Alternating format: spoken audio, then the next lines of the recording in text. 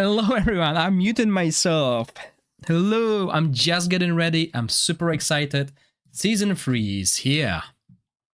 So, let me just send notifications everywhere that is happening now. Yeah, here.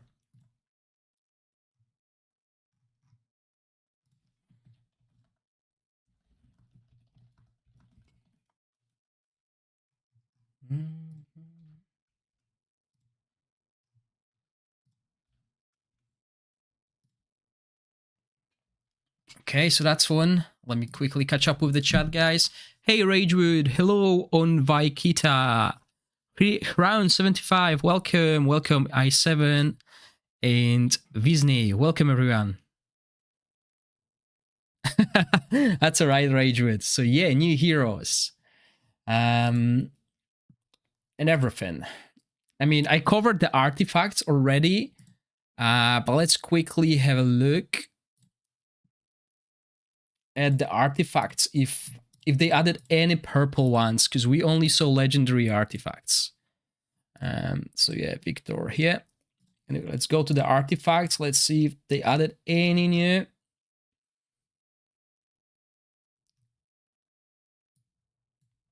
Yes, they did. 2 new artifacts. Nice. This is nice. Wow. Okay, so my preview missed 2 new artifacts. They are purple, and look at this. Rascal Slingshot, attack, accuracy, and we know we need this accuracy. The wearer gains additional 8 attack for every 1 accuracy they have. So if you're building this accuracy-based damage dealers, you'll have like 230 accuracy times 8. That is 1,500 attack. This is huge. This is a really good artifact. Definitely something free-to-play players will be looking to obtain and utilize. This is really good. I like it. I'm not sure where we'll get it, probably through the summons and stuff. Now we got Craven's Eye Patch, another artifact, which gives us HP and defense. Okay, so defensive one. Reduce damage taken by 40% when the wearer take damage that exceeds 35% of their max HP in a single hit. This is a really good artifact in the dungeons where you need to keep someone alive, tanks and etc. So both of them are really nice looking. Those two. Yeah, I mean, Zarlov, those heroes who need attack and accuracy, that is amazing artifact. And this is a really good option for the defensive ones. And obviously those two are from the previous season. So yeah, I don't see any new rare ones, but yeah, those 2 epic artifacts, amazing. If you build 400 accuracy, your attack will skyrocket. So if we quickly refine this, okay, and I'll need to be careful with the resources, yeah.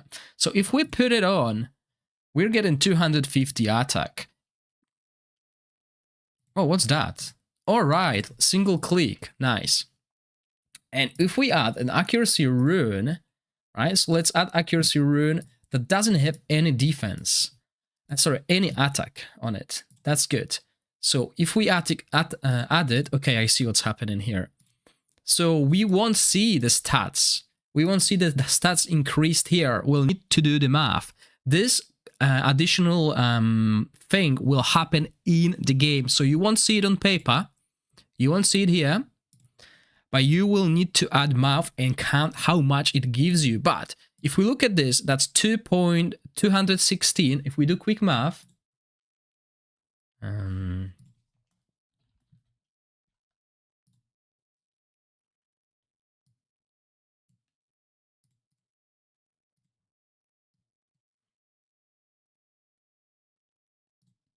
okay, 216 accuracy times 8.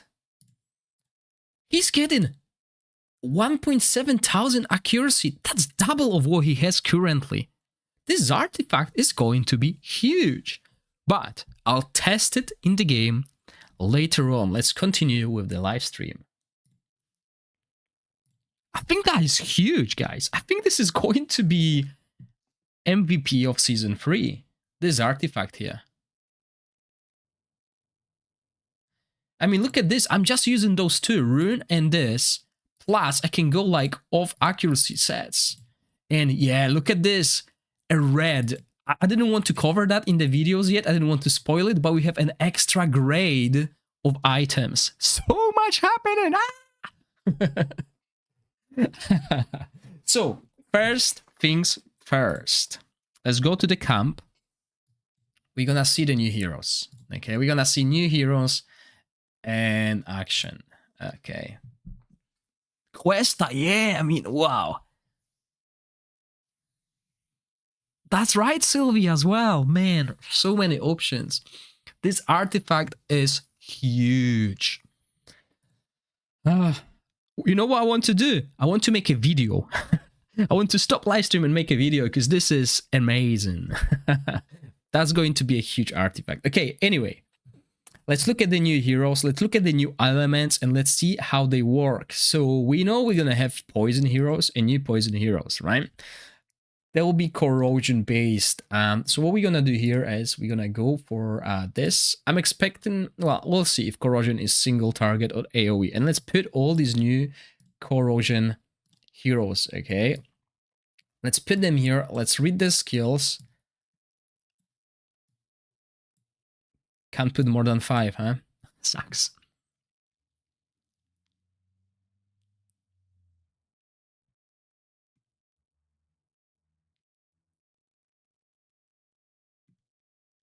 Yeah, accuracy will be amazing. I mean, this artifact will be amazing, but yeah. Okay, I know what you guys want to see. I know you want to see this equipment and stuff. We'll go over that, okay? First, we'll see the heroes. Just so we have an idea what's happening, and then we'll go over all of them and how they work, okay? So we'll start with corrosion. Hi, Liv. Those of you who just joined, rewind. Hello, Rhapsody. Rewind in like half a minute ago and look at the artifact. There's an OP purple artifact. It's going to be a game changer.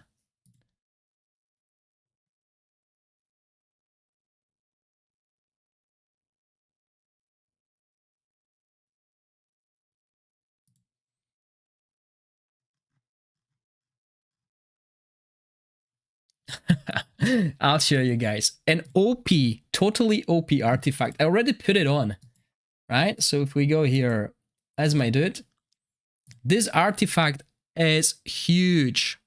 Read him. Read the description.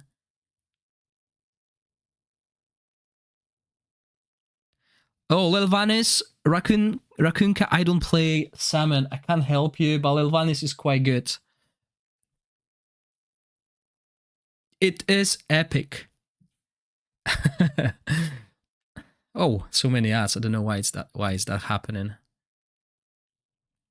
That break is almost finished anyway. So yeah, this artifact, look at this. 8 attack for 1 accuracy. It's not gonna show here, right? It's not gonna show here. But look at this. 216 times 8, 1.6k. 1.6k attack increase. And we can boost that accuracy number even further. This will be huge on heroes that require accuracy. Nice extra X, well done.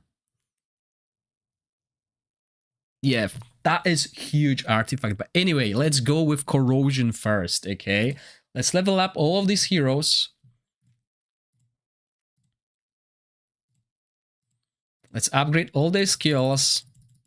I want to understand what's happening, right? I want to understand how these synergies work. That's the main goal today. We'll go over the equipment once we start equipping heroes, okay? But at the moment, we care about synergies. This is what I want to cover today. I want to have that ready for YouTube.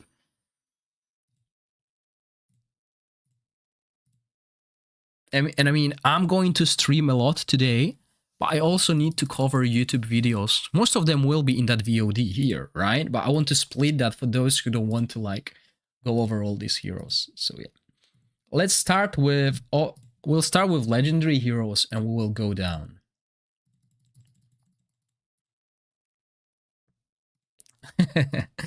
Glad to be here, Pigdoy Hunter. Glad to be here. Yeah, tell everyone that I'm streaming. Let's go. Let's do it. Let's find out what's happening. I mean, screw work, right? No, I actually will need to jump like for an hour, guys, okay? To do some work today. So, you know, I'll try stream. I'll try my best. But I'll be in and out sometimes. Did I upgrade her skills? Yeah, okay. CJ, I didn't go through the new heroes because there's like a lot, okay?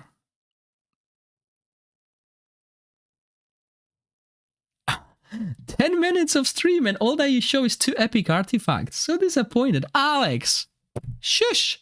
That's so much. It's just 2 artifacts are so good." So we're gonna learn about the corrosion now. If you want to show more artifacts, you can jump on the YouTube. I covered the legendary artifacts there, right? What we're gonna do first is see what corrosion does. So if we press on the corrosion here, there's an exploration, right? So corrosion, hold on. Corrosion heroes can inflict corrosion to lower enemies' HP, as you can see here on the bar on that thingy. Corroded HP decreases over time rather than being deducted immediately. In addition, these heroes can deal additional damage to the target based on the degree of corrosion they suffer. Okay, I wonder if that works on the bosses. But yeah, this is how it looks. So these are the corrosion heroes, and we'll go over the legendary heroes first, and we'll see their mechanics. I wonder if there's like, because when you look at lightning, for example, and you go to Perkunte, when you press on Thunderbolt, there's more, okay? They're missing this. It was actually quite cool, because it tells you what he does. If you press on Nissa, for example, she's Thunderbolt, but she specializes in something else, right? So that's missing. So let's go over the exclusive hero first. Right, we're gonna go here again, poison. This is going to be all day stream, guys. I'm gonna take it slow because I want to understand. I'm not in a rush to show you everything and, you know, show you picture. You can watch pictures of these heroes if you want to see them, but I want to see how they work. That's the idea, right? So let's go over Rook, who is an exclusive hero with an exclusive artifact. Let's go over his skills. So we got Aura, 30% attack in all battles. That's cool. Increased damage dealt to enemies with current HP of more than 50% by 30%. That's really good. So above 50% by 30%. So, you know, bosses, that should work on bosses as well. The bosses always have max HP, and this is why the wrist damage is so low against bosses compared to other things. Okay, so he puts this wall. Indiscriminate assault summons a giant rat to strike enemies with range, dealing 350% attack poison damage. There's additional 50% attack poison damage once every 10,000 corrosion on the target. Ignores the enemy shield. So that's a battle skill. Okay, deals additional 50 damage. We'll see how this corrosion works, really. And we can see here, even it explains the corroded portion of the HP will gradually drain over the time. Cast free spells 3 times. Cast the spell 3 times. Okay, AoE 3 times. With each spell dealing 260, so that's like 780 total damage to enemies within range. Deals additional 35% once for every 10,000 corrosion on the target, and also ignores enemy shield. Gorax, do you think it works on global bosses? We'll see that, Sylvie. Like Vortex, I think it will. The passive will work. It's above 50%, and they are full HP constantly. Is it for his damage or all the damage? It's for all his damage that he deals. Okay, so I'm not gonna put equipment first. We're gonna see if he can apply corrosion. There was nothing saying he applies corrosion, right?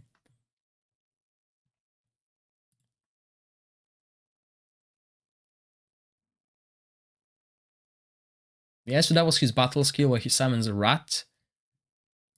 And here we cast this ultimate. Yeah, so there's no corrosion. So he needs someone to apply corrosion. It's poison frost.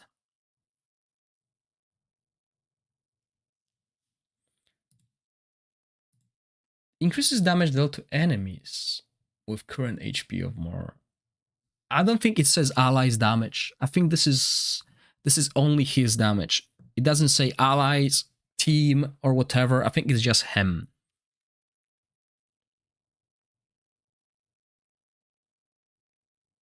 Oh, sorry. You're right, Pig Dog Hunter. Okay, this passive increases damage dealt to enemies. Yeah, exactly. Sorry, it's the damage dealt to enemies. That is the important part. Damage dealt to enemies. It doesn't say his, it doesn't say allies, but it means that when he's on the battlefield, the enemies whose HP is more than 50% have 30% damage increased. So yeah, a confusion about his passive. When he is on the battlefield, he increases damage dealt to enemies whose current HP is more than 50% by 30%. This should apply to your allies as well, as long as he's on the battlefield. Okay, it doesn't say his or allies damage, it's the basic damage that is being dealt to enemies above 50%. So we can expect a huge burst until enemies fall down, and hopefully it will work on the bosses.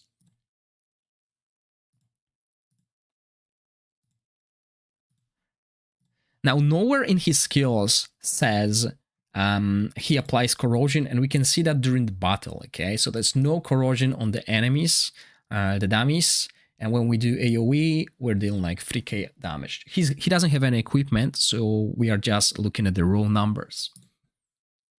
Now let's add a hero that has corrosion. So yeah, it's quite annoying that it always changes. So if we look at poison and look at the corrosion, right? Let's look at these low-level heroes. I would expect one of them to do the corrosion thingy. So basic attacks have a 50% chance of dealing additional 100 attack poison. This additional damage will be converted to corrosion. Okay, so this is how we apply corrosion. Deals poison damage to enemies with a range and converts 50% of the damage dealt to corrosion.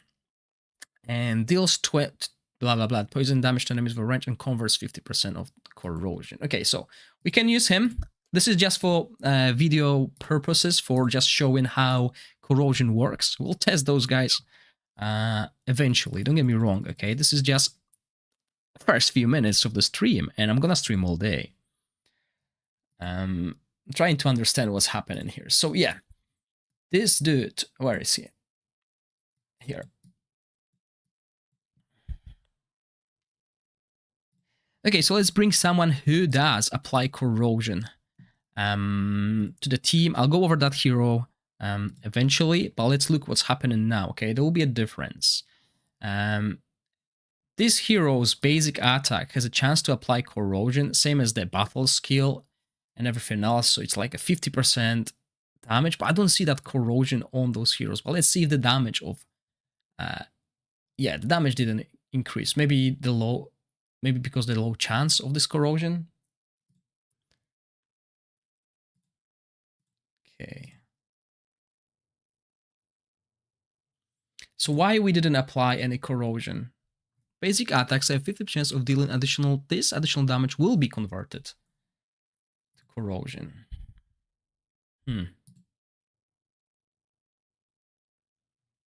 I wonder if this will count as a debuff, but they are level 1. It was there. Hold on, let's increase the time. Let's have a look again. It was very low because his damage is low, isn't it? Or maybe because dummies have a high HP. Can we see that here? No, we can't.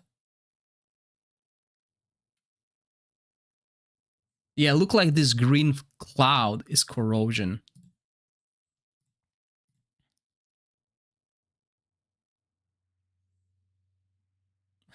You didn't get to 75%. Okay, let's put the accuracy and stuff, right? So we're gonna put the OP artifact. We're gonna put an accuracy rune.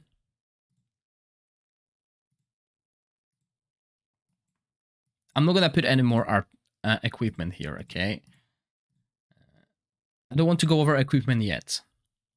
Or maybe I should just go with like, you know, attack accuracy. Okay, we got few sets, familiar sets, few new. I'll go over them, guys. Don't worry. I'm gonna just use something that is old.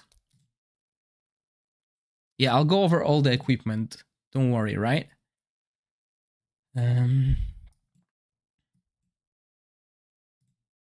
They changed the serial set as well. Okay. I'll go over that. Don't worry. I just want to understand first team, and then we go over the equipment. Will be based, okay? So yeah, his damage is higher now. Let's see if it's visible.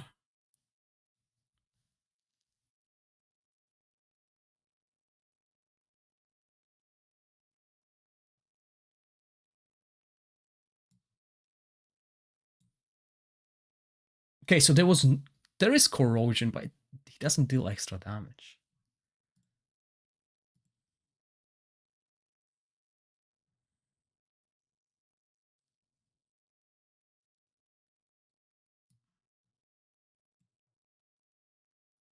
Is that because it's based on his on percentage of damage? Let's see.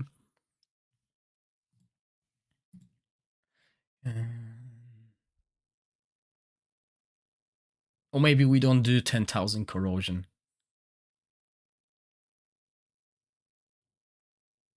Yeah, but we should see it. Look at this.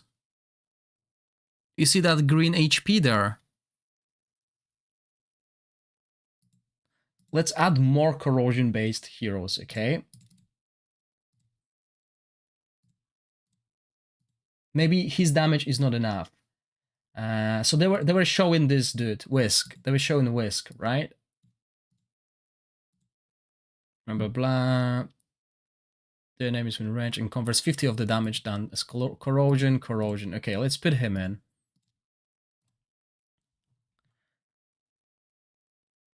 Yeah, the accuracy should not be needed here. It's fine, okay? So let's put the new artifact as well. Okay, so this is huge. This will help us increase the amount of corrosion we do. So this will be a crucial artifact for those heroes that run corrosion, that apply corrosion, okay? Oh, wow, okay. Look at this. Okay, wow. They definitely made sure we do more damage this season. I'll go over the equipment shortly. Yeah, the damage will be insane. Okay, let's try this now. Let's see if we can spot that corrosion.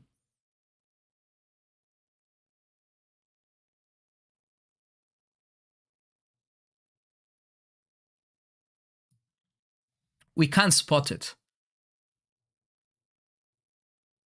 But yeah, he did more damage now. Okay, good. I don't know why we can't spot it. Maybe it's bugged. Hold on, guys. I got a message here. Okay, never mind. Just checking work. Okay, all good. Yeah, it might be because dummies have endless HP. So if we go back here, but so does Vortex Boss, for example, right?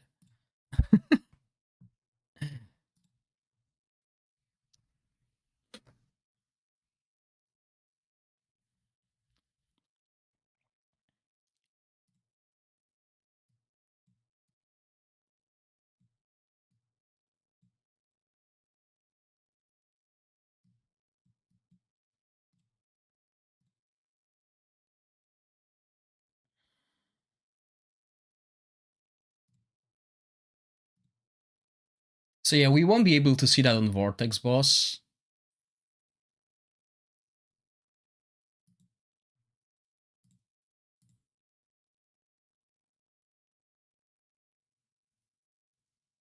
I know that, guys. I was just checking. Maybe the dummies were bugged.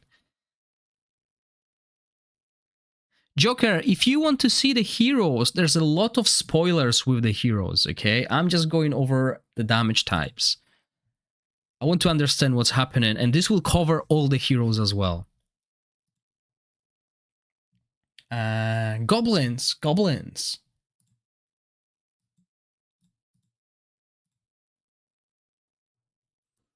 This looks like there's a same Vortex boss this season, but there's also a new boss here somewhere. There's a new boss. I haven't spoiled that yet, but there is a new boss, apparently. We'll see what it's all about. But yeah, okay, let's do the Goblin Dungeon.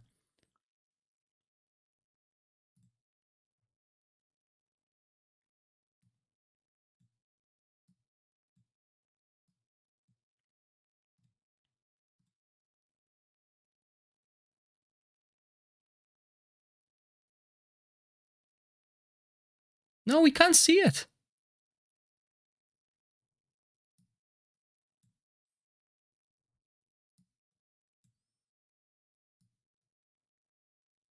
Let me take a screenshot quickly.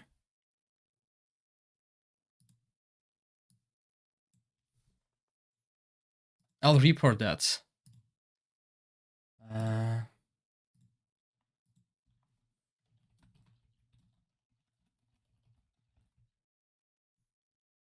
Let's go back to dummies. I'll show how it works.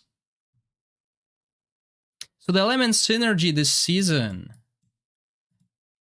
Let me just go over that quickly. As Poison Ice, Lightning, Necro, and Fire Radiance. Okay, so if we go here, this is what we should be seeing. We can't see that. Let me take a screenshot.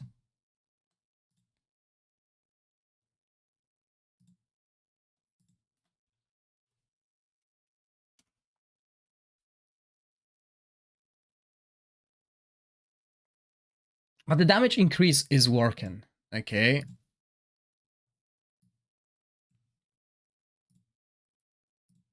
So currently we can't see the corrosion being highlighted like in the description of the corrosion. As you can see, the corrosion is applied. This is like the poison effect there.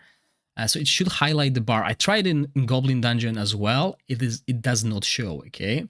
So, but we can see the damage increase here slightly, but there is, okay? Because obviously he doesn't really have that much attack because he's not built with equipment.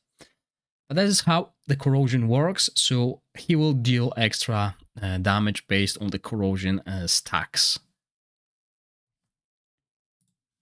Now let's go over the other heroes. Yeah, there will be crazy that accuracy artifact. Oh man. Anyway.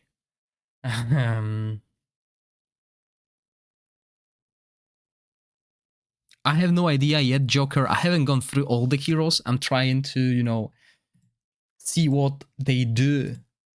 Because we need to understand what they do.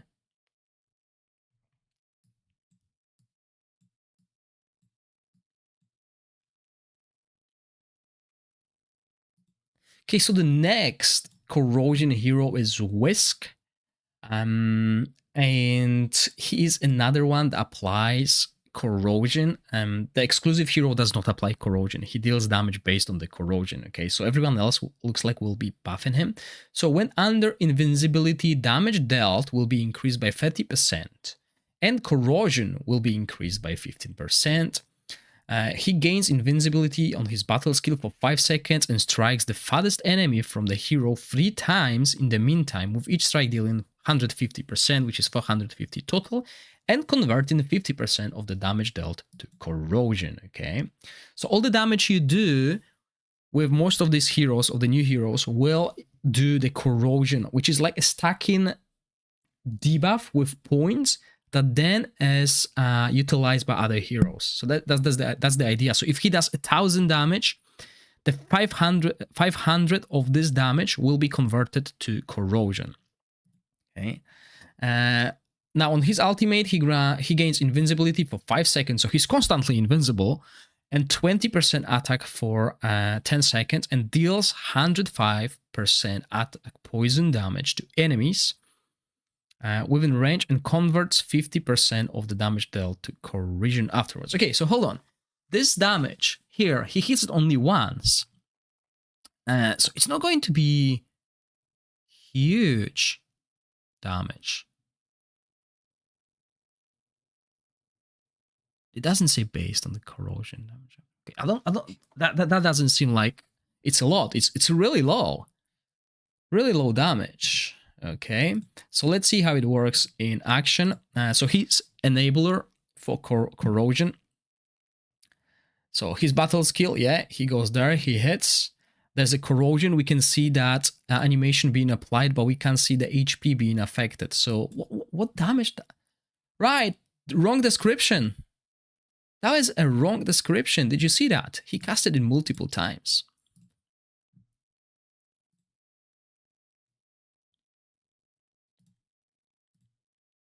Gain invisibility.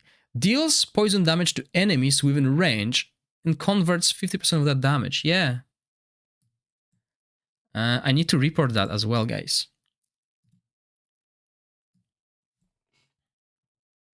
It's gonna take a while, okay? This is why we have access to test server. It's not only to show you guys what's happening, but it's also to test.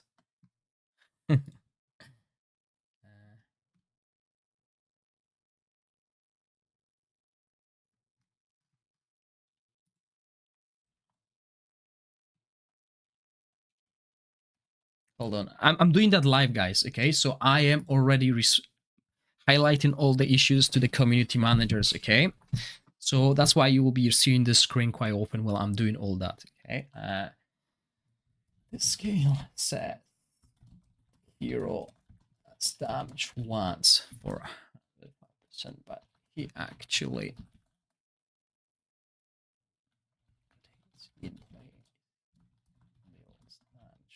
multiple times. Wait, please have the description reflect.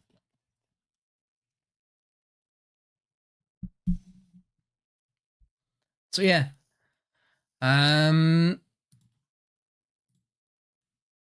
let's see that again. And if it only hit once, that will be like the worst damage. I think he's doing it like 8 times. Yeah, definitely wrong description.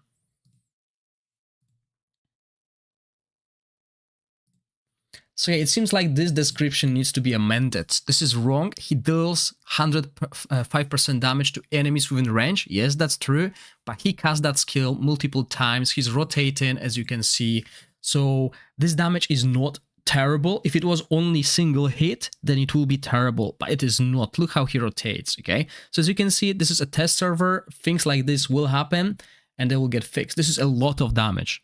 This will be a lot of damage. I think it's like 7 hits or something, so it will be like 700% damage. And a good AoE damage as well. Now the next one, poison.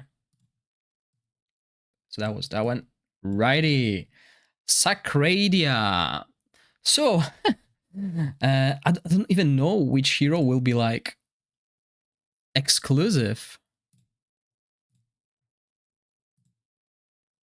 We can summon her, like Arderef exclusive.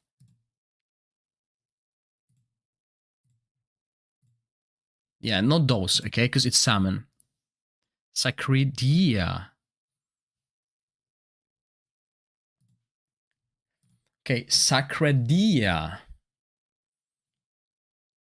So let's see what Sacradia does. Again, corrosion. We can't see that being applied to the dummies like in this preview here, sadly. But it's working. You can see this poison aura being applied. So allies attack 45% in dungeon battles, inflicts 10% corrosion to all enemies every match. Normal user defined 1 second. I think 0.1 second or 1 second. Who knows? Another issue. Swarm of Rampage. battle skill AoE. Ooh, that's actually quite nice AoE damage, yeah. Deals 350 damage to enemies within range centered around the enemy and converts 50% of the damage dealt to corrosion. Okay, so she's another one that can apply it. And she deals 640% attack. This is exactly what we are expecting from the ultimates. That's the range, so that's why the previous hero ultimate range is about this. Okay, so he's probably casting like 6 times. To enemies within range, increases corrosion inflicted on all enemies by 25%, up to 1200 of the hero's attack. Deals, okay, increased corrosion inflicted on all enemies. That means, similar to Shug's skill, all the collision that your team does will be increased. It's not hers, okay? Deals extra damage equal to 60% of increased corrosion to all enemies afterwards. Okay, so let's see the skills in action. As I said, this is raw damage. We don't care about the damage here. We care about the way the hero works. Okay, so yeah, that was a bad. Okay, that's actually quite cool animation here. Yeah. So as you can see, the battle skill targets and explodes around the target. We can't control it, so the placement will be vital. You want to make sure she hits the middle guy, basically. But this looks amazing. It's a range corrosion applying hero. Yeah, I really like her. Not gonna lie, I really like her. So let's go over the next hero.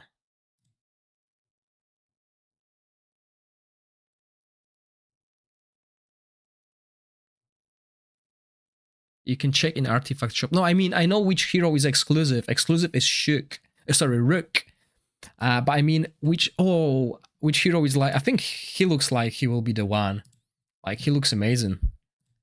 And if we look here, inspiration. No, summon heroes. Okay. We'll go over that shortly, guys. We have all day, right? Keep that in mind. So there she is. Good girl. Next, let's go to the epics. Right, so we got 2 epics. Let's jump to the epic tier, and we have Dargo Corrosion. City of Trial Battles, 30%, so that's your Feymander and Pillars. So I'm expecting a little bit of CC here, maybe, and debuffs. Well, we'll see. When attacking enemies whose current corrosion is less than 30% of their max HP with skills, sadly, we can't see that. The corrosion damage dealt will be increased by 30%. Okay, so he's like buffing the corrosion we apply. Deals 400% poison to the enemy with the current highest corrosion and converts 50%. So we can target, single target, basically someone who we really want to get rid of. And we summon 5 orbs. This is a whole area map. Okay, 5 orbs to strike random enemies in turn. Enemies without corrosion will be attacked first, so this helps us apply corrosion to someone who doesn't have corrosion. That's quite cool. Each strike deals 200% poison damage to them and converts 50 of the damage dealt to corrosion. So 5 orbs, and each strike to strike random enemies in turn. Okay, so let's see that in action. All right, let's place him in the back, and let's see how his skills work in action. Right, so that's the battle skill. Hits enemy without corrosion. And then his ultimate, the orbs are going. Okay, so 5 orbs, so 5 hits here. Not too bad. Obviously, we'll test those teams properly against bosses later on. This is just a preview of the heroes and what they do. Okay, so it looks cool, not gonna lie. And let's go over the next hero. Yeah, I agree, Sylvie. Maybe something like that, but there will be auras. There will be auras. Yeah, Baggies. And so, as Baggies mentioned, if there's a single target, right? If we change this to a single target, the damage here, look at this damage, is 200 per strike. 5 orbs, that's 1,000. This is your single target nuker, probably. So look at this, okay? Single target nuker in the making. and 5 orbs hitting a single target. Bang, bang, bang, bang. Okay, that's amazing.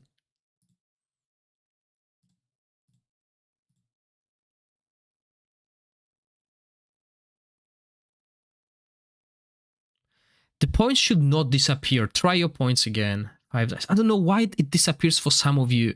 Most people do not have that issue. I don't know how to fix it. It's something with stream elements. I'm sorry.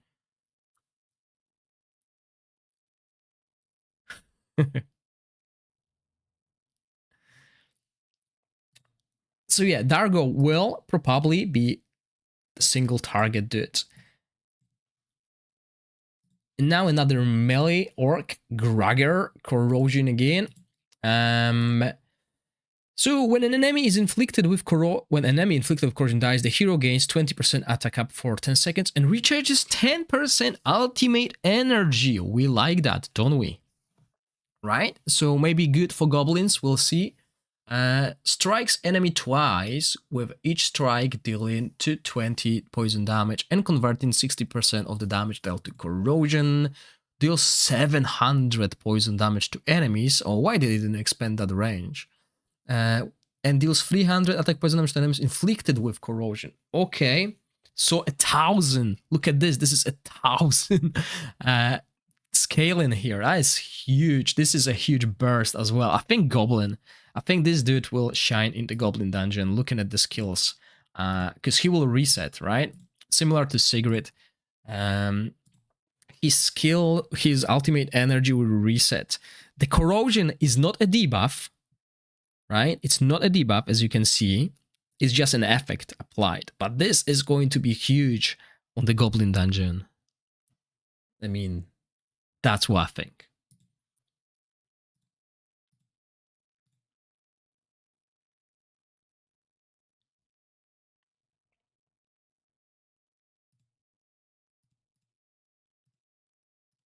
Okay, let's see. Corrosion. Another epic hero, who's obviously a reskin. Don't get me wrong, there will be a lot of reskins, but we don't care as long as we have skills, right? New skills, that's what we care about. I hope I upgraded all of the skills.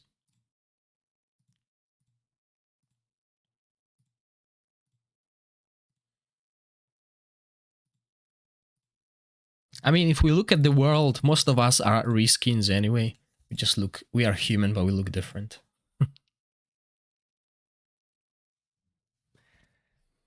Okay. So let's have a look at the next epic corrosion hero, Gegnu.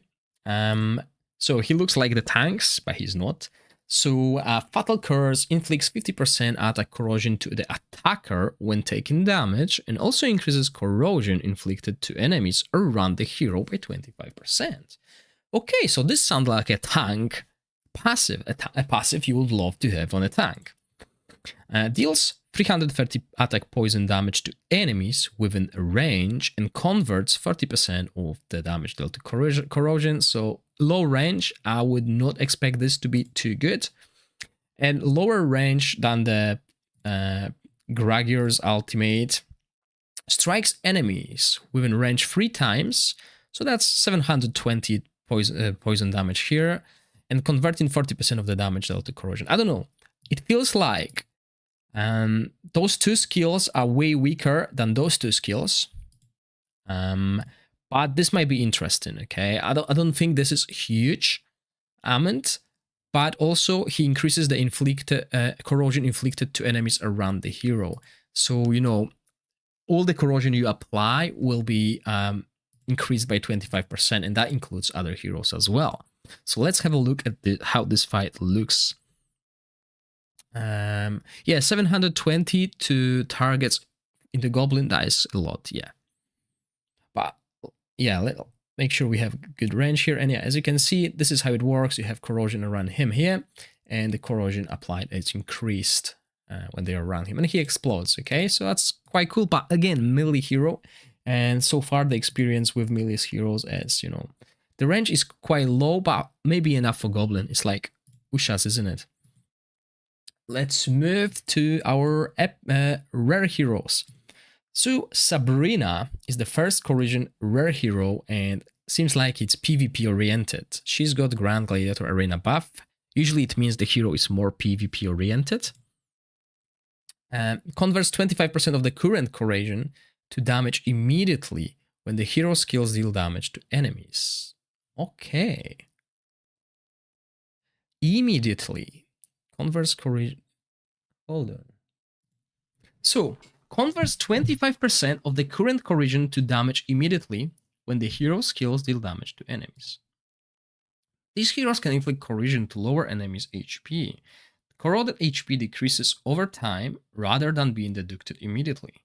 In addition, these heroes can deal additional damage to the target based on the degree of corrosion they suffer.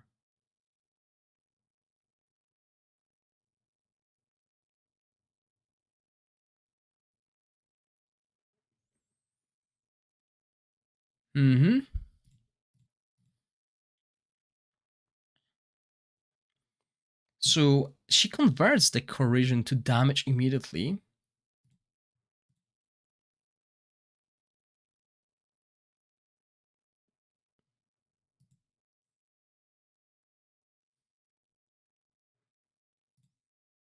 What? How do you understand that? Yeah, she's the real Nuka. So she might be like a super strong because she converts the corrosion to damage immediately instead of amplifying skills. Well, let's go over the rest of the skills. Okay, so bouncing skill. Fires an orb that can bounce up to 4 times between enemies, dealing... Okay, so that's 400... Well, more. 600. That is a lot of damage. Yeah. But it's obviously split between those targets. Okay, so that's 640 damage there. Each time, and converting 50% of the damage dealt to corrosion. And then, 700. Again, huge scaling to enemies within range and gains 50% attack up for 10 seconds. Right.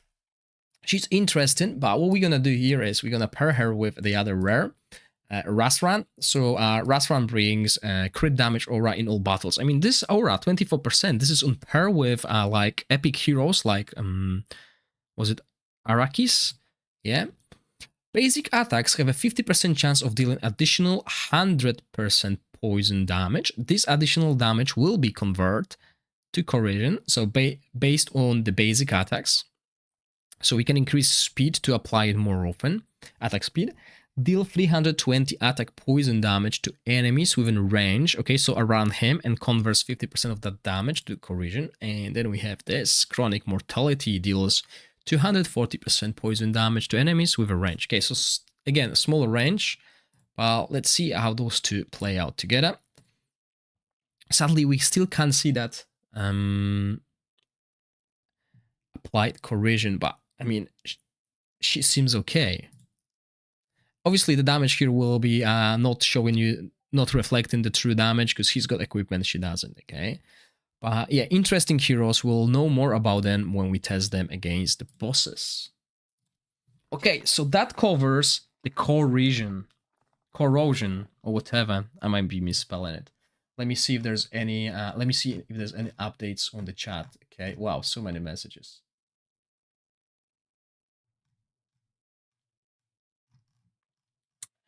I wish we can ask the full exactly. Blah blah blah blah. Sorry guys, I'm not gonna spoil too much what's happening on the channel. Okay, nothing concerning. Let me just quickly catch up with everything else.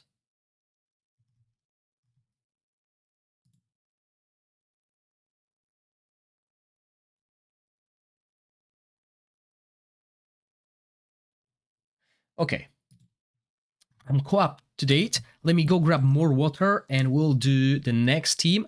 You guys decide which team you want to do. Hold on a second. Let's do that on Twitch. Can I do it on YouTube as well? Engage with your audience. Start a pool. Who next? Let's see. Shadow or Aura.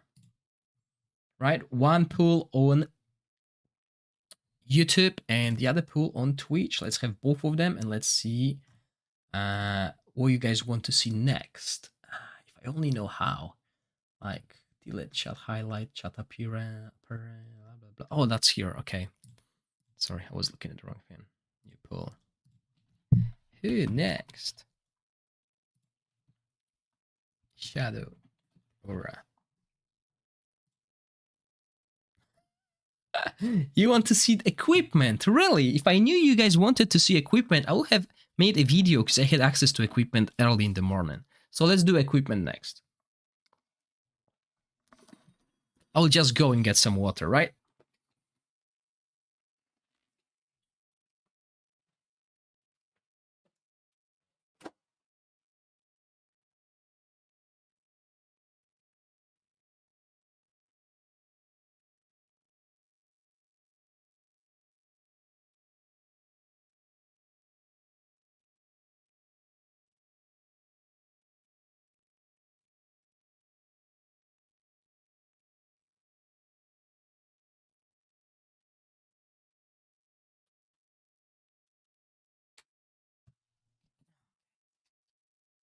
Okay, I'm back.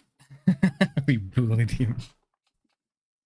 So, what we're gonna do is I'm gonna finish the pools. Oh, well, they're gonna finish eventually, right? The pools. In the meantime, we'll go over equipment. There's no much, really. I mean, there's quite a lot, actually. I'm a liar. Right.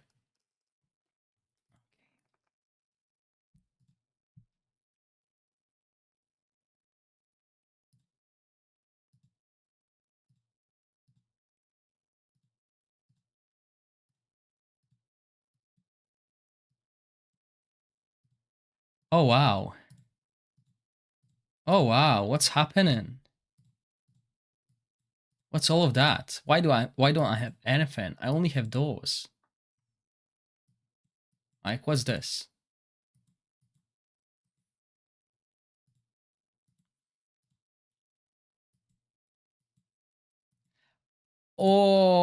Okay. Oh, wow. Is it only chests? And gloves? Oh, wow. Okay, maybe swords? No, what about runes? No, okay.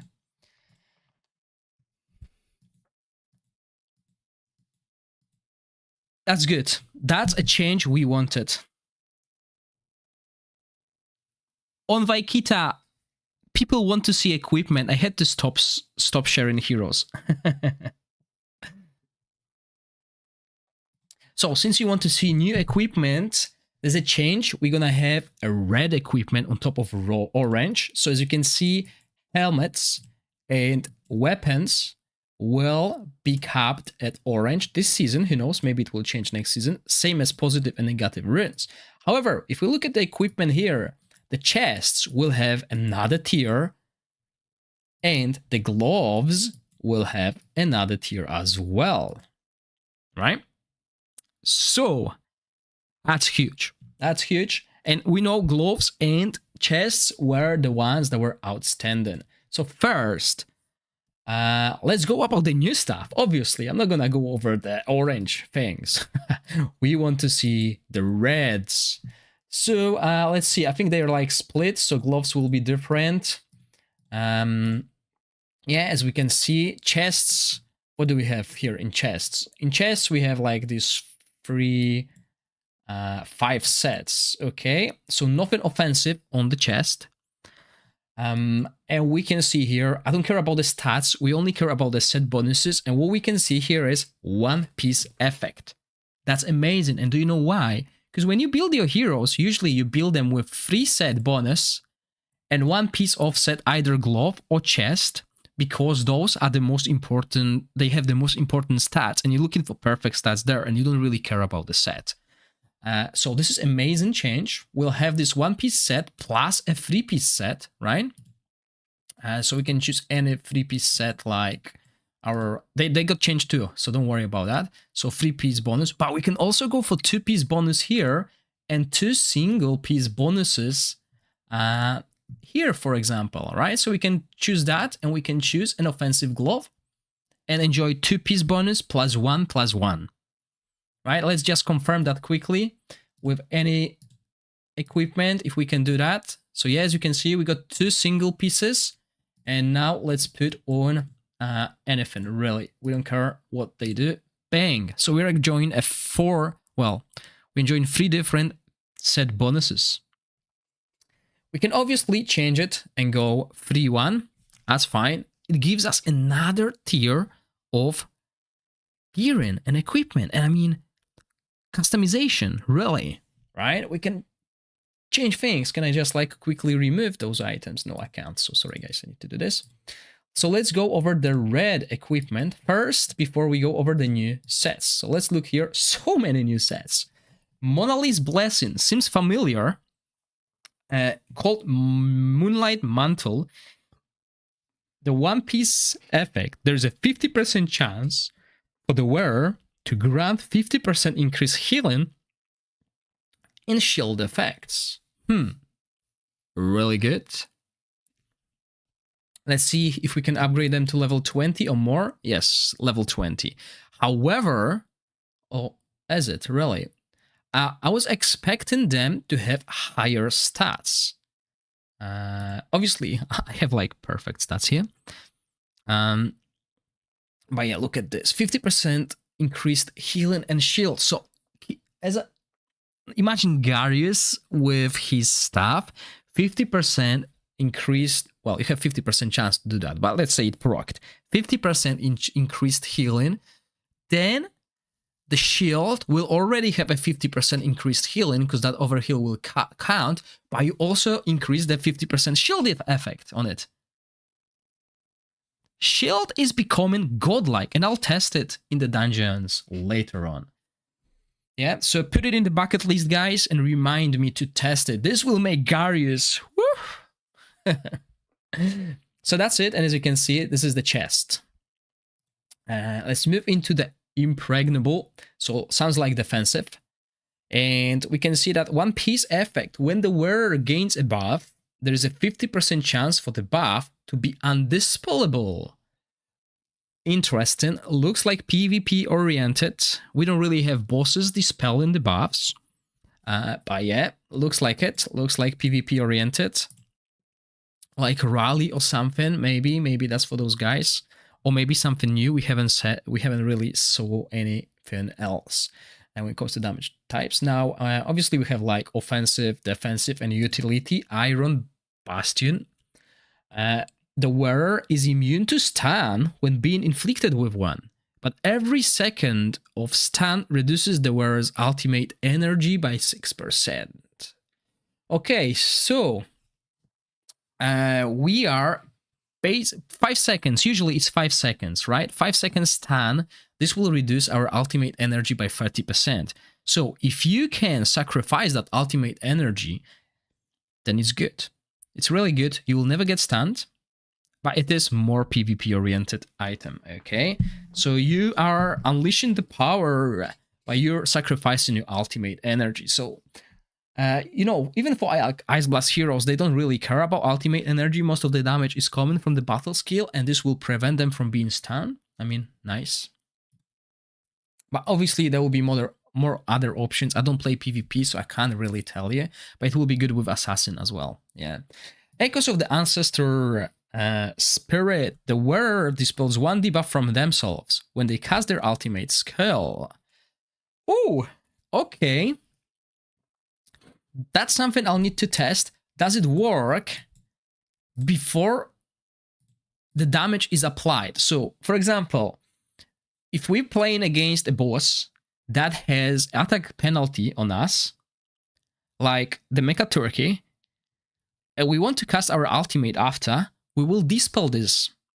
We don't need a dispeller in the team if we have this on. But there might be better offensive options, right? So if you use that, you can counter attack penalty on your team, which is quite cool. Ideally. Let's go over the Fish in Troubled Waters, which is a cloak. The wearer has an additional 50% chance of dispelling one buff from the target when inflicting debuffs. This is amazing. So remember, there are bosses that require you to dispel a buff on them, like Grave of Curse. Now you don't need to have a specific hero to do that.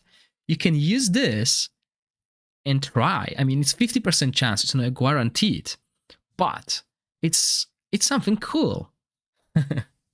It's an option, especially if you get like a short battle skill or stuff. Or if you're using like AoE stuff, okay, like Witches Remain, right? So you use Witches Remain with this artifact, with this item. You have 50% chance of dispelling one buff on enemies in PvP, for example, when inflicting debuffs. So if you're playing with Gorax, he's dealing the whole field AoE damage 3 times. So, 50% chance 3 times to dispel one debuff. He already does like buff prohibition and stuff. So, that's quite cool. Especially against those teams that have immortality. So yeah, I'm sorry. I'm trying to follow the chat, but it's really hard trying to read through these skills and understand them. Okay, so these are the other sets, which we'll go over after we go over the red equipment. So let's move to the gloves, which again have a unique and more offense-oriented stats. So there we go. The set Strike the Unprepared. The wearer deals 35% increased damage to enemies with defense penalty. This is amazing. Witches Remain crown value has just went through the roof. Not only the defense penalty we apply already increases the damage done, this will increase it furthermore, and obviously gloves. So we're looking for one of those 2 stats. And look at this. That's going to be huge. This will be a mandatory glove for our damage dealers. But that's not all. There's 4 more. Well, 5 more. Let's see. One Piece effect. The wearer enjoys 35% increased ultimate up and damage bonus effects, but has 50% decreased recharging speed. That's interesting, and I think there is a little bit of localization issue here. So what does it mean enjoys 35% increased ultimate up? Does his ultimate regenerate faster, but he also suffers a 50% recharging speed penalty? Or maybe he enjoys 35% increased ultimate up when he casts an ultimate and damage bonus effects. We need to test that.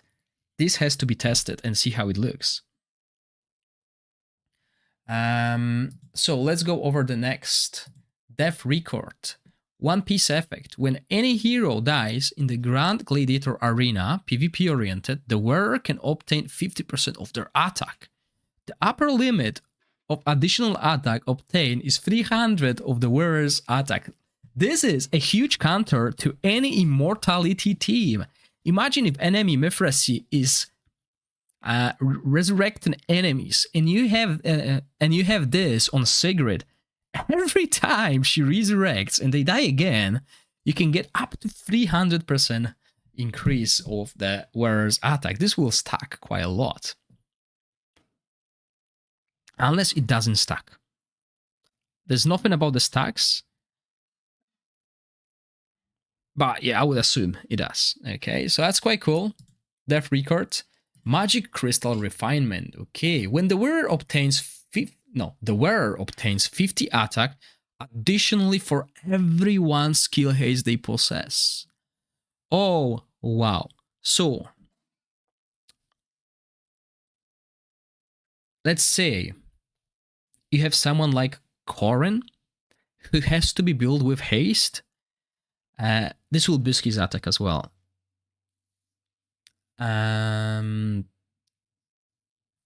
This will, so basically the haste, they're a better option for damage dealers, right? But they're like Adolphus.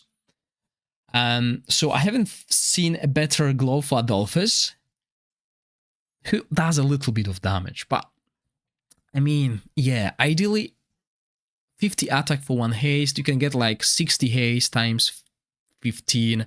So it's a little bit of attack, especially on those heroes who have like attack enlightenment type of scaling maybe. So yeah, for Voresh, even for Voresh, he's built with haste as well.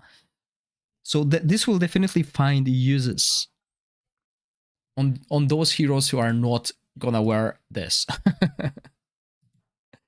And then let's move forward to the Mark of Austerity, or Austerity, sorry. 20% of the damage dealt by the wearer will be converted to healing when their HP is below 50%. AoE damage can only trigger 30% of this effect. Okay. Self-healing.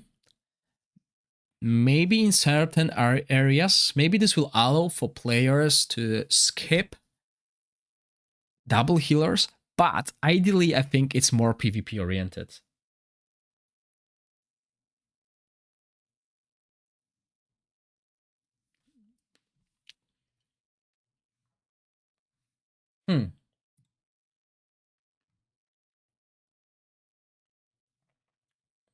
But yeah, Questas item now.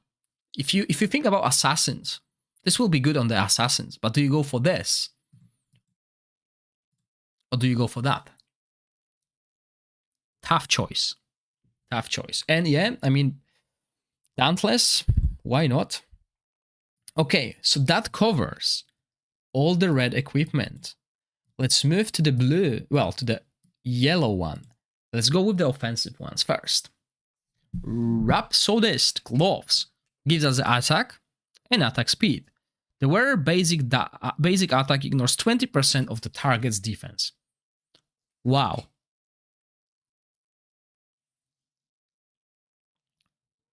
This is huge for Dauntless set. Yep, but we think Dauntless because we didn't try Shadow and Aura yet. Right? Keep that in mind. We haven't tried that yet. That's why I wanted to do heroes first, but you guys wanted equipment. Unclean Descendant Gloves, which is Unclean Bloodline. Attack and Enlightenment, okay. Increases the relative damage dealt by the wearer by 20%. That's good. That's good. Okay, I think I prefer that than the relative damage ignoring 20% of the defense. That's why I'm saying similar. The previous set with ignoring defense was not that good. We don't know the defense the bosses have. We don't know that. We don't know how much defense they got. They might have like 10 defense and 20% of that is terrible. But obviously they have higher values. That was just me, giving you a value. Now, Aerial Battle Roar. So that's our Inventor set. Attack and crit. The wearer gains additional 4 attack for every 1 crit damage they have. This is huge. Okay, I wanted to highlight that previously. We had a sneak peek when I was adding equipment. This is huge. So usually the heroes I run have around 80-90% crit rate plus 250 crit damage. That's 1,000 attack increase here. And if you build accuracy as well on the rune and this artifact, you will have around 200 something accuracy. That will give you like 1.6k. This artifact is just amazing. So that is huge. And I like it, a scaling of another stat. I like that idea. But it will mean these heroes here will do tremendous damage this season. The damage we will do this season will be huge. And that's only offensive things. I'm curious about the defensive ones. So attack and skill haste for our Emperor Might. So we've seen that set. Okay, so I'm gonna skip it. I'll just read through because maybe they changed something. When the wearer deals damage to an enemy with lower attack, the current damage will be increased based on the difference value of the attack, up to 200. Sorry, when it reaches 200, up to 50. Okay, so yeah, we saw that. Let's go over the defensive ones. Yeah, obviously I was just giving an idea, Sylvie, but yeah, we want crit damage or crit rate artifact as well, just to boost it. But that artifact is also good. I wanted to show that in during that, because obviously people join me later. Tundra's Tenacity. Skill haste and HP reduces damage taken by the wearer by 25% when that damage does not crit. This is bosses. I don't think bosses can do damage. I don't think bosses can crit. So this is a 25% damage reduction on the bosses. It's really good. As well as, you know, non-crit, like against poison team, when they can't crit really. That makes sense. Now, Ancestral Protection is back. Resistance and HP. The wearer takes 50% of the damage that otherwise would be taken by allies, while gaining 50% damage reduction. So we still need that, okay? We still want that on our main tank.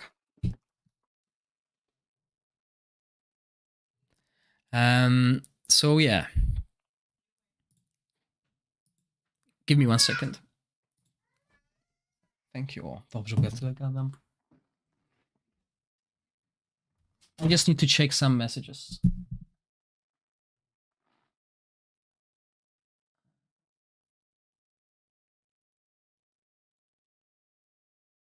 Okay. Yeah, I got some tea. Oh.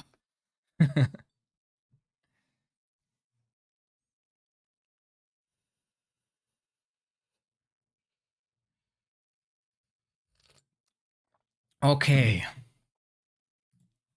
So yeah, Ancestral set still needed on our tank to reduce the damage taken. Now, utility, Puppeteer Gloves, accuracy and skill haste, okay. Allies around the wearer gain a defense up equal to 15% of the wearer's defense. Okay, so last season we have something based on HP of the wearer. This time we have defense. And the first time these allies' HP drops below 50%, they receive 20% HP healing. Okay, first time, which means it only happens once during the fight. But that defense up is amazing. So basically all your squishes will be boosted by your support defense. So instead of building HP like last season, we were building this. And we're gonna build defense on them. And as you said, this will work wonders with Garius and Ardoref. One of them will have the defensive set, Ancestral Protection. The other will have this. And they have so much defense. Whew, wild. Fire and Radiance might be good this season. Might be good. Monali's Blessing. So yeah, this is what I was talking about. So this set is based around HP. After casting an ultimate skill, the wearer heals the ally with the current lowest percent of HP by max HP, okay? So last season we were building this set with HP. This season, I believe, we will be building this, depending on the placement of our team, okay? Because if you have to spread your team around, this will not be that good. We obviously need to see what is the range of it. But yeah, two very good options and no stun set. So Feymander is going to be interesting. But yeah, this covers the equipment, guys, and I think it is amazing. Please leave your thoughts in the comment section. I mean, this is huge. I mean, the red equipment is huge, and I like it. This is something new. This is something refreshing. This will help us build our heroes differently depending on the content. And we've been using free set bonuses plus 1 random previously. This will not change the approach, but this will give us more benefit. Okay, so let's look at the pools, guys. Let's see what team you want to hear about next. Where is the pool finished?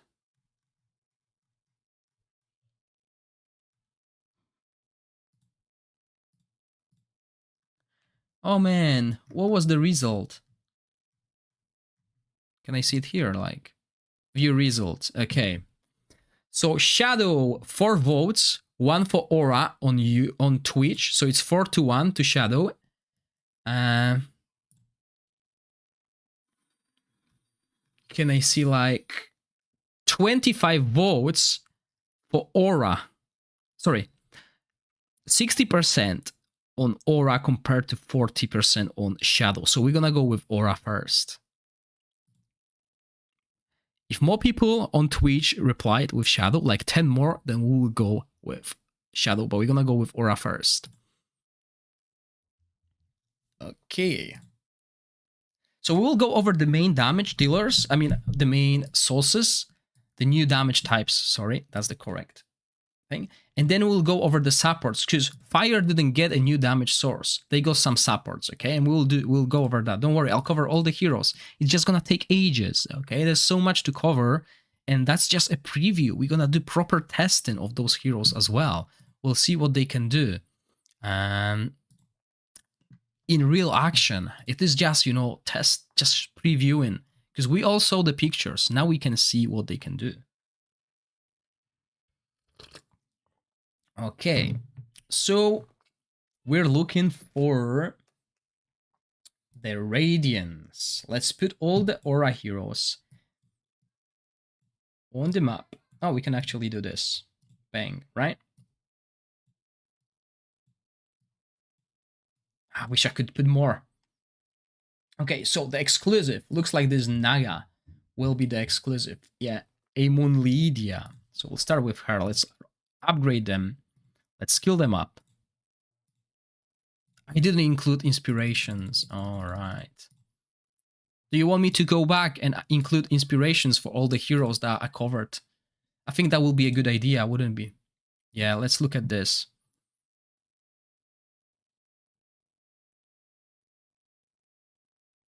That was the full team of Corrosion I actually have covered previously. But yeah, let's go over this. Let's go back to Corrosion. Let's put those three here. Well, we can do this.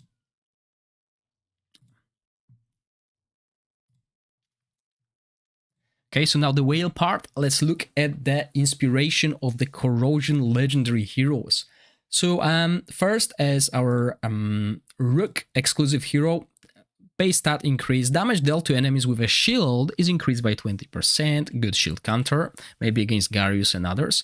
When dealing damage to enemy for every 50% of the target max HP over that of the hero, the damage dealt will be increased. So again, counter to shields and etc. or the increase of HP, crit rate, crit damage, attack percentage, and inflicts a 1000 attack corrosion to all enemies at the start of the battle. Wow. This is huge. This is a game changer for this fella here. Let's look at the Whisk. So it takes 20% less crit damage, gains 50% damage bonus when their HP is higher than 85%. So, you know, we want to keep him alive. That's what we want with all the heroes. Crit rate, crit damage, attack percentage, and increase the ultimate skill initial energy by 5. So you can cast his ultimate a little bit earlier. And the last, Sacradia, right? Sacradia. Inspiration heals the hero by 8 by XP after killing an enemy. I don't like that, but you know, it's something. When dealing damage to enemy for every 50% of the target's max HP over that of the hero, the damage dealt will be increased up to 12%. Crit rate, crit damage, attack percentage. Basically, this inspiration also tell you how you should build these heroes. Okay, crit damage. That's what you want, an attack. Ignores 50% of the target's defense. Well, Shook's inspiration is definitely amazing. Why do I keep saying Shook? It's a Rook.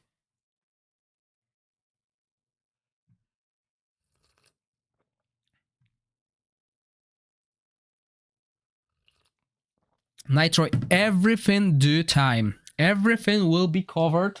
I might get sacked, but everything will be covered. Okay, let's go over those heroes now. People wanted to see heroes. You know, most people just want to see the new heroes, but there were so many leaks. I want to show you what these heroes do. That's the important part. We know how they look. We saw the leaks. I want to show you what they do, how their skills look, how the animations look, right? This is cool. This is what I like to see.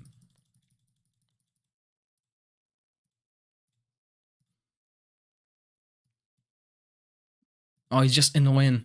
Like, I wish there was a button at test server, get all heroes to level 100. That would be amazing. Or just take heroes and press on them and get them to level 100, yeah? I'm getting so many messages on Discord, guys. I can barely keep up. Yeah, I can't open that link at the moment, Nitro. What is it about? Sorry.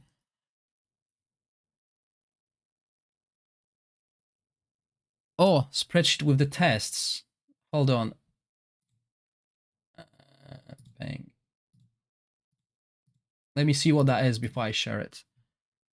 Oh, I can't. I need to have an access. You need to make it like something different. But yeah, just wait. I'll cover everything as well. You guys are really impatient, but I understand that. Everyone is excited, and I am as well. I am especially excited about those guys that I'm going to test now, because my rally team, well, rally, my Radiance team is amazing. All right, so did you test it against?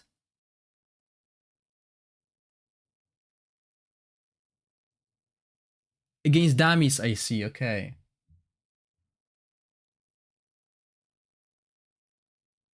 Yeah, remember dummies don't have defense, so everything that ignores defense will not work properly.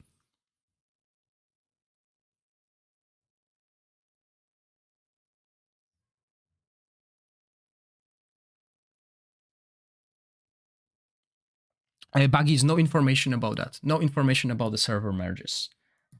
I mean, my server is really, really active. I wouldn't want to be merged with anyone else, but if it happens, okay. I mean, this server merge, I was expecting to be top 50 and I ended up top 4. So I'll take the challenge. But ideally no.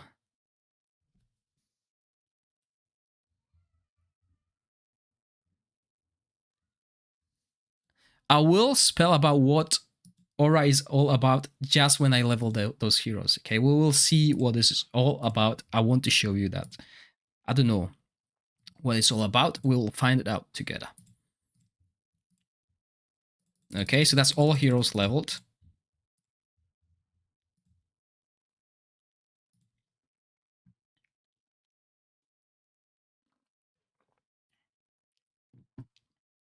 Okay, so time to cover Aura, the new heroes, the new damage type for Radiance.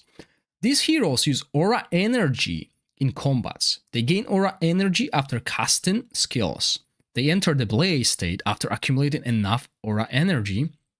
They no longer gain Aura Energy during this period, while some of the skills consume Aura Energy and get enhanced. When their Aura Energy runs out, they will exit the Blaze state. So cool, as you can see here, we have this stacking buff that can't be dispelled. It goes up to 100 on that exclusive hero here. And she enters the Blaze state, which helps her enhance her abilities, which we're gonna go over now. So Amon Lydia, she is the exclusive legendary hero for the Aura damage type. She's the Naga Mermaid, basically. Let's see. Okay, I was afraid. If I see an exclusive hero with damage on Arena, I am skeptical. Increases all allies crit damage by 45% in City of Trials, which is Feymander and Pillars. Amazing. Now, Misty Sea Familiar, this is a passive skill, so she enters the Blaze state when in possession of 100 Aura Energy, increasing damage by 30% when in the Blaze state. The hero's attack guarantee crit hits. Wow. Gains invincibility for 5 seconds if the hero's current HP is below 30% after taking damage, during which time the hero attacks are guaranteed critical hits as well. So she gains invincibility and does this. Wow. This effect can only be triggered once every 60 seconds. So huge cooldown on the on the effect here, basically, right? So once she's below 30%, she can only trigger it once, and she will gain invincibility, and all her attacks will be crit hits. Now, when she enters the Blaze, she will be doing the crits as well. So maybe she'll be built with less crit hit and just pure crit damage. We'll see. Obviously, this happens when she's got 100 aura, so we'll need to test how long it takes. If it's worth, maybe she'll work still good with a little bit of crit rate. Now, let's look at this Glitter of Gold and AoE battle skill.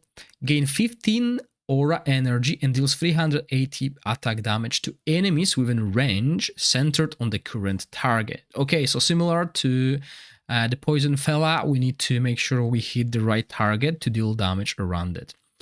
And gains, obviously it's a diamond shaped, so quite huge. And gains a shield for 5 seconds in the meantime. Alright. Each enemy hit by this skill grants an additional 20% shield strength. So the more enemies she hits, the higher the shield. So she is not going to die so easily. That's cool. While in blaze state, consume 5 aura energy to deal additional 6% target max HP radiant damage. Okay, target max HP is quite good in PvP. And that deals no more than 200% of attack damage. Okay, so that's quite cool. So, sorry guys.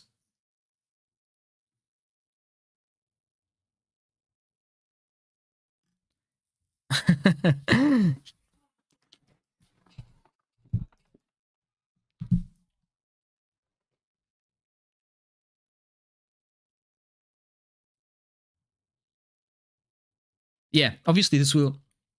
So she will consume this while in blaze. She will consume that energy. That's fine, okay. But this looks solid. This is like solid. This will keep her alive as a melee. I think she's melee. So yeah, ultimate deals 500% attack radiant damage to enemies within range. Diamond shaped. Consumes 20 aura energy to strike enemies with range 2 additional times. Right. In the blaze state. Okay. So once she reaches the blaze, she will cast it twice. So we need to time it. We need to time this ultimate when she hits the blaze. We'll see how long it takes. Which each strike will deal 10% target max HP radiant damage and gains 30 aura energy if not in the blaze state. So huge target max HP damage.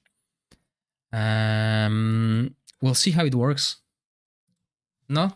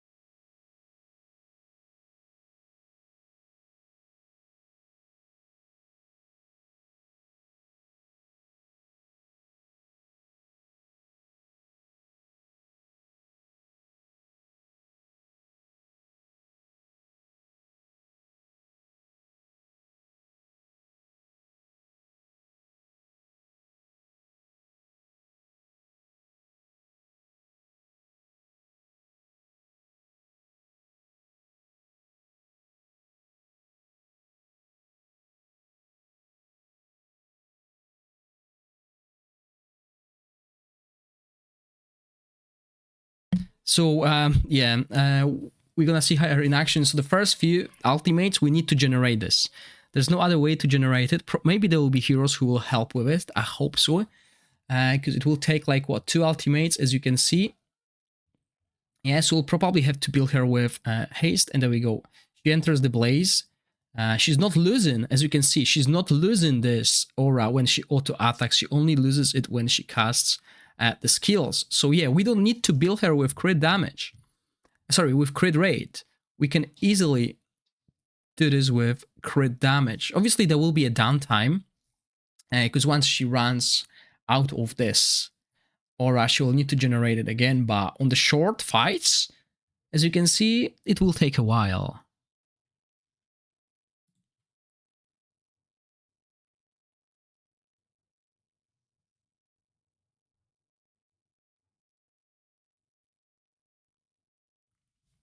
Yeah, definitely on her own, she may be meh. So let's go here again. Let's go over the next heroes.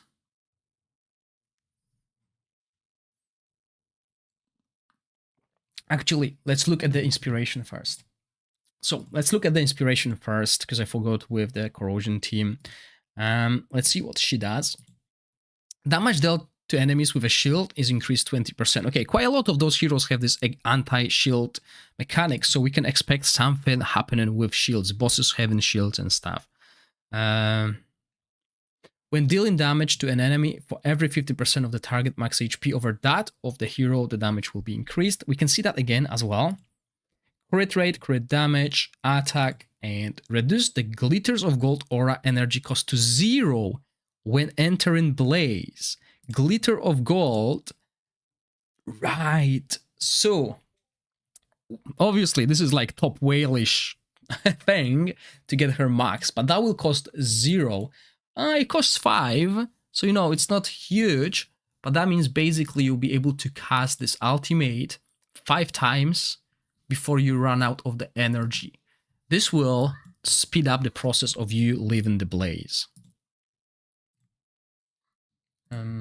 Sorry, I'm getting like messages again. Right. What was I looking at? Okay, let's go. Yeah, I'll pull seasonal exclusive banner, definitely. That's the idea. I'll have like 400 dice or something, guys. I'll be able to test them in game as well. Let's go over the next hero. So the next legendary hero, Linkus Aura again. Increase all allies attack by 45% in City of Trials battle. Interesting again. Enters the blaze state when in possession of 100 aura energy and gain 50 aura energy as the battle starts. Okay. So he will enter the blaze state quick. Now he gains 15 aura energy on the battle skill. It's AoE. I'm surprised it's so much AoE. Then strike enemies within range 3 times. For 100%, which is 300, while in the blaze state, consume 5 aura, so we can see similar thing happened to the previous hero. So 5 for battle skill, and deal additional 2% target max HP radiance damage, no more than 100% of the hero's attack to enemies with each strike. Okay, so not only attack, but also target max HP. So this aura will be based around the attack and target's max HP.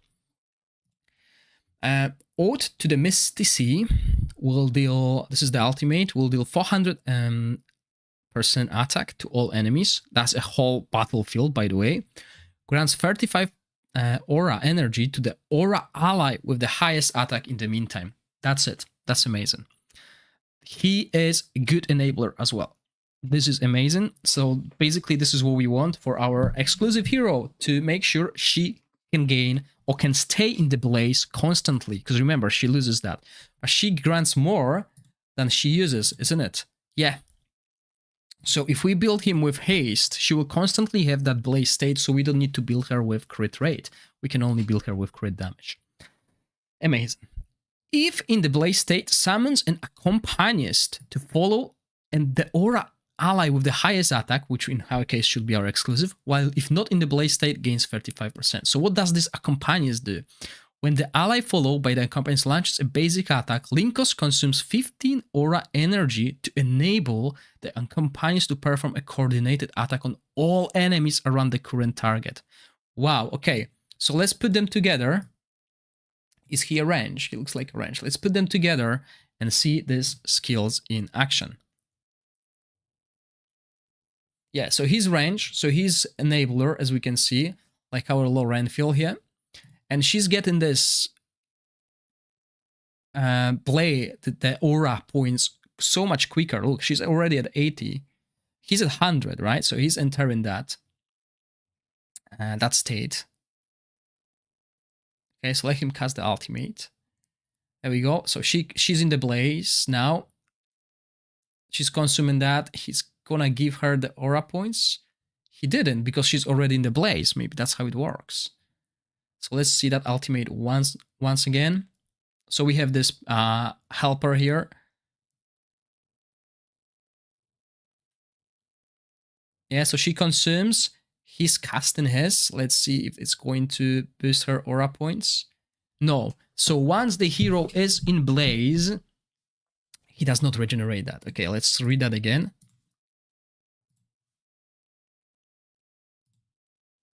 What did we miss? Grants 35 aura energy to the ally with the highest attack. Don't tell me his attack is higher. No, hers is. Guys, I haven't tested any support heroes yet. I'm trying to do it, you know, one by one.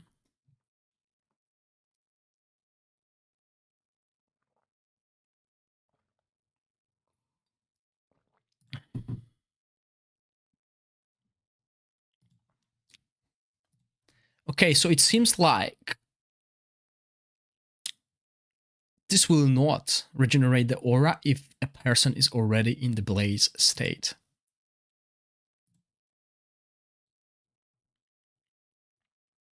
Okay. Let's have a quick look through the Discord.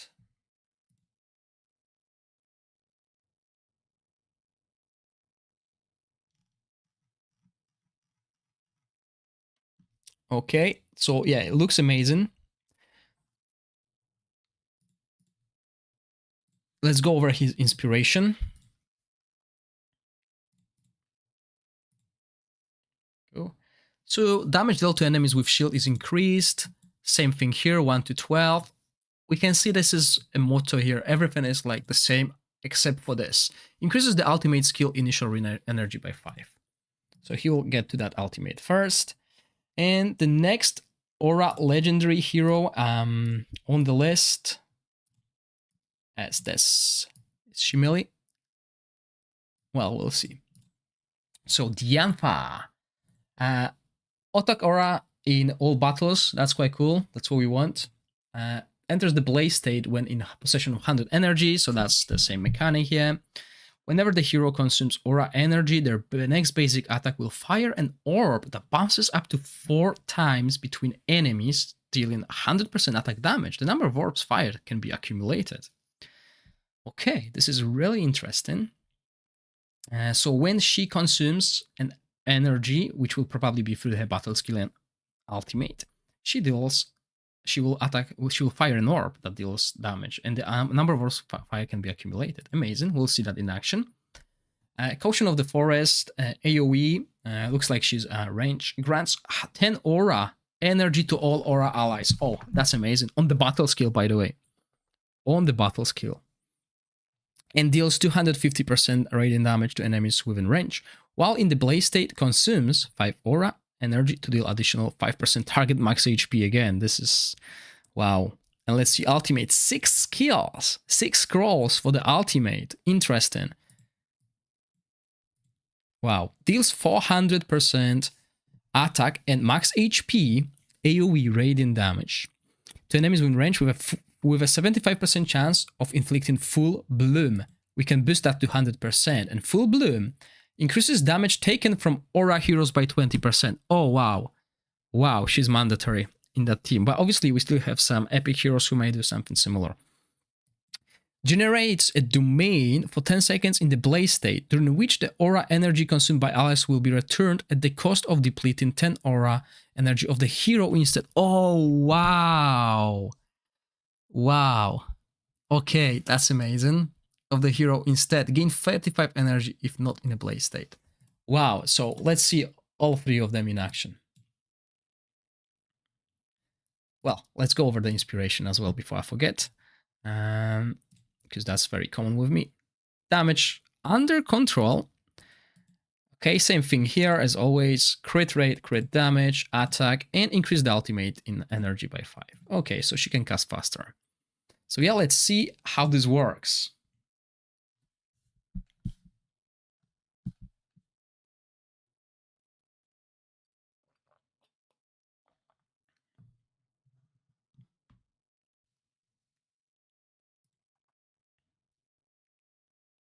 Okay, so she's at 100. She entered the blaze state. Can we see that here?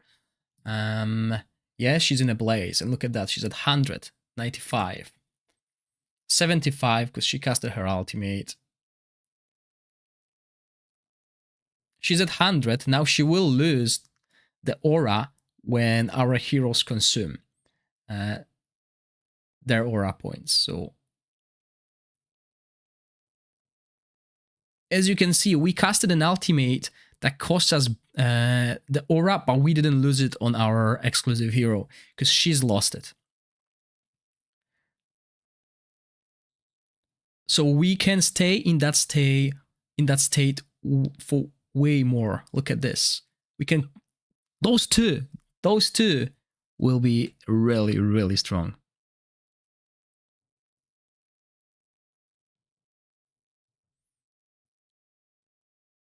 That is a cool synergy. Now let's see if any of these legendary heroes can be replaced with the epic ones, right? So let's move to the epic tier where I go over the aura heroes.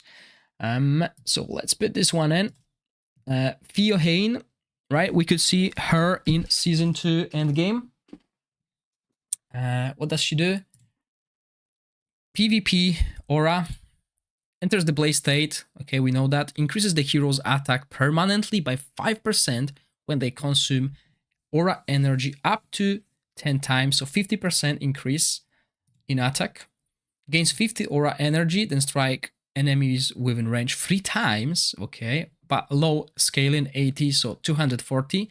While in the blaze state, consumes 5 aura to deal additional 1% target max HP.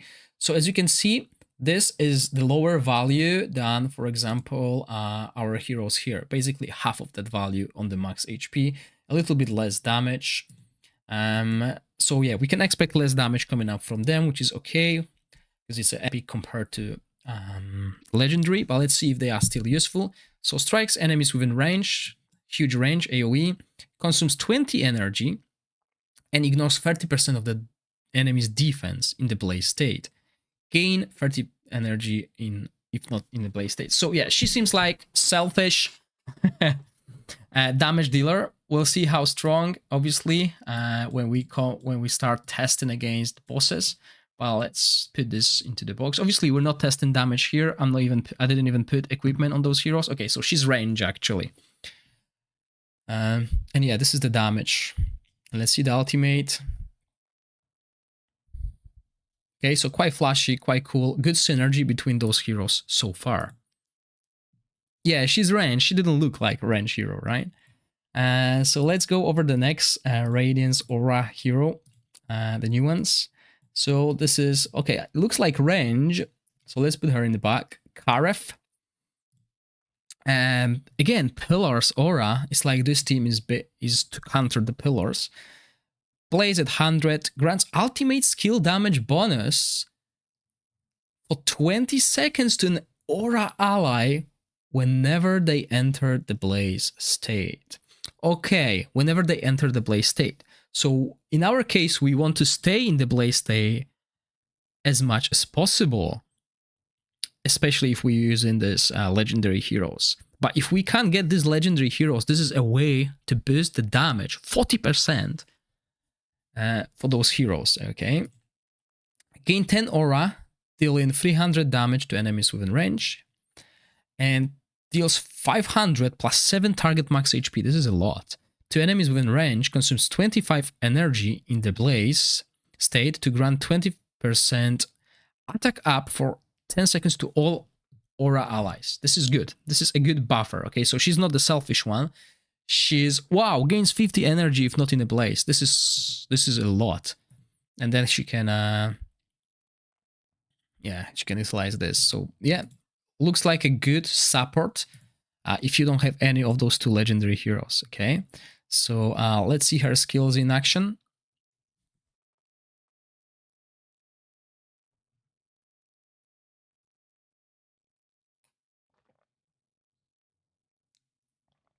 I think I have too many heroes. So yeah, all AoE. I'm surprised. I was expecting like single target, but who knows? Maybe this AoE is really good for single target as well. We'll test it against the bosses, don't you worry. And now the rare heroes. So if we go to Radiance and Aura. Oh no, sorry, there's one more. And it's a bow woman. Narzilla, I believe she was available like in season 0. Okay, so what does she do? Aura in all battles. That's cool. Attack. Enters the blaze at 100 aura. Increase the hero's attack by 5% for each buff they have up to 20 times. So it's stacking.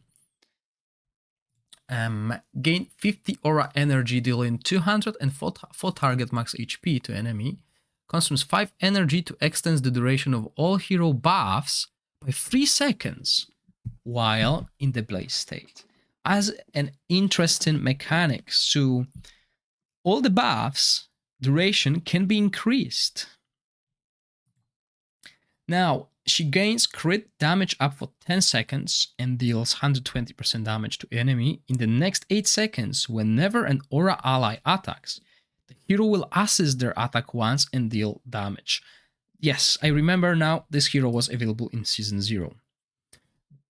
But she was a little bit different, but she had the similar mechanic. This effect can only be triggered once every 2 seconds, and while in the blaze state, she consumes 5 aura energy to launch another coordinated attack when launching the coordinated attack.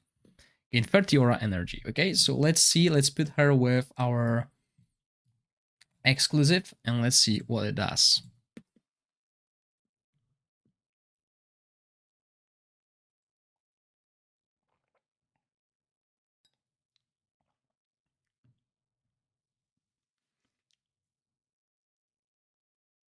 Yeah, so we can see these double shots happening sometimes.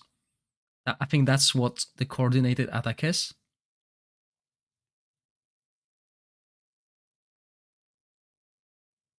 But yeah, it looks amazing, all these flashy skills. They look way better than the corrosion.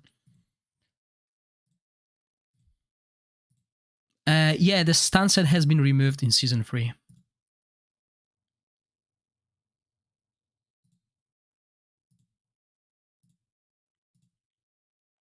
Okay. So I guess there's only one left, I think. We got to Radiance.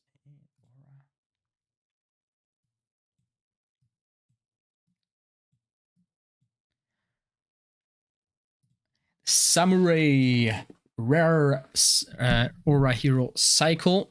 Damage in dungeon battles.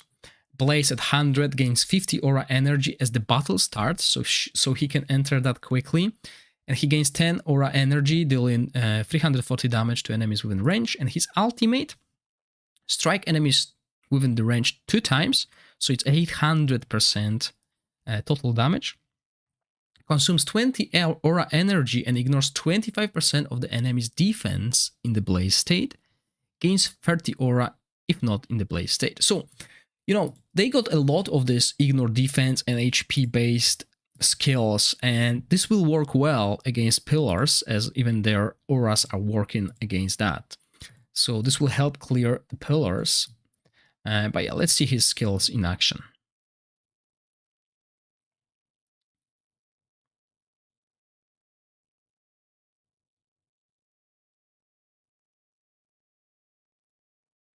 They are not as flashy as our exclusive hero. So yeah, this covers the Radiance aura type, damage type heroes that were available in Season 3. Okay, so I guess there's last one, Shadow, and then we can go over all these other heroes. What time is it? Oh man, time is flying by, guys. I got like an hour and a half left before I take like an hour break. I need to eat, I need to do some work, etc. And I need to take care of my son a little bit. And then after the break, I'll be back. So let's do the Shadow quickly, right? Necrosis and Shadow. Yeah, Shadow looks also. Oh, what's that? What's that? Is that Airdrie? Sifla. Okay. So, Shadow is the last affinity. Well, the last damage type added in Season 3. And let's see what it does. Shadow. Those heroes' ultimate skills consume Shadow energy. Oh wow, we're changing that to Shadow energy now, instead of normal energy. Shadow energy does not increase over time, but is gained by attacking or casting skills. Some Shadow energy heroes can also restore Shadow energy for their teammates. Nice. Let's see what the heroes can do. Okay, so let's level them up to level 100. Bank, all elements, necrosis. Oh, salmon. No, no salmon. Shadow.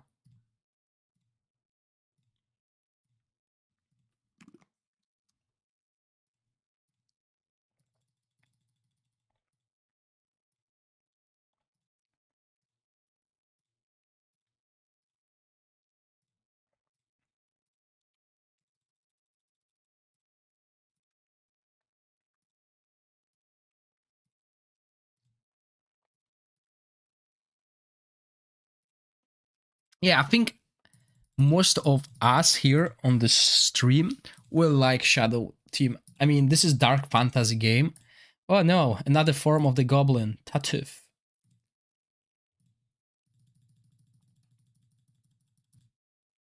Oh, sorry, Ryan. I don't know what you said in French. Maybe Nitro can answer if he's still around. Oh no, he went away, didn't he? Cheetah.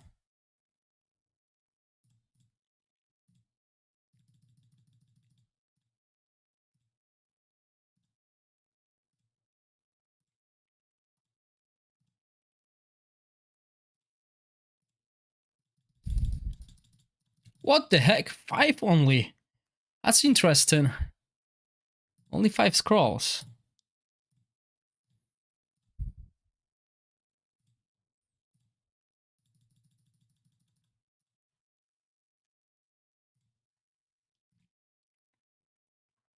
Okay.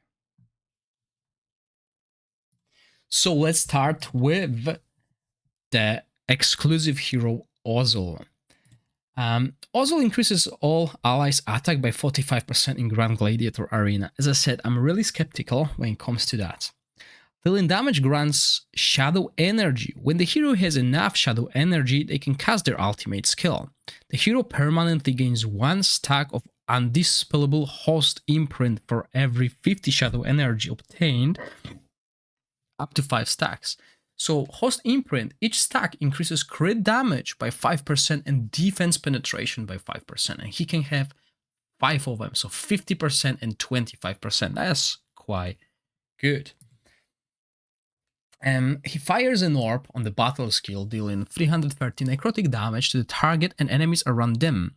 When the hero is in demon form, deals 600%. Whoa, whoa, okay, 600% damage to enemies within 2 tiles around the hero instead, and then gains 20 shadow energy. So spoiler alert, he can go into demon form, which will happen on his ultimate, and I already saw that in action.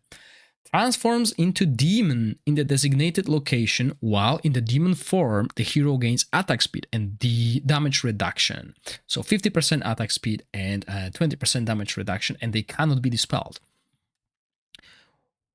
With their basic attack splashing on enemies around the target, then deals 750 damage to enemies within range. The hero consumes 10 shadow energy for every 1 second in the demon form and exits it when shadow energy is depleted. So we can expect him to be able to prolong that form as long as possible, and that will probably happen by shadow heroes that will support him. So damage dealt to shields. No one likes these shields this season, huh? When dealing damage to enemies with less than 50% HP, the hero gains 50% damage bonus. So yeah, PvP oriented bonuses here, two of them. Crit rate, crit damage, obviously attack here, we know that, and let's see this. Gain 3 stacks of Host Imprint at the start of the battle, so that is 30% crit damage and 15% damage defense penetration, and increase the max stacks of Host Imprint to 10%. That is huge. That is huge. Only Strange, good luck versus him in arena with that healing gear. Those energy mechanics seems overly complicated, way too much math involved. Well, you know. He's untargetable, where? Where did I miss that?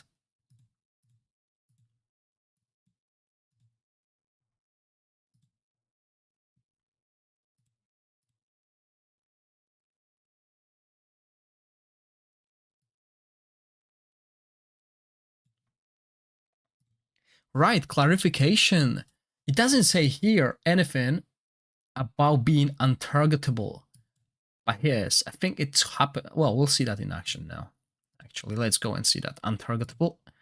So he is a range. Right, as we can see, this energy looks cool.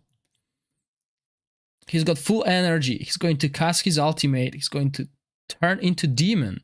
And you're telling me that demon is untargetable. Is that right? Let's see at the buffs. Come on, before it disappears.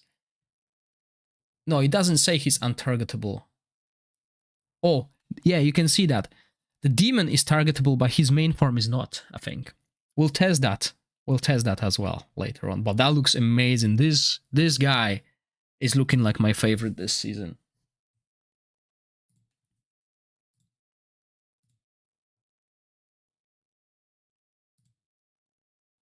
It says that the demon can be targeted. Where did I miss it?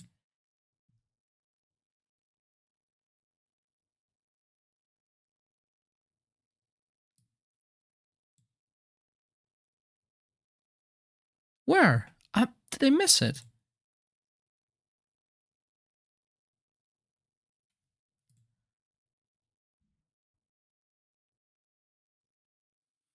Yeah, I think that's what they mean.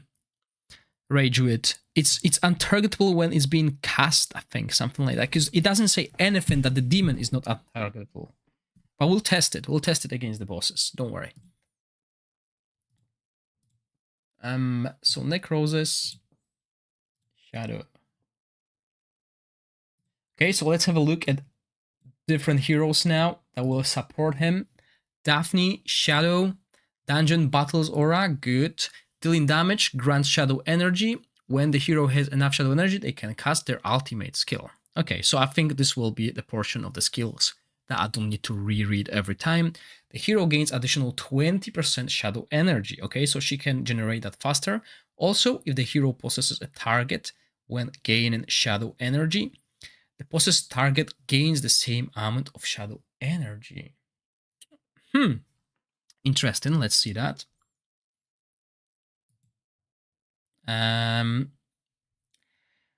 Randomly attacks up to 3 enemies, dealing necrotic damage and gaining 10 Shadow Energy on each enemy hit. This skill can be cast when possessing an ally. Is her ultimate possession? Yes, okay, right. So this makes sense now. Possesses an ally for 15 seconds, during which time the possessed target deals extra necrotic damage to nearby enemies every 1 second. Okay. I wonder if it works on the range. We'll be able to see that here. The possessed target gains attack equal. Wow. Okay. The possessed target gains attack up equal to 35% of Daphne's attack. When the possessed target deals damage, 8% of the damage dealt will be converted to their HP. Wow.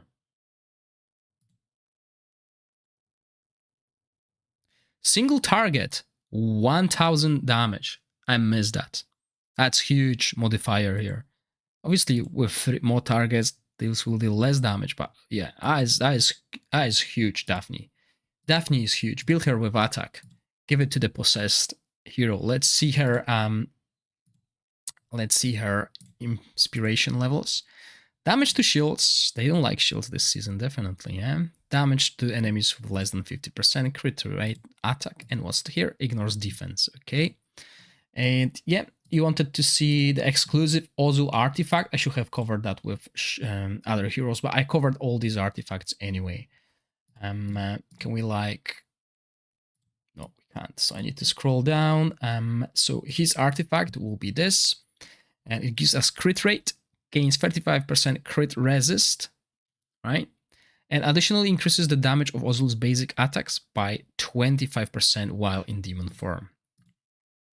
So yeah, definitely good artifact. So let's see Daphne's skills in action. There's only one hero to possess. Let's see. How does it look? Okay, so she casts her ultimate. She's gone. You can't hit her. What happened now? We have 2 untargetable heroes. No, you can see this. They are targeting someone. Who are they targeting? No one's taking any damage because it's dummies. Wow, that's a cool synergy. Look at this. And we get all these buffs. Possession, host imprint, attack, damage reduction. Wow. That's amazing. Look at this. Bang. I'm looking forward to playing this. This is so cool at PvP levels. Now, the next hero, Aspalta. Shadow hero, let's put her on the battleground. I think she's melee. Yep. Attack in all battles. Amazing. We like this. Dealing damage. Okay, so yeah, we know that. As the battle starts, grants 100 stacks of Heart of Hate to all shadow allies and loses 1 stack of this status every 1 second afterwards. So for 100 seconds, each stack increases damage by 5%. So 50% damage increase. Am I reading that right? Yeah. At the start.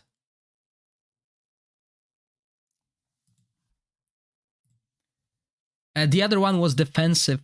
I'll go over them again later. Yeah. So wow, that is huge. Those 3 heroes, and you have amazing burst. Let's see. Throw Shadow Blade at the target, dealing 300 necrotic damage to them and 200 to enemies within the target center range. In the meantime, okay, so 700 basically, huge damage there. Gain 10 shadow energy for each enemy hit. Okay, so the more enemies, the more shadow energy we get, and gains additional 200% shadow energy when casting this skill in battle for the first time. So we can get a lot of energy quickly to use this ultimate here, which grants 20 shadow energy to all shadow allies. This is amazing. She's such a good buffer, but she's melee, so, you know, we need to build her more tanky. But yeah, so far, grants energy, grants damage increase, and strike enemies within range 3 times. So we can put accuracy on her if we want to sacrifice damage here. Put accuracy, which is remain, and apply this, ignoring the damage to enemies. So there's a way, right, to apply witches remain with her as well. And let's look at her inspirations. Heals the hero when an enemy is killed. Damage bonus when their HP is higher than 85%. Attack, crit, and ignores defense. Let's see her in action. I mean, let's see who's Daphne is going to possess. This is such a cool mechanic here, really, guys. So, next thing I need to find out is, during the testing, does haste help? They seem not to be regenerating any ultimate energy, so I don't think they will work well with haste. I'll look at this. Yeah, 58 buffs. What is this? Oh yeah, that's the Heart of Hate, which will deplete, right? So it will deplete, that's okay. But the first 100 seconds, we have such a huge damage boost. That is amazing in the arena, right? I'm not sure if there's anyone here in this team who can do amazing burst when it comes to, you know, damage. But look how long he's staying in that form. Like forever.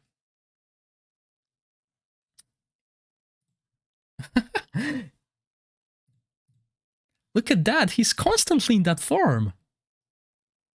He's just gaining that shadow energy. So this is a trio that will definitely break the game at some point.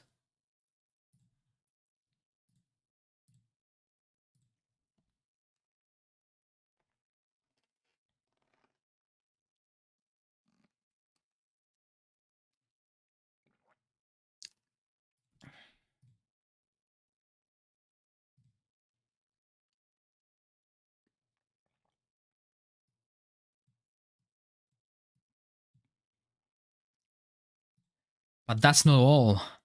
That's not all. I'm not looking at the damage charts, Doombot, because I'm not putting equipment on those guys. We'll test them in the real environment, because testing against dummies, the damage against dummies will not work too well, because dummies have a low defense, and most of these skills ignore defense, so that will not reflect the proper testing. So Taldi, Shadow, he was available in Season 0 as well, I remember him. Increases all defense in Grand Gladiator Arena. And when gaining shadow energy, he grants 30% of the obtained energy to another shadow ally. So that's our another shadow energy battery. So he's here to help us to maintain that shadow energy. He casts the spell 3 times. Each time grants the hero 20 shadow energy. Right? 30% out of 60 total energy. And that's on the battle skill. That's amazing. Strikes enemies within range 3 times. With each strike dealing necrotic damage, granting all shadow allies 10 shadow energy. Okay.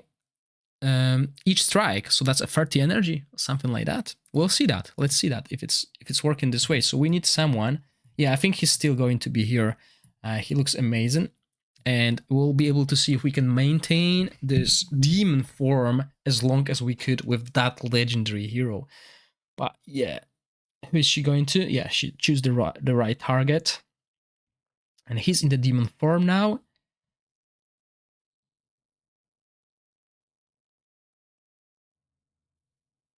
Yeah, he's at full energy. So if you don't have that legendary hero, this one will keep your exclusive hero at the maximum shadow energy, constantly doing damage as a melee auto attack demon. Look at this. That's such a cool mechanic.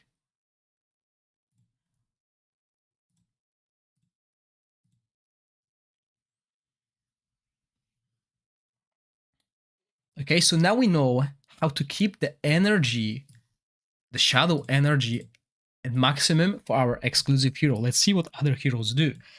So, Cheetah, we could see him in Season 1. Enlightenment, okay, interesting. So far, no one here in this team has been scaling with Enlightenment. Deal additional 4% max necrotic damage whenever the hero skill deals damage to enemies. Hold on, he doesn't have shadow energy. What's happening? Right? Deals 280 damage to enemies with range and ignores 30% of their enemy's defense. So this is why I'm not testing damage, because dummies don't have defense. 30% defense is good against enemies who have high defense. If someone's testing damage on the dummies and using these heroes, they will never perform so good. You can check that in the Goblin Dungeon, who has a little bit more defense than this, or even in Feymander. When the skill hits 2 enemies and more, then gains 30 shadow energy. Okay. Strikes enemies within range 3 times. Each dealing strike. Okay, this hero is not complete. What is he using the shadow energy for? Oh, he passively generates it. What did I miss? Yeah, the description of this hero is not completed.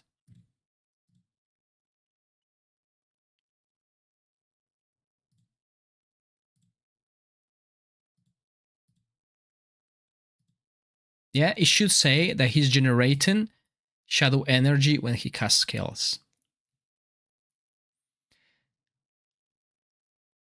Yeah, we know he's getting this here, but you could see he's generating the damage, the shadow energy. Yeah, they do not have shadow energy, but look at the other heroes. So for example here, dealing damage grants shadow energy. When the hero has enough shadow energy, they can cast their ultimate. This is missing on him. That description is missing. So let me just quickly report it.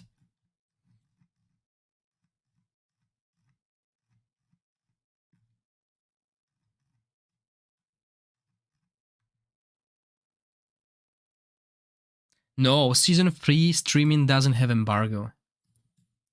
There will be exclusive streams though. I'll have one with a giveaway code.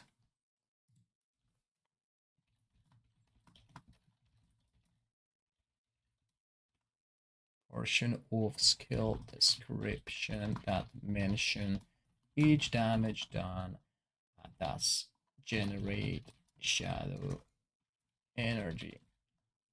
It's cheater.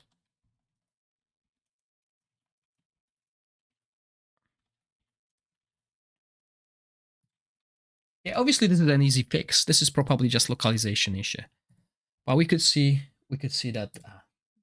Okay, so yeah, he's missing the description. Definitely, he should be having the same thing that everyone else has, that when he deals damage, he gains the energy. So hopefully this will be, well, this should be fixed. It's an easy fix, right? When that happens. And let's try another hero. We go Tatuf, Trials, Aura with attack, dealing, yeah, this hero has it. Yeah, this is what it's missing in the cheater. Whenever an enemy dies, the hero gains 10 shadow energy. That's cool. Let's see if it will work on goblins. Fires an orb that can bounce up to 6 times between enemies. Each hit deals 180 and grants 5 shadow energy. Strikes enemies with a range over time, with each strike consuming 20 shadow energy and dealing 150 damage on them. During the single cast of this skill, each strike increases the damage of the subsequent strike up to by 10% up to 10 times, so we can increase it quite significantly. Let's see that in action. We have actually quite a lot of dummies, so we can see how it bounces.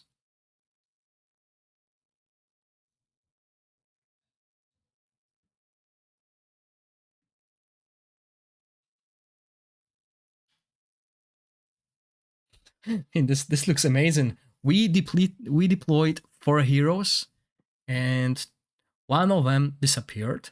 The other one turned into demon. I mean, this is going to be so confusing on the arena. I wonder how AI is going to tackle that. Yeah, so he's gaining the shadow energy again. Cast the ultimate thing and dealing damage. Yeah, I mean, this synergy is cool. Definitely. I like it. You don't have to click Necro first. Thank you. I didn't know that. Ha! Raygors. That's what we're gonna test against proper content. Ha! Shadow. There we go. So the last hero, rare Sifla. Let's see what she does. Dealing damage grant. Okay, so we know that. Grants 20% attack up to all allies for 5 seconds once the hero's ultimate skill fully recharges. So there we go. A way to boost shadow heroes from the rare hero. Slashes enemy twice, each dealing 200 attack, then gain 30 shadow energy. That's a lot. Releases shadow energy to strike the targeted location 3 times. So 750 total damage. With a 50% chance of ignoring defense. Okay, so there we go. Defense ignore. This is why this damage on this dummies, if someone tests them, will be lower than usually. So let's see. Yeah, that's fast energy recovery. It's almost full. Adds the demon, and she grants the attack up, as you can see. So let's see that again. She's gaining that energy quickly. I mean, all of them are gaining that energy rather quickly. It's mainly because we have 2 supports. So maybe this will be kind of a meta. 2 supports, 2 damage. Well, 2 supports, 1 damage dealer, really. But, you know, maybe just a Garius. No Garius. Who are they with? No, they don't really have good options for supports. But we'll see. Lightning supports as well. So this covers the Shadow team. And I think this is the funniest team at the moment. This really looks cool, the synergy of those heroes. Okay, shall we go over other heroes? Let's do that. Let's cover all the heroes. We covered all the artifacts and we cover all the equipment. So after I'm back, around half 3 or maybe 4, we will do more. Well, demon or angel, that's a good shout. We'll see. Well, you definitely need a tank. I think that demon is not that, like, you know, won't be able to tank really, but yeah, they look amazing. I'm really excited about this season. All those heroes look amazing. Maybe there's not enough content, we don't know that, but as long as I have these heroes, I'm happy. Freddy, we'll test that. We can't really test this against dummies. So let's look at all the new heroes. Let's find them first, right? So we're gonna go look through the elements. So we know poison received the new affinity well, the new damage type. So I'm not expecting any other heroes added to the game, similar to what happened in Season 2. But we're gonna have lightning heroes added. So let's see who's new. Stanguin. Let's get her leveled.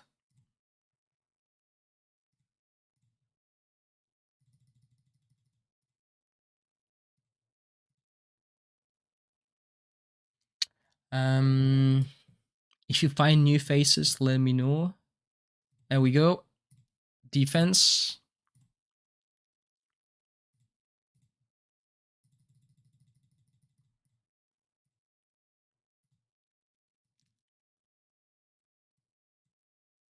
See if we get any new epic heroes. There we go. Vex.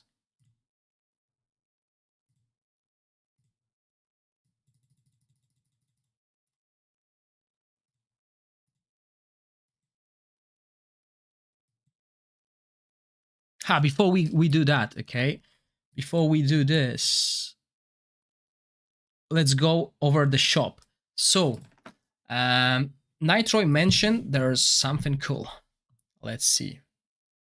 As you can see, there's quite a lot of things. Hopefully I won't spoil too much, but everyone has access to this now. Well, all the other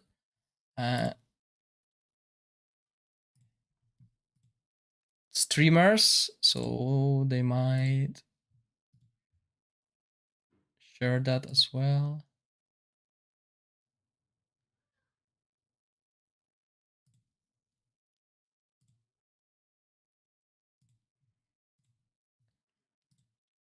Was it exchange he was talking about?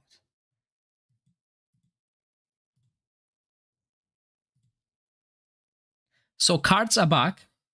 For those of you wondering, cards are back. Okay, we got this. Ore shop. What's ore shop? Oh, so that's the hero. Okay. Aladaya. Aladaya will be the new hero. I'll go over her. Don't worry.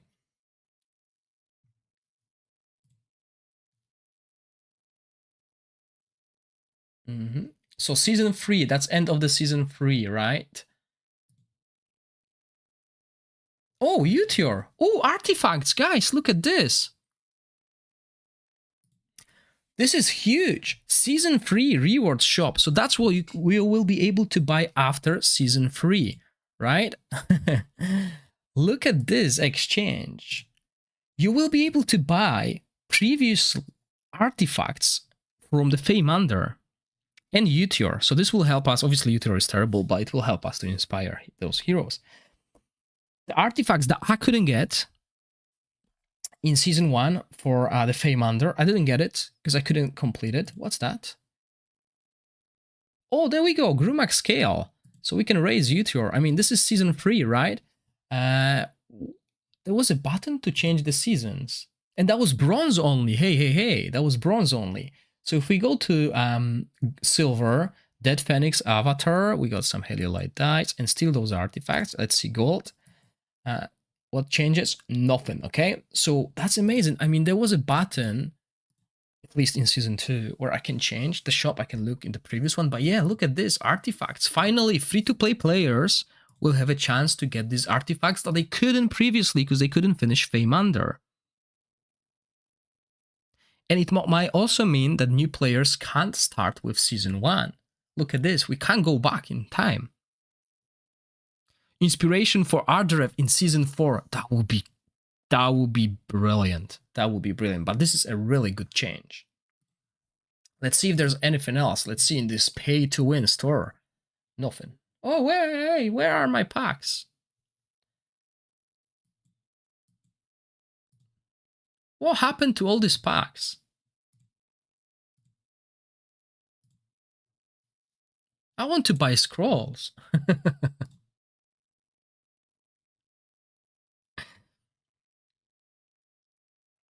This is cool.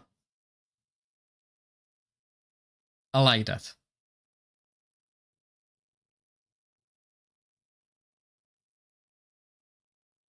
But why would... No, you can't get Artifact Dupe King Gallius because I couldn't purchase them. I already had them. Wow, so many big changes. Okay, let's go over the new heroes. Because I got limited time now. An hour left, guys. Let's have it done, and then we'll do the proper testing. Like, we'll go over all the heroes. So where we started, lightning. 3 new lightning heroes. I'm just looking at these faces, nothing new. Okay. So actually, Necro lightning, that's one, right? And what do we have here? Defense, support. Okay, right, cool. So, lightning, 3 new lightning heroes, 2 legendary, and 1 epic. Let's start with the legendary hero. So we have Fafom Down, defensive hero. Attack in dungeon battles, defensive hero with an attack aura. The hero has a 50% chance of reducing the current damage taken by 50% when taking damage. Okay, so 50% chance to reduce 50% damage, and heals themselves by 8%. This effect can only trigger once every 3 seconds. So self-heal based on the max HP.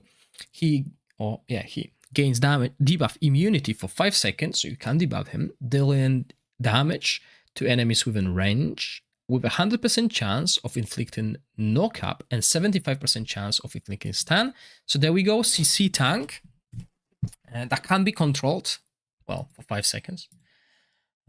Cast this spell for 8 seconds, Holm up, summons lightning bolts to strike random enemies every 1 second in the meantime. Sounds like Beyond Fray. To the target and all enemies nearby with 75% chance of inflicting attack penalty on them for 5 seconds and reducing their ultimate energy. We can get it to 100%. A tank who can put the whole battlefield with attack penalty. Let's look at his skills in action.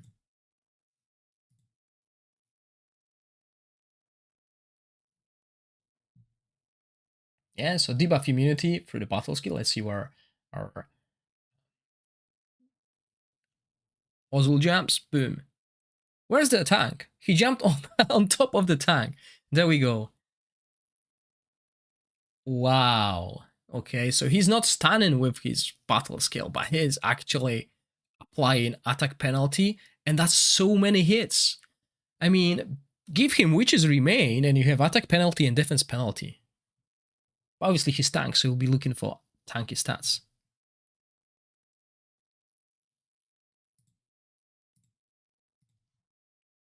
And there's so many hits. Does it say how many hits? Did I miss that again? 8 seconds worth of attack penalty, constant attack penalty, and defense penalty. That's amazing. Okay. So yeah, that's one of the lightning heroes. Let's put in the other one. This is a defensive hero as well. Stan Guim. Resistance aura in arena. Okay, so it looks like PvP. When in possession of a buff, basic attacks cast a lightning chain that bounces between enemies up to 4 times, dealing some damage and dispelling 1 buff from them each time. Wow. The subsequent damage will be reduced. Okay, we don't care about damage portion from the defensive hero, but if we build her with accuracy, I hope, because that dispel, she will dispel a lot of buffs. Oh, sorry, did we miss attack penalty? Was it 5 seconds? Yeah, 5 seconds attack penalty. Okay, not ideal, but you can keep it for 8 seconds, plus after the last hit 5 extra, so in total, you could be looking at 13 seconds. You know what I mean? So if you apply this attack penalty on the last second, so for the 8 seconds, you will be applying this attack penalty, so that's 8-second attack penalty on the enemy, and then after the last second, you will have another one. But if there's only one enemy, it's not that random.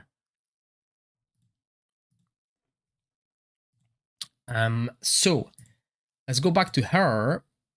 The hero gains invincibility for 3 seconds and gains a 50% max HP shield for 5 seconds when exiting this state. So gains invincibility for 3 seconds, which immune to all damage. So she's not taking any damage. And then she gains a shield for 5 seconds. So the total is 8 seconds with complete recharge time at 10. I mean, yeah, 3 seconds invincibility, but 5 seconds shield after. So that's not too bad. I mean, that would make her really, really tanky. dispels all debuffs from the hero, so she can cleanse herself, and grants control, immunity, and defense up to all allies. Okay, so a tank that can grant us defense up and control immunity while also being super tanky with a shield and invincibility. That's quite cool. Quite cool tank. Let's see how she performs. Let's remove the lightning disco guy. Obviously, you know, I'm just showing you the skills of the hero. There won't be anything flashy because we won't be able to see it. Because we'll do proper test later on. So, 3 seconds on invincibility. She's not taking any damage. After that, she gains a shield. So if we build her with haste, we'll have a quite high upkeep of that. Also, this defense up 2 helps her and everyone in the front line. Oh, in the back line as well. Is it like whole map? Did I miss that as well? I'm missing so many things. I've been streaming for so long today. Yeah, the whole field, control, immunity, and defense up. Yeah, that will definitely come in handy. And the last lightning hero that have been added, and I think it will be one of freely available. Well, let's see. So if we go to here, there's like how to obtain button. Where is it? No, I don't see it. Okay. Let's see if she's available in the Fae. Let's see who's available in the Fae first. I think, you know, usually they give like epic heroes through pillars and Fae. So I want to see confirm because I'm expecting her. No, okay. So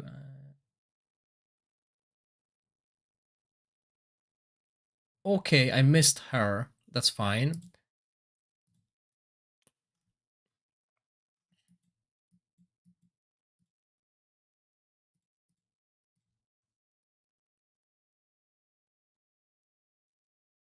Both of them.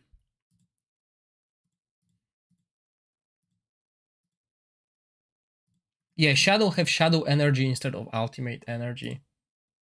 Yeah, as I expected, Vex, okay. So Vex will be available in the Feymander, and since we're already here in the Feymander, let's look what else we get. So we get Dreamland Globe, Artifact, HP. Yeah, so this is the one defensive that is really cool. Recovery over time for HP-based tanks, or even, you know, heroes. And when below 35%, that's when it triggers, and also the wearer takes 20% less damage. Let's go back to the pillar.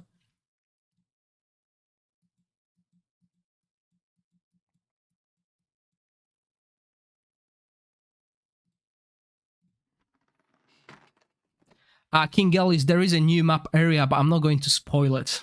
I never spoil story, so I'm gonna keep on doing that. So another hero will be Belveral. We'll test her. So she's from Pillar of Trial and Elite's Key, which is a quite cool artifact for those who want to use it in Arena, for example. At the beginning of the battle, increases all allies' damage dealt by 15% for 20 seconds. It's also good for speed runs. And Feymander if you use someone with a burst. So yeah. Support one. Support artifact. Let's go over the heroes again. So let's go back to camp. Yeah, Arena as well. I mean, you see, I never take anything that do... I never take PvP into consideration because I don't play it. I don't like it in this game. Yeah, so let's go back to Vex, who's available from the Feymander. Accuracy in all battles. Damage taken from the enemy heroes will not exceed 50% of this hero max HP in each single hit. So that's actually quite nice. This is like an HP cap. Strikes the current enemy 2 times, each dealing 210, so that's 420, with a 50% chance of inflicting stun on them for 4 seconds. Not too bad, but we'll see what else. Strikes the enemy 3 times, with each strike dealing 290, so single target, quite high, and dispelling 1 buff from them. Okay, so, you know, Vex is going to be useful against bosses where we have to dispel buff at a specific point. Grants an additional debuff immunity to all allies for 10 seconds if all buffs on the enemy are dispelled. That's interesting, okay? I mean, I'm not sure if there is a content where we have someone who we need to dispel a buff from, and that also applies debuffs on our heroes. But we have a new Feymander boss, we have a new endgame boss, so we'll see about it. And that's how this Vex skills work. Not too bad. Let's go over the next affinity.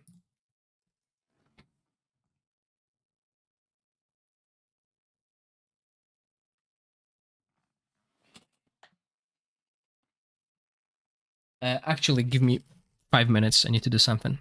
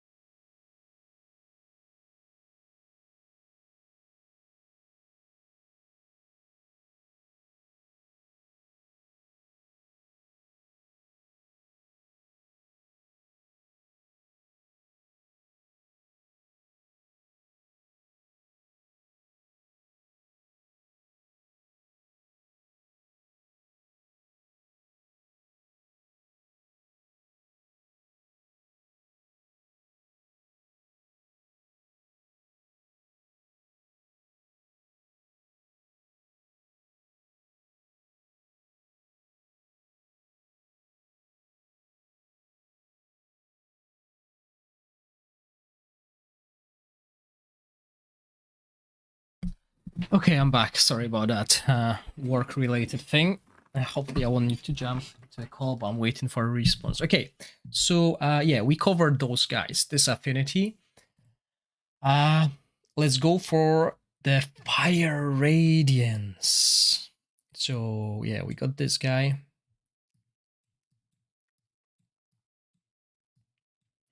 We got this dude.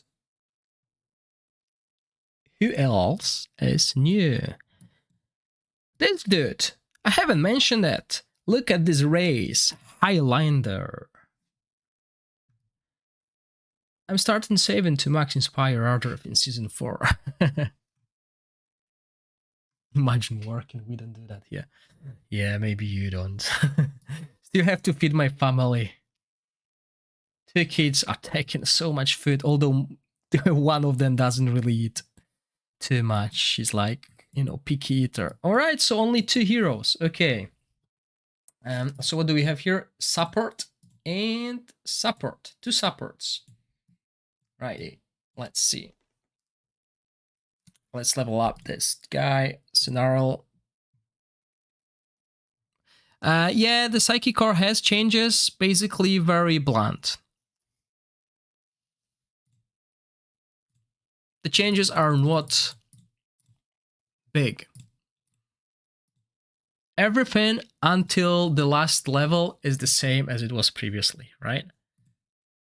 It's just the last level. So I think the fire is getting attack. Lightning is getting crit damage. And the last one is getting damage increase. Sorry. There we go. So up till this point, everything is the same, right? There's no changes here, resistance, accuracy. The only thing is here. So fire is getting attack.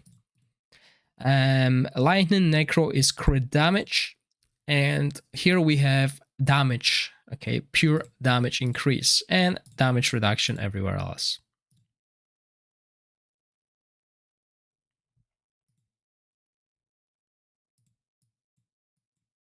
King Alice, sorry, there's an ad.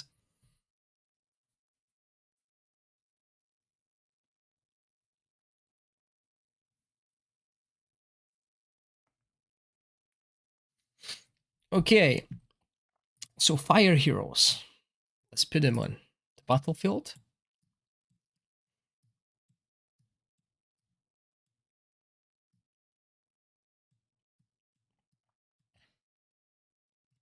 So in the fire element, we got 2 supports. Victor, who gives us a 50 increase in accuracy, marks the enemy when the hero inflicts a debuff on them. The mark lasts the same as the debuff.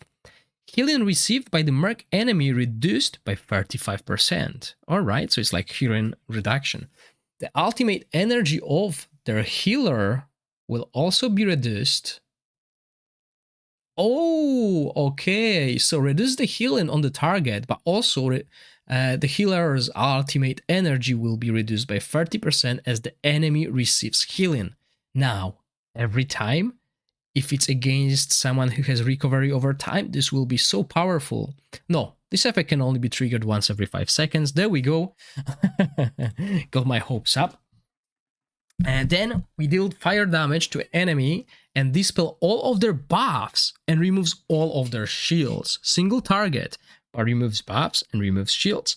And has a 100% chance, if we scroll him, to inflict buff prohibition on them. So yeah, PvP oriented, I would say, at the moment, maybe against some bosses as well. But look at this, that is a huge wall of text. Power Overload deals 730 attack fire damage, so huge scaling, but so did Elminster, to all enemies. Okay, Elminster didn't cover all enemies, and converts up to 2 of their buffs to random debuffs, which inherit the remaining duration of the original buffs.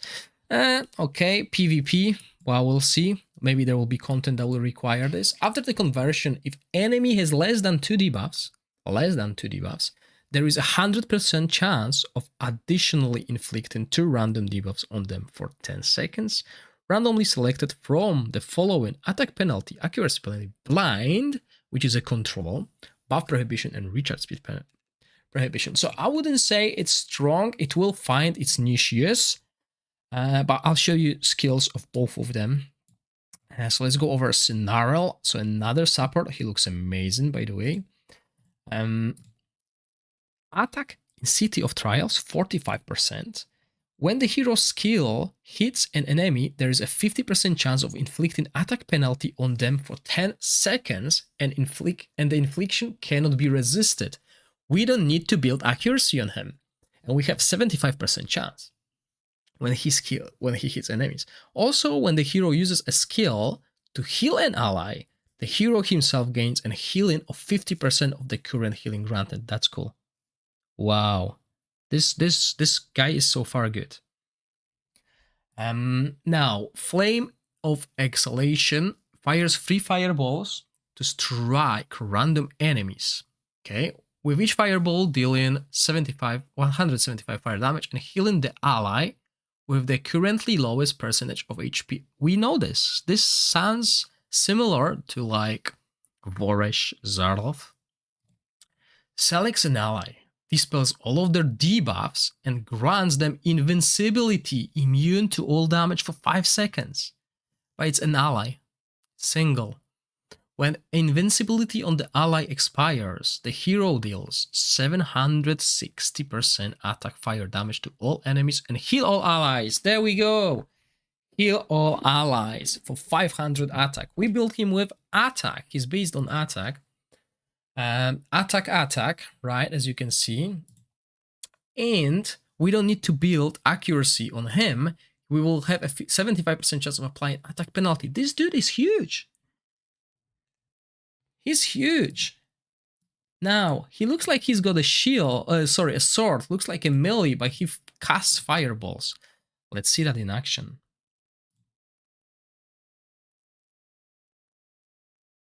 Yeah, he's a caster with a sword. And look at this. Bang. Invincibility. Heal everyone. And is he a caster as well? Let's change the position. It looks like the sword guys are hitting. There we go. So his range, and let's see if his range.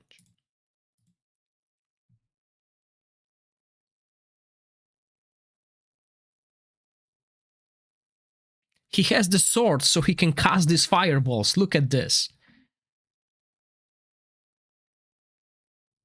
Oh wow, look at these debuffs, right? No accuracy. What is this?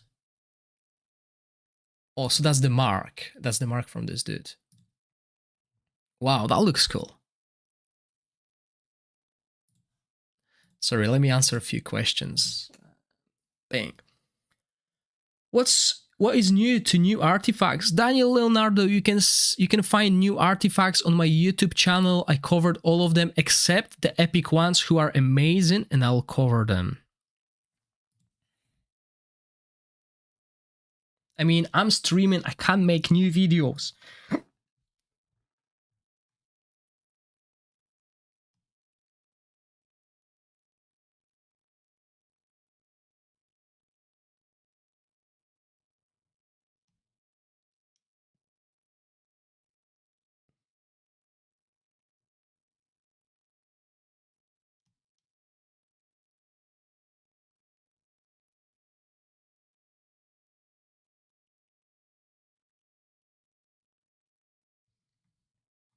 Okay.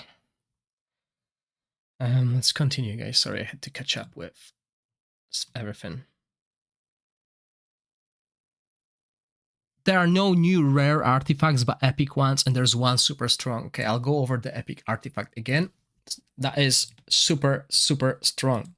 This will be one of the best artifacts for epic heroes. Not only it guarantees you accuracy and attack, it also grants you 8 attack for every 1 accuracy you have. No, he's not exclusive. He's not exclusive. As far as I know.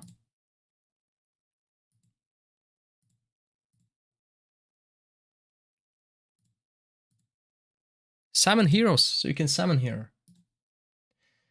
And that reminds me, let's go over the inspiration of him. I don't think I actually went for inspiration of the lightning heroes. I should have done it. See, guys, I forget things. So, when taking damage equal to 20% of the max hero, or the hero's max HP, has a 50% chance of dispelling one debuff on the hero. And it only takes time once. Okay, so it's not great. When healing an ally with less than 50% HP, grants 1 stack of recovery over time for 8 seconds. This is huge as well. So not only he will heal, but he also grants a healing recovery over time. During a period, it doesn't tell what period. I hope it's not during once a battle. Crit rate, attack, and 35% chance to get immune to control to be inflicted. So before the control happens, he's got a 35% chance. And let's see at this little dude here. Reduce the damage taken when under control. When the hero's below 60% heals him, so he got constant healing, crit rate, attack, and when inflicted with control, reduce its duration by 50%, so not too bad. Why is it happening? Let's go over the inspiration of the other heroes that I missed, which are the lightning ones. So first, her taking damage equal to 20 of max HP has a 50% chance of dispelling the debuff once during the period. Grants 15% more shield, so she'll be better. Skill haste, as I said, this is the stat you want on her. Accuracy 50. Does she apply any debuffs? Why does she need accuracy? Did I miss something? No, she doesn't. Oh, dispelling 1 buff. Okay, yeah, so she does to do that. And then we go over him. I believe he's going to be good tank. Has a 50% chance of dispelling the debuff. When he's, I mean, come on, a tank with this is quite good. Skill haste, accuracy to apply attack easily, and ignores 35% of the target's defense, so even less accuracy. So yeah, let's move to the next affinity.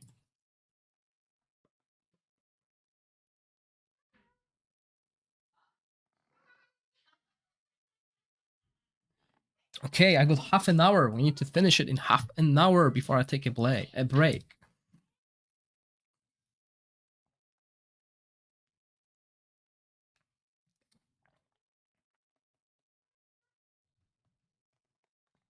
Okay, next on the chopping list. So we covered lightning, we covered fire, and now we're gonna look at the ice.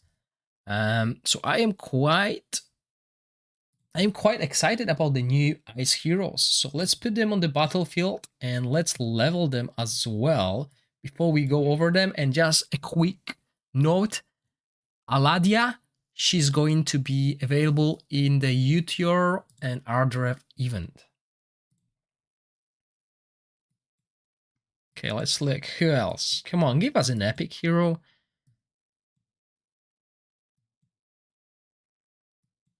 Nothing. That's bad, but we still have one more hero, okay, that I missed. And it's her. Okay, she'll be the bonus.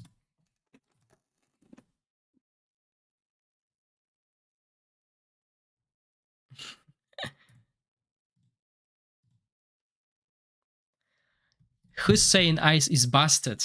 Well, it sounds like I know who's saying that.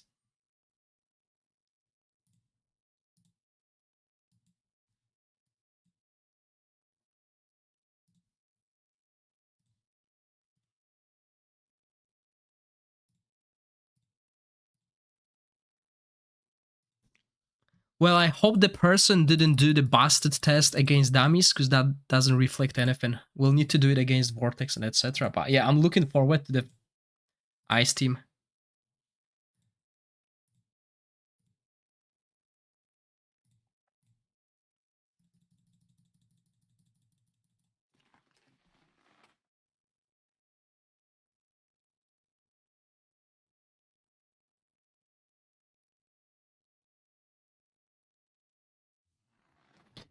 Sorry, work.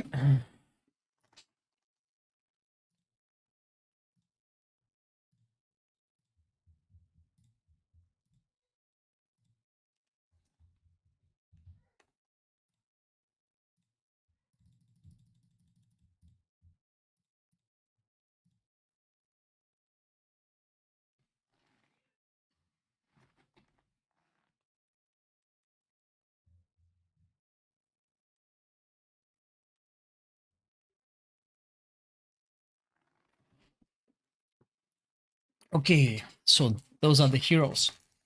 So let's go over the first one that is exclusive for the event, Aladia. So she's a support.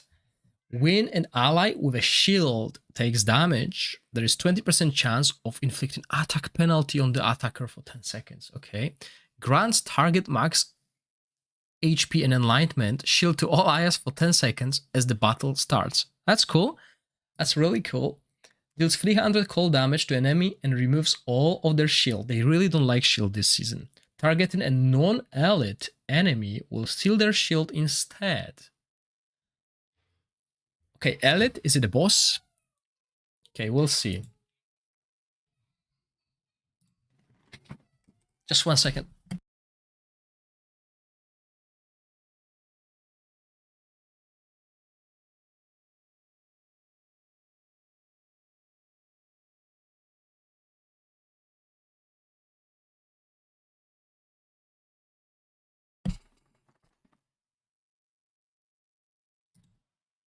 So the ultimate deals 650% cold damage to everyone with 50% chance of inflicting them with frozen.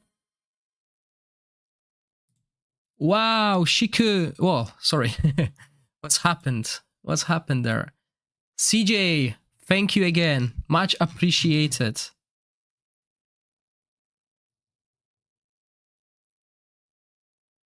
Wow, CJ, you're my man. Thank you. Much appreciated for all the support. And this will help others to avoid the ads as well. So helping community while helping me as well.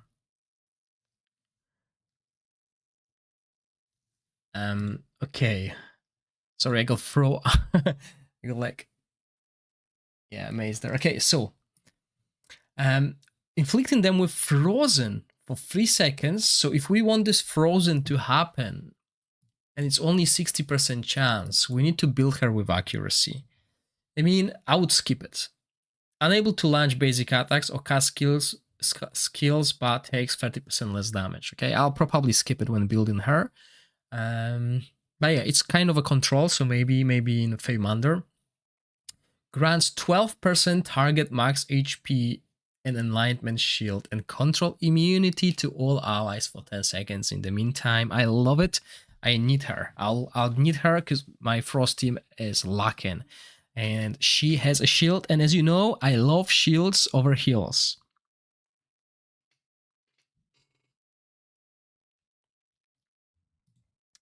So I love it. Now we're gonna see all of them in action at one point. Let's go over the inspiration as well. So seems like this inspiration of these unique heroes will be available in the seasons coming forward. In the seasonal shop. So takes less crit damage, grants 15% more shield. This is the breaking point. This is quite important to get. Enlightenment, accuracy, yeah, accuracy as I can see, increase the duration of buffs granted with the ultimate skill by 30%. Now, shields count as a buff. If that's true, then you know maxing her is huge. Let's go over the next two heroes that are lowers, Penja and Fiomodor. So there's a cool story about them there. And he is a defensive hero with aura that works in the arena. He cannot obtain a shield. Interesting. For each enemy on the field that targets them, gains 1 stack of Newlywed's Vow, up to 5 stacks. Newlywed's Vow decreases the damage taken by 5%, increases the healing received by 10%. So 5 stacks, that is, decrease the damage taken 25% and 50% increase healing. The hero gains the following additional effect when deployed with Fenja: invincibility and debuff block for 10 seconds and 100% ultimate energy when their HP drops to 0 for the first time during a battle. Amazing. I like synergy. I like synergy heroes, so that's cool. Attack penalty on battle skill. Strikes enemy 3 times, with each strike dealing cold damage based on defense. Amazing. And reducing their ultimate energy by 10%. If the target ultimate energy is reduced to 0, the hero gains an additional 25 ultimate energy. Wow, that is cool. Also, the first strike has a 75% chance of inflicting attack penalty, which will be 100 with scrolls. Hi CIP, this is a test server of Season 3 preview. But I'm about to be finished and I'm gonna take a break, and after break, like an hour break, I'll be back. Now, the ultimate of one of these newlyweds gains defense up to and damage reduction for 10 seconds, he gains it, and deals 700 defense cold damage to all enemies with a 100% chance of inflicting taunt on them for 5 seconds. Right, defense based damage, as we know, can really go well. But yeah, defense up, damage reduction for himself, and taunt. So he's taken the beaten. So yeah, he can get shielded, so that's interesting. And then we have Fenja. Well, let's go over his inspiration quickly. See, I always forget about inspirations because I'm not a whale. Reduce the damage taken under control. When the hero's HP is below 60, heals the hero. Crit rate, crit damage. Interesting. HP. And when inflicted with control, reduce its duration. So maybe a defense hero that we can build with defense and with crit damage. That would be interesting. I'll need to test it. How much damage he can do. And now we got Fenja, a support based on enlightenment, and finally a healer. Whenever an ally gains or loses a buff, the hero heals them by target max HP and enlightenment. This effect can only be triggered once every 3 seconds, so when we lose a buff or gain a buff, okay, interesting. When healing Theodemir, the healing effect is increased by 50%. Wow. Okay. Dispel all debuffs from the ally with the current lowest percentage of HP and heals them by 10% and 200 enlightenment and grants them recovery over time on top of it. Now, heals all allies, diamond shape, 20% target max HP plus 3000 enlightenment. That is a lot. And grants them resistance up to for 10 seconds. Increases resistance by 50%. So that's situational. Sometimes your heroes have 0 resistance, so it will not increase it.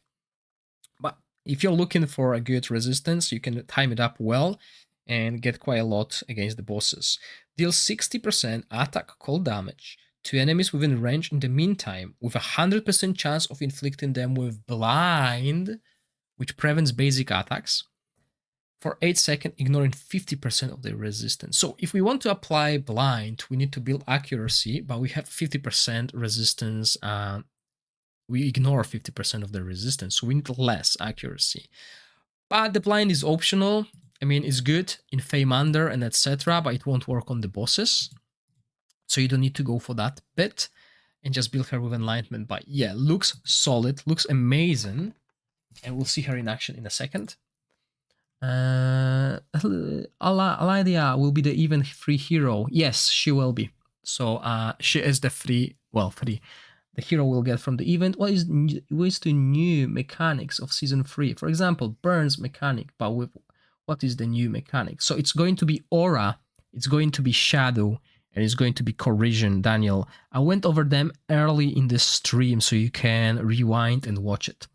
Oh, I have 3 hours of stream to watch. Yeah, exactly. Shadow Aura Corrosion has been answered. I find that introducing a huge amount of epic and legendaries and not have a way of people getting a bigger chance of getting more legendaries is annoying. By the time you get already a legendary team, there is maybe already 100 new legendaries and you are outdated. Yes, hopefully coming into the next seasons, they will reduce the amount of the heroes. And that's what I'm looking forward to, reducing the amount.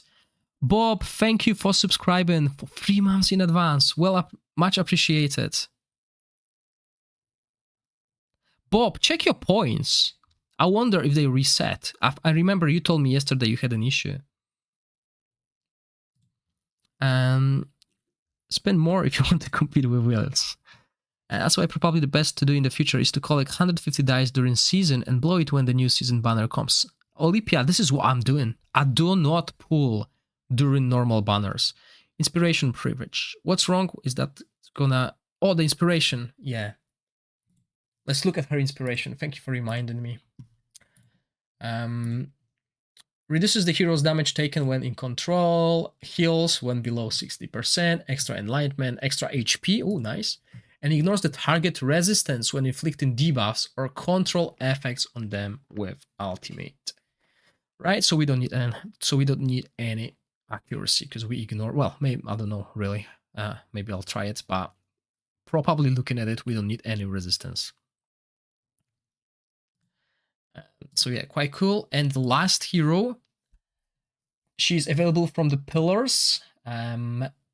She's a shadow. Well, not shadow. She's a support necro hero. When an ally takes damage, there's a 10% chance of converting 20% of their damage taken into healing. Okay, when an enemy receives healing, there's a 10% chance of converting 20% of their healing received into damage. Quite interesting mechanic. Fires an orb that can bounce up to 6 times between enemies. Okay, 6 times. That's huge scaling here. With 40% chance of inflicting stand.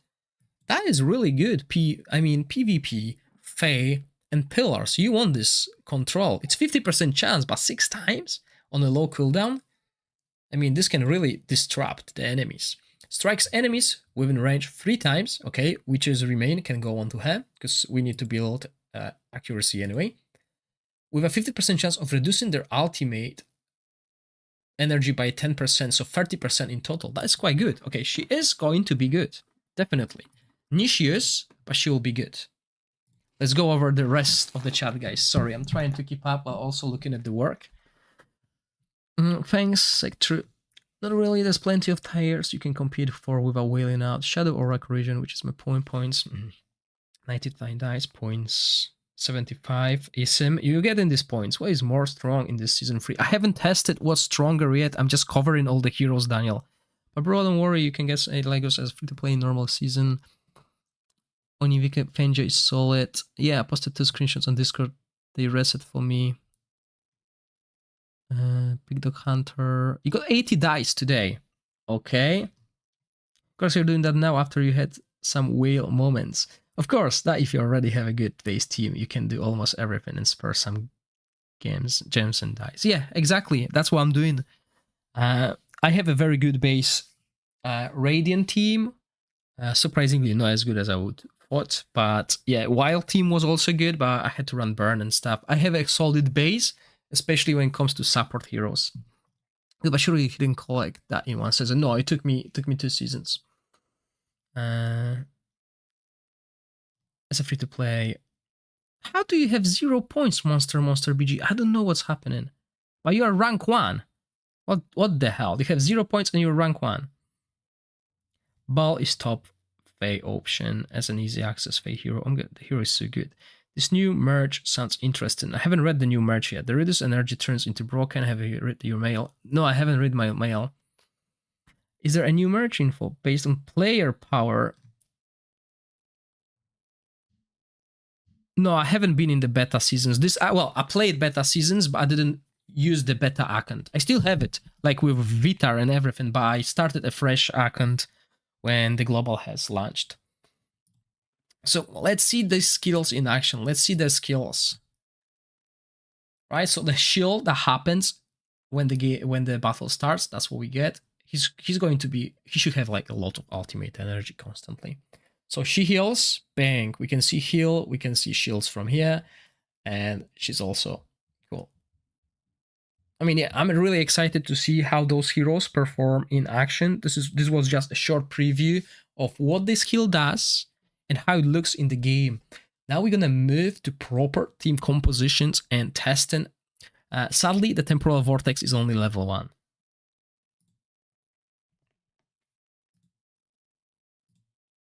We finally covered all the heroes.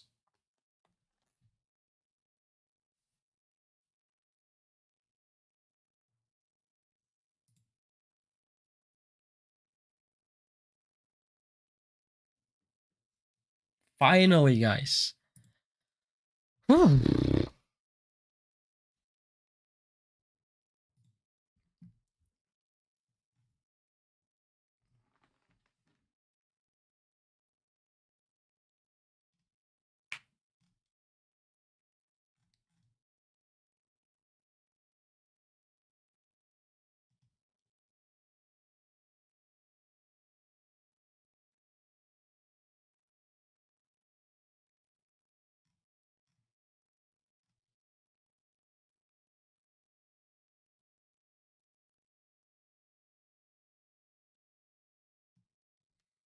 Sorry, I'm just catching up because there's like...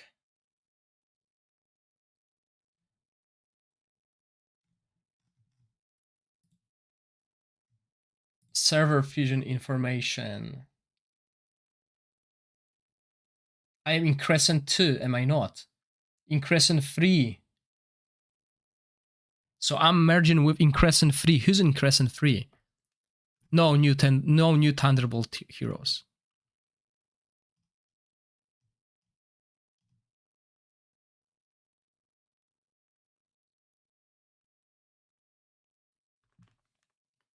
Who's here in Crescent 3? Sorry, yeah, in Crescent 3. I think I'm in Crescent 2, I don't know. I need to ask, Liv, where are you? Help me out.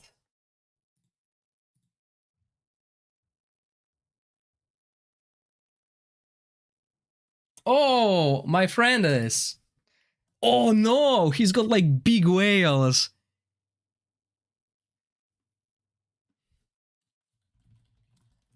He's got like he's got big whales. He's actually a big spender himself. He's got like a solid icon, and he's been playing in season 0. So we are being merged with season 0 server. That is going to be super fun. That's going to be super fun. I'll play against season 0 icons. Can't wait. We'll see if I get my ass kicked. So hold on, guys. 1 second. Yeah, you can see that on the screen. So this is what is happening. So in Crescent 1 and in Crescent 4, and they are basing it on the power. Did someone mention? And strength, activity and strength. I don't think that's fair because Jacek's server is so much stronger than mine. There you go. For those of you who want it.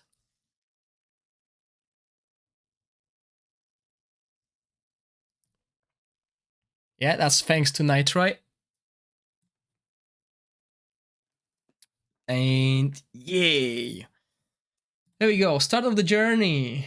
Let's see what's new. Dice. Okay, so we can get that. We can get dice here. That's fine.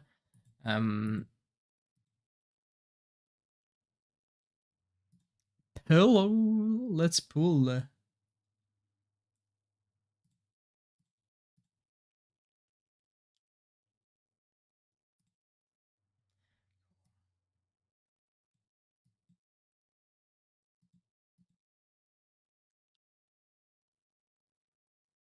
Three.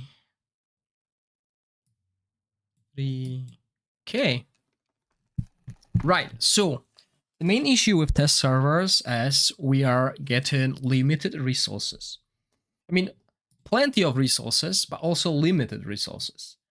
Like the essence of creation that I require to boost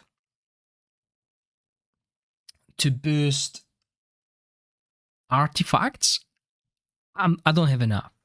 So I need to do some summons. Let's do a quick summon session. Let's do a quick summon session in Season 3 exclusive banner, which has 3 exclusive heroes. Rook, which I confuse with Shuk, Ozil, and Amon Lydia. Okay, 3 exclusive heroes. I've done it in Season 2. On average, I had to spend 150 dice to get 1 exclusive hero. Let's see how lucky I will be in Season 3 with 500 dice, okay? So let's pull for it, since I need Essence of Creation to carry any more tests. So there we go. Obviously, I have all of those heroes available, but let's do it, okay? 500 dice. I'm just gonna go over it quickly. And let's see on top of how many exclusive heroes, how many legendary will I get? Oh, there we go. I should have not done it. I should have not done it. I should have kept my luck for the global server. That is terrible. That is terrible. I want that to happen on the global server. Not here. if I spend all my 500 dice, because I'll have something similar on the global, and I don't get an exclusive hero, I will cry myself to sleep. That was so lucky. And this is the one that I want. I want the shadow one because of the super fun synergy, okay? And there we go. Poison. Legendary. So far, not so good when it comes to the amount of legendary heroes, but I got early exclusive. That was super quick. But let's see if I can get another one.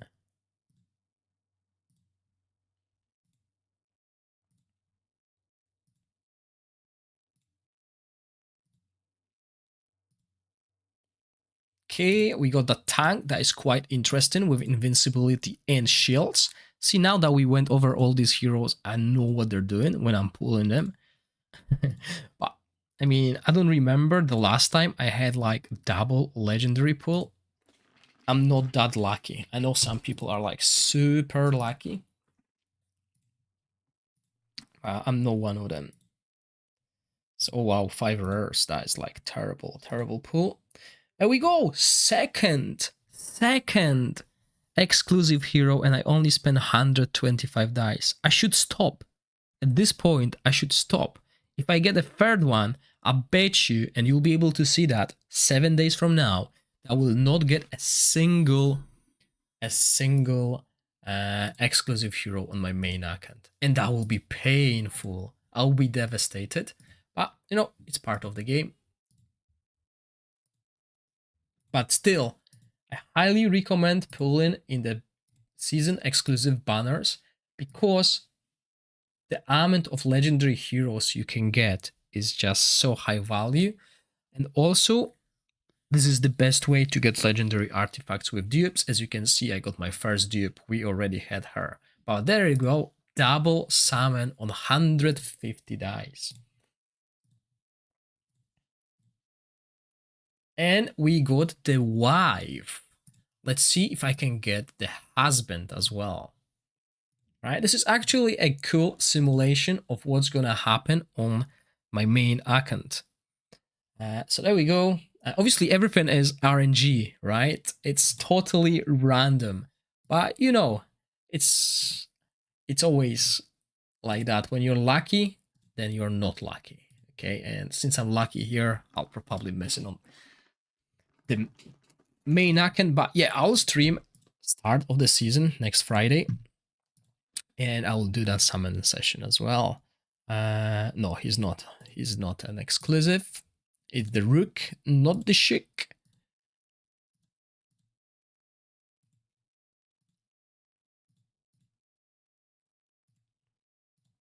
But yeah, 2 exclusive heroes at the moment. I wonder how good they are without the artifacts. We'll test that as well. That's why we're doing this, because yeah, the amount of this Essence of Creation I got is only 107k, so that's barely like 7-8 legendary artifacts. And there we go, 3rd exclusive. I got all the exclusive heroes with only 235 dice. If I recreate this on my main account, I'll be super happy. But obviously, I also need the other legendary heroes, or even, you know, good epics. But I think I got like all the epics already. And I will get all the epics because I also have like 500 Starlight dice. Yes, so if this happens on global and I get Ozil plus her, I'm super happy because the synergy between those two is so cool to watch.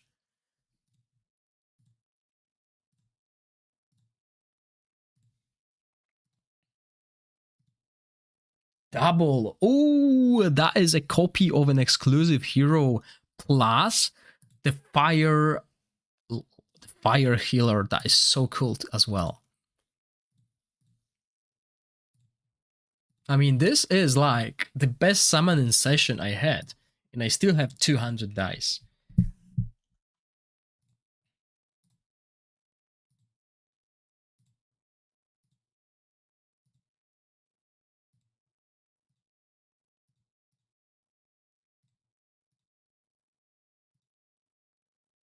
I got another copy of the wife, but where's the husband?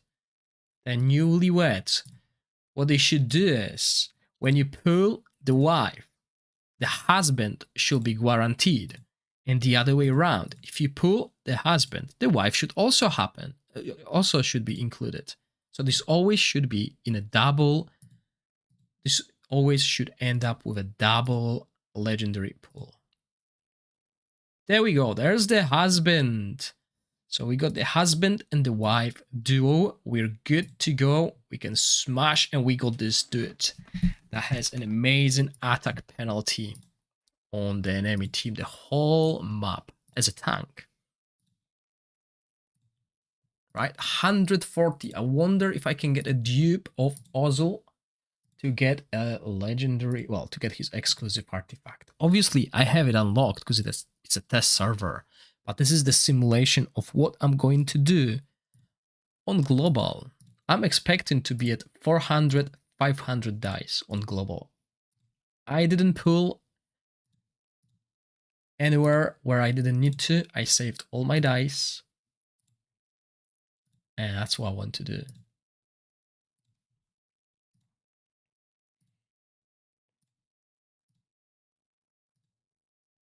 Wife again. 3 copies of Wife. 2 legendary artifacts or 2 levels of inspiration. I would go for the artifacts, definitely. Okay, I got a few more pulls to do. Here we go. 2 dupes. 2 dupe exclusive heroes. However, not the one that I want.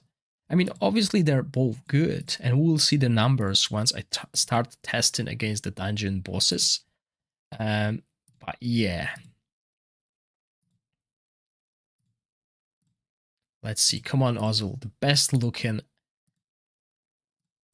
legendary in Season 3. Nope.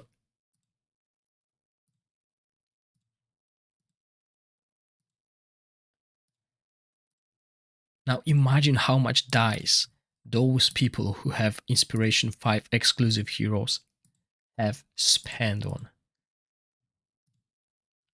Added 500 summons. That's a lot. And I got 5 legendary, 5 exclusive heroes.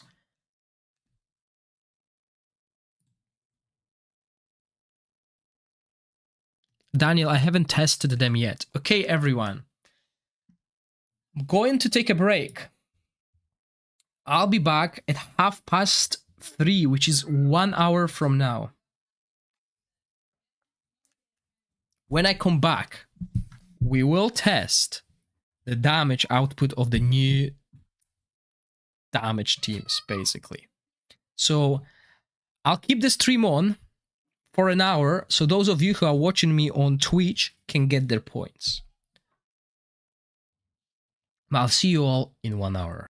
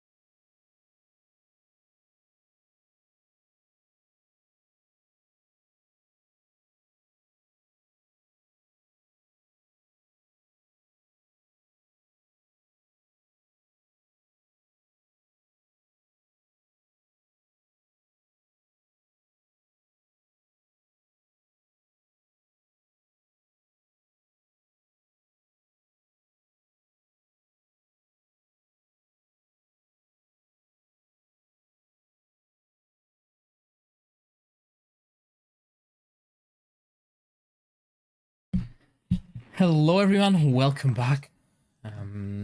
Yeah, let's do it. Let's keep going.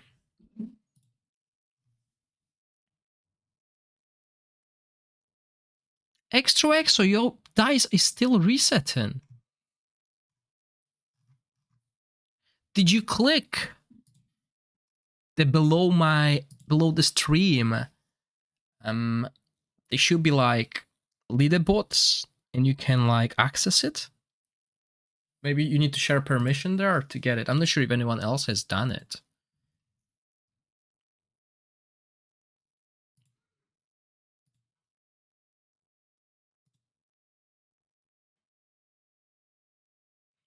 CJ, sorry about that. So what's left to see? Well, we only saw how these teams work, how these heroes work, but we need to find out the right equipment for these heroes and etc. So what I want to do is, sadly, there's no proper level of temporal vortex being added. There's only low levels, right? But it's gonna give us an idea how this team's damage output works, okay? So what we're gonna do is we're gonna build proper teams and test them at the temporal vortex. And we will start with poison and frost. You know why? Because we can test 5 new heroes. So far, my favorite heroes in each position, well, hard to say, but from here, it is definitely him, right? Rick. He is here to consume the corrosion, right? I'm not gonna lie, I really like Whisk. His ultimate does a lot, looks like it does a lot of damage, okay? When we go to Radiance, it's definitely her, okay? She does really well, but I also like her, Diantha.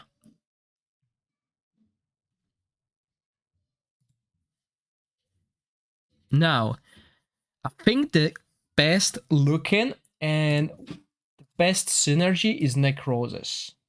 Though this synergy here is so cool that she jumps onto him and disappears. It's amazing. I love it. So that's the thing, right? But let's try Poison. I think this Poison team, Poison Frost, will be really strong this season.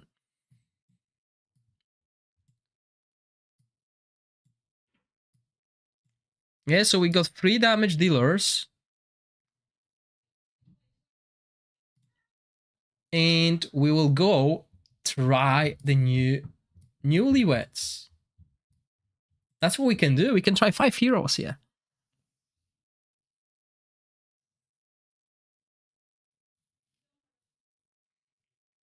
We can try the whale team. If we don't want to, we can always bring Furbuff and try her as well. Okay, there's so many options with this one. Hi Norman, welcome and thank you.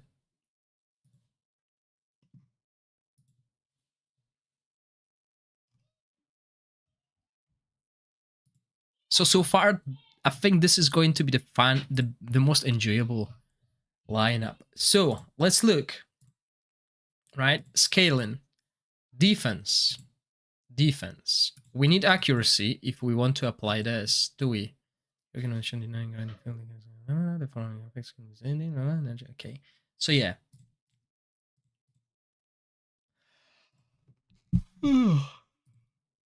Sadly, there's no defense and accuracy. Well, there is crown. Okay, but if we use crown on him, is it multiple hits? No, it's a single. Okay.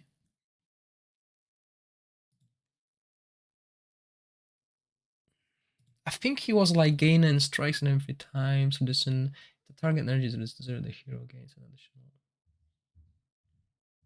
Okay, we can't, it won't work, I think.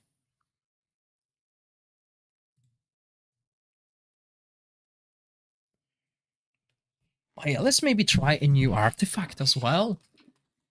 Like, what do we have here?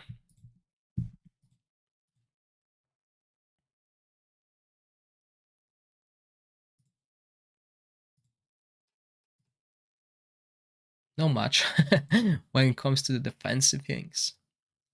But let's give him this. Okay, this will help us with accuracy and gives him haste.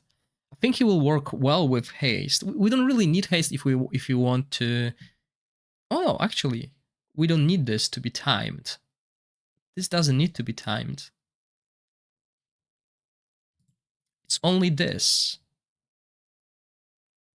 that will be timed. Okay. So we could really like use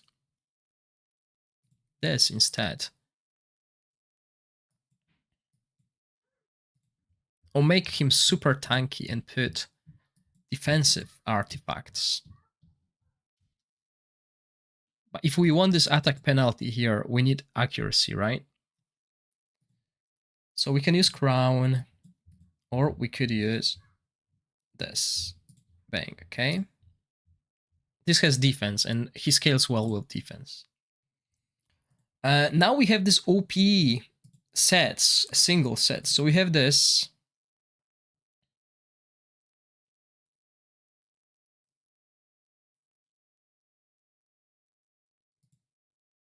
Could be this. We don't really want that. The boss doesn't dispel. Boss doesn't stun. We don't care about this. Yeah, we don't care about this. So let's go for the unique gloves.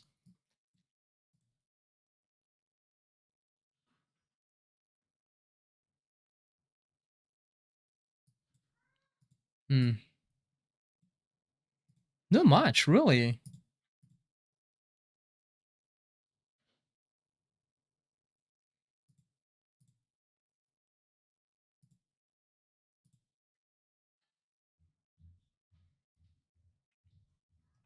Yeah, I mean, if we look for these things here.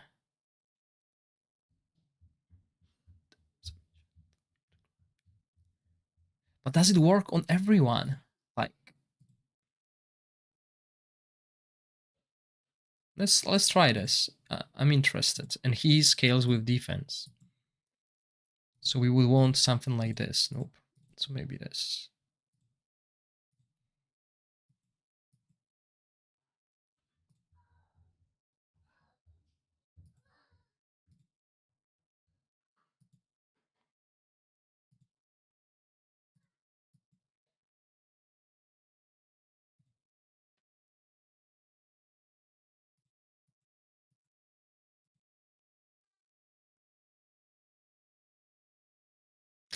I want to try it. I mean, I wonder if it's on him or for everyone. It will be OP if it's for everyone. There's a 50% chance for the wearer to grant 50% increased healing and shield effects. Let's try this instead. Yeah, I don't know why I was looking at this. This is what I should be looking at. This is the set I wanted to wear.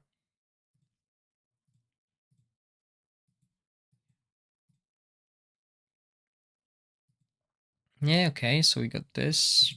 And for gloves, we go for normal sets. So we want to reduce the damage here. So we'll go for this, hopefully.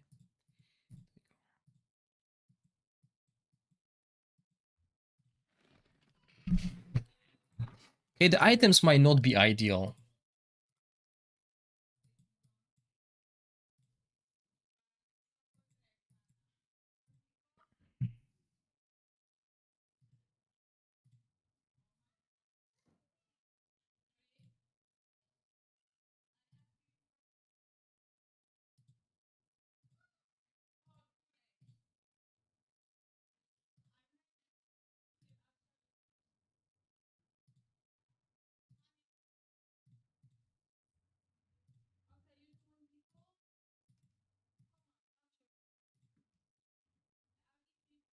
Oh, you missed the beginning, demon or angel.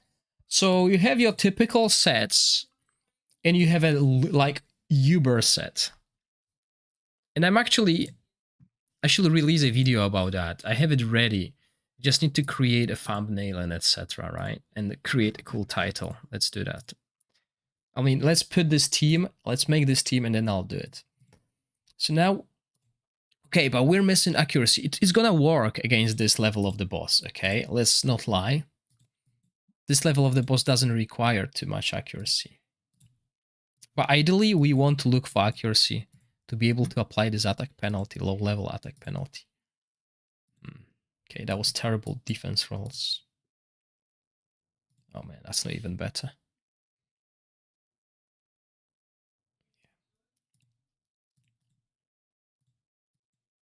I am starving. I didn't eat anything in the break. I was focused on work. So I'm hoping. I mean, we could even go skill haste. I'm hoping that I'll get dinner soon.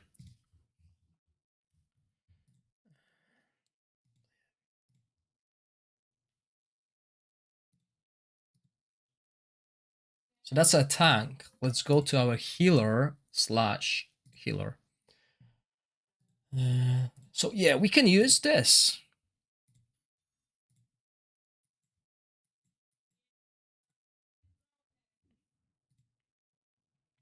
We can try this, which again, if she won't. That's the thing. We don't have a second healer.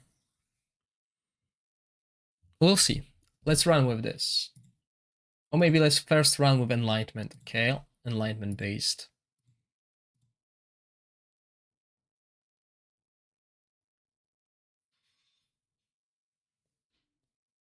Okay, the haste is good, but I don't think we really need it. Because we will cast that at specific points.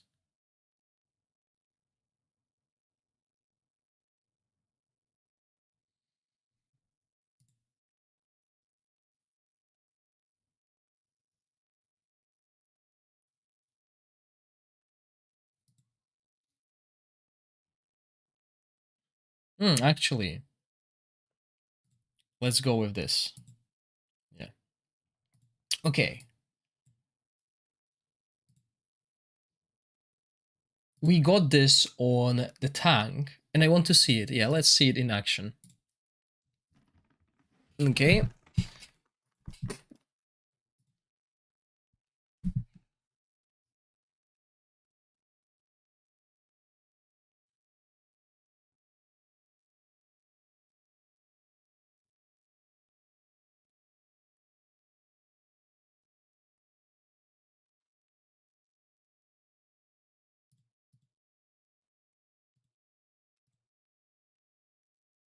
The equipment had a total overwhelm. You will be surprised by what the equipment does.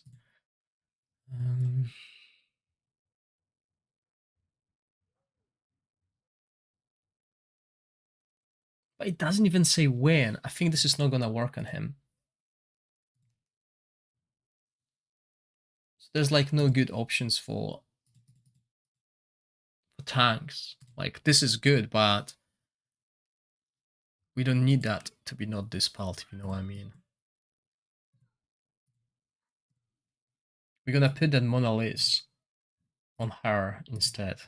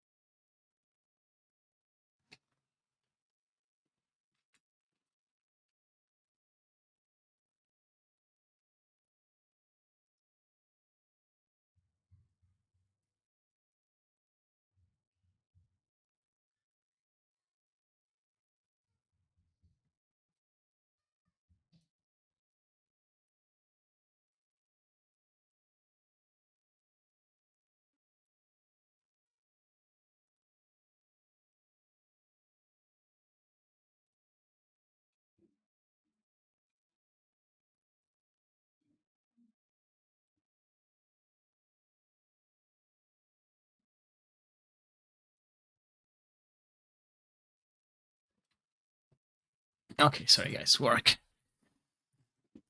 So yeah, let's put this one.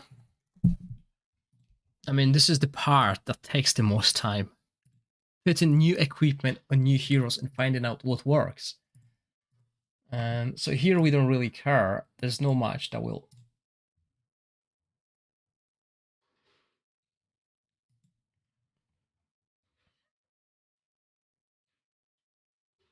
Yeah, there's no much we can use here. So we'll go for another set. And what set can we use? Like, reduce the damage taken by the wearer when the damage does not crit. Okay, so that's not too bad.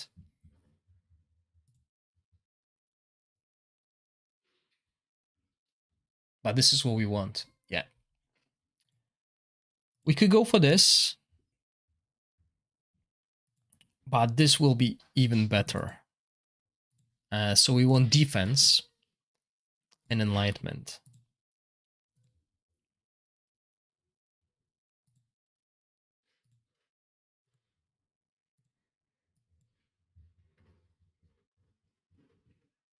I have no idea yet. We'll check that as well, okay? As 4 days, well, a week worth of time.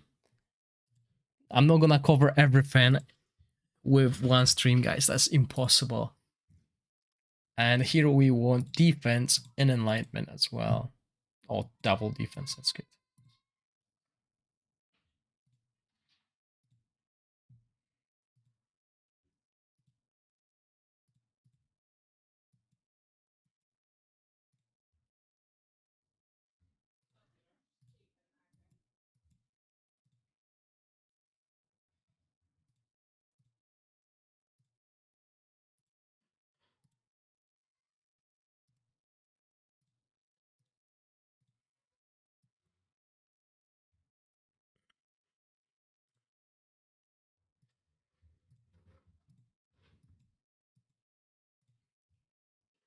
Yeah, this is the ice healer, the wife.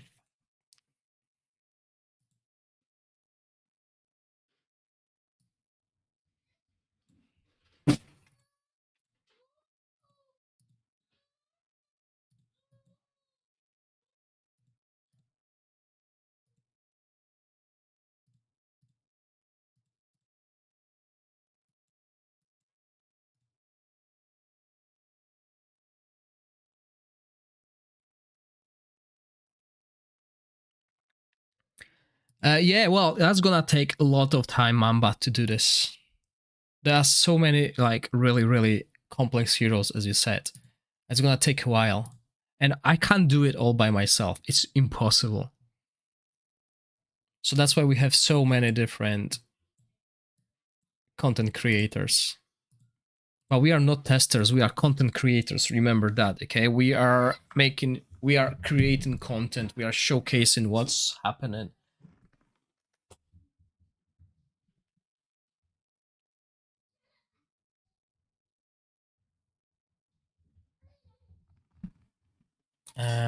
So yeah, let's focus on our main damage dealer, which will be Rook. So what do we want to happen? What do we want to happen here? Increase damage dealt and damage current HP more than 50%. So he should have that buff constantly. Well, everyone should. That's why it's working so good against the bosses.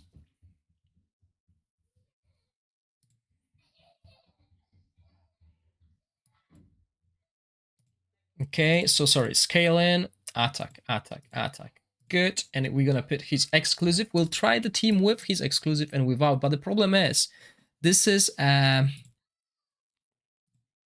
low-level Vortex team, so the fight's gonna last till like 400 stacks.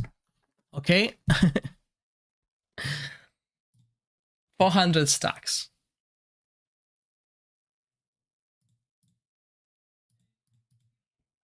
Okay, so offensive gloves, right?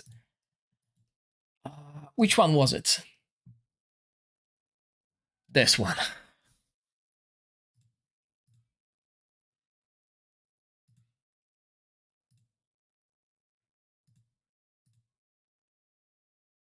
Yeah, that's the one.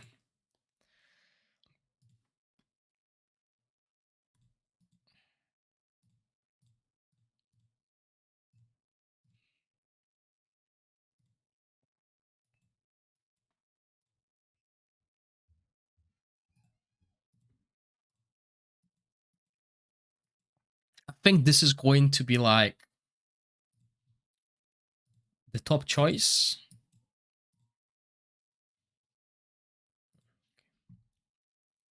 Because we will apply this defense penalty. And I mean, I could put... Oh, but he does deal damage. Okay, that's cool. I have an idea. So see if we go here. Yeah, he's got crown, right? So that's defense penalty. And we will need to put witches remain on someone, and that's going to be the person. We'll apply witches remain. Or maybe... Yeah. That's what we'll do. So we will have this attack penalty constantly. Sorry, defense penalty. So we got this. Now we need to work on offensive set, and we got 4 choices. Attack and attack speed. Directive damage, so he's not doing that. The wearer gains 1 additional attack for every 1% of crit. This is what we'll go for. And I think we'll drop crit rate gloves for crit damage gloves. Okay, I think this will pay off better. So what we need to do is we need to look for attack, crit rate, crit damage. And sorry, but he's taking that over. Low crit rate though. I mean, we can look for something like attack and crit rate. And hopefully we roll something. Nope. Okay, but we want crit damage more than crit rate, so... Yeah, so we'll keep this one. Now here we want crit rate, crit damage, enlightenment, accuracy, attack, okay.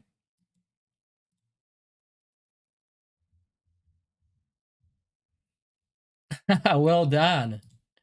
Okay, that was huge crit rate. Attack percentage. Oh no, we don't want that. Okay, that was like a really good stat-wise.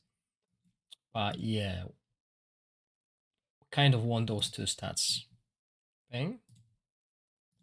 Now we want crit damage here and crit rate.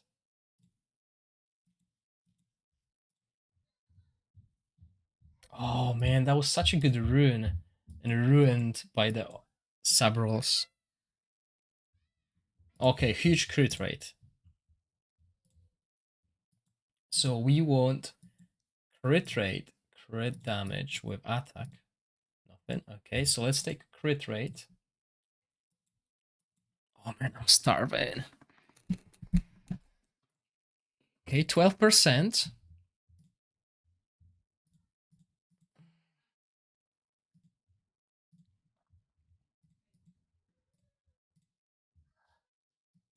If we get like double crit rate roll here, it will be good. Just a single. But I think this will be even better than having 100% crit rate, you know? Because this will give me... This will give me 1.2k attack. This will give me 1.2k attack. This set. And if I change this to crit rate, right? This one, for example. Okay. I will lose a lot of attack. So we can try both ways. I mean, and I can drop crit rate here and go for attack crit damage as well. It's always an option.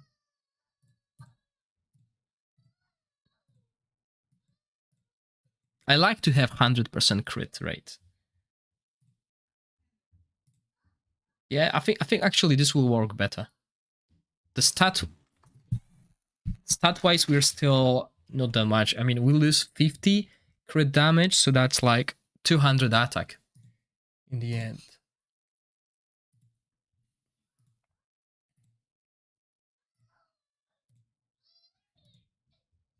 So as I said, we're gonna wear witches remain here. Witches remain, witches remain, witches remain.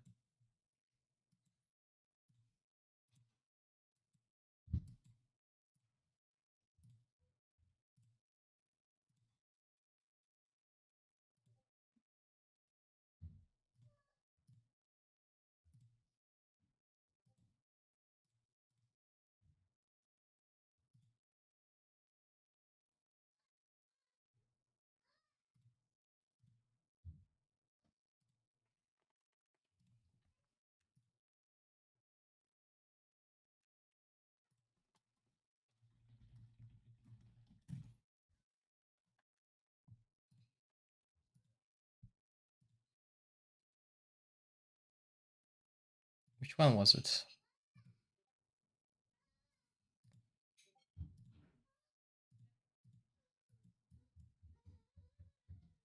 This one as well. Yeah, I think this will be the best one.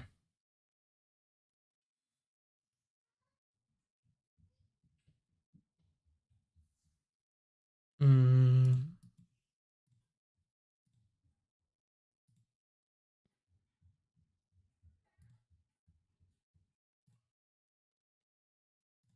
Terrible rolls. So we go this way and hope for something good.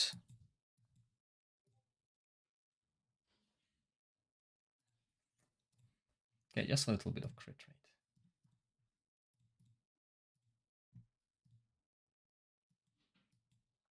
I mean, I'm skipping accuracy on most of them because we will have quite a lot. Well, we don't need that much accuracy because this is going to be a low level boss. Okay. Crit damage.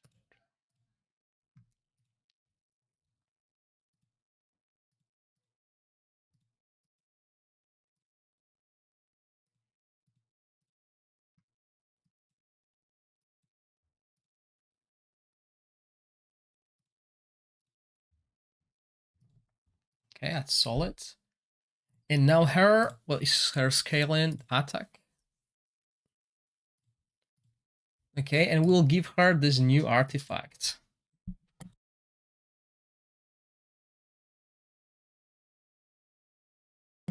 I'll have some food in the meantime.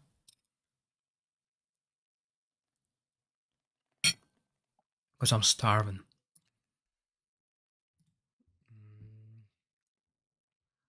Sorry. Just making sure you can hear me.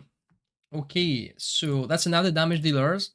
So we're looking for the same glove here, right? And that's the issue, because that's our only option. Like a really low. But we can try maybe this way.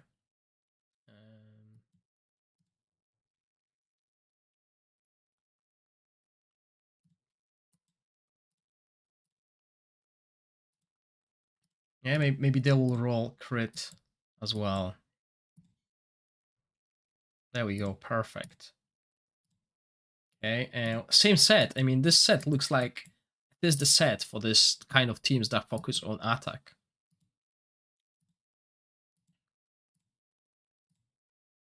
But that's the issue, you know. We will need a lot of good equipment. I can hear my fork. Sorry about that. But since I went crit, yeah. Ah, well, let's try. I mean, we can focus more on crit rate here.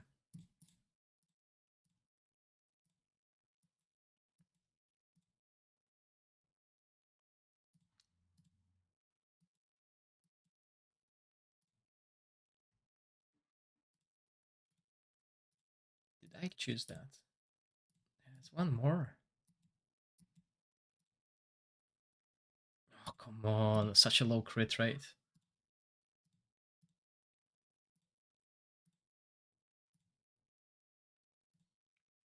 I have like terrible rolls on the equipment. Yeah.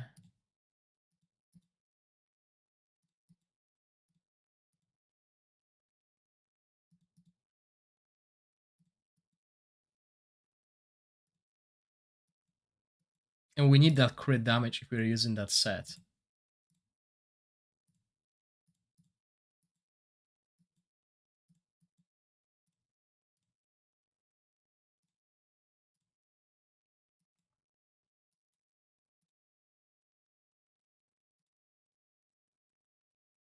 So I guess I need to try. Like, what is this? Oh, I can actually change that, maybe. Maybe let's try something else.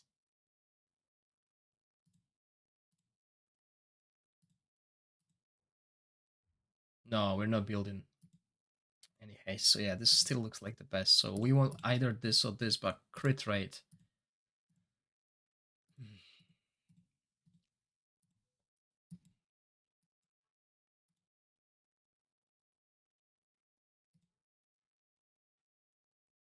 But is it worth? I don't think it's worth. Let's leave it this way. It's a really low crit rate because we don't have good artifacts for this.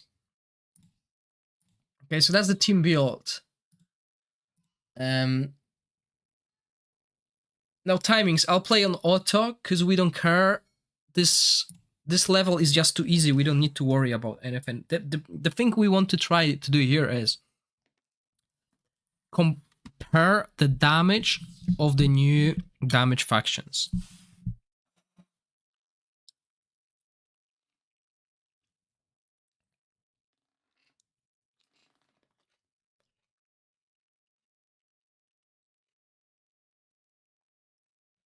So while we do that, I'm going to create a YouTube video because these fights will take ages.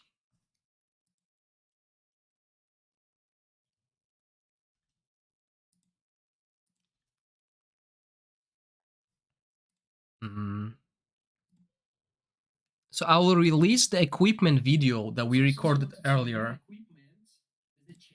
for those of you who want to watch it.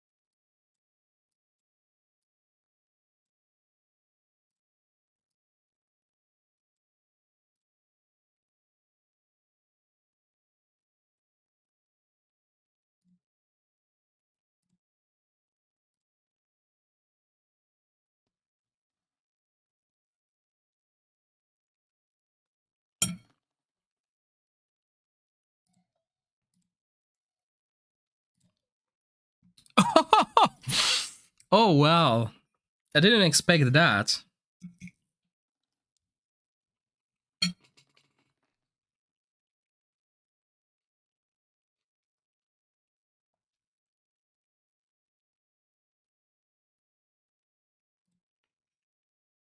But he's smashing the competition.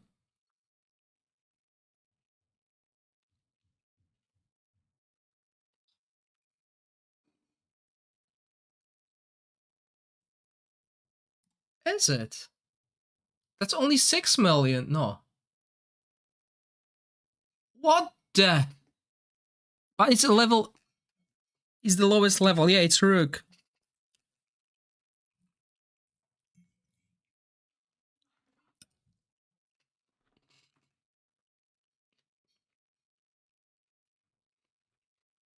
Look at these numbers.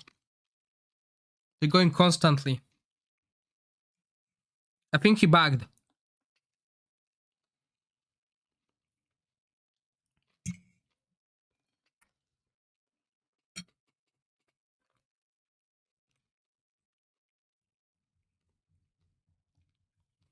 It seems like Vani in season 1 where she backed for me.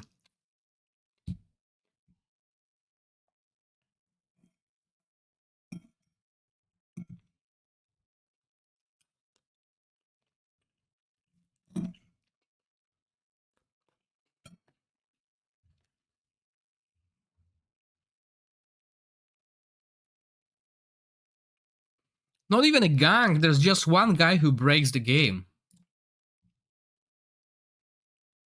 No, corrosion can crit. Corrosion is not poison.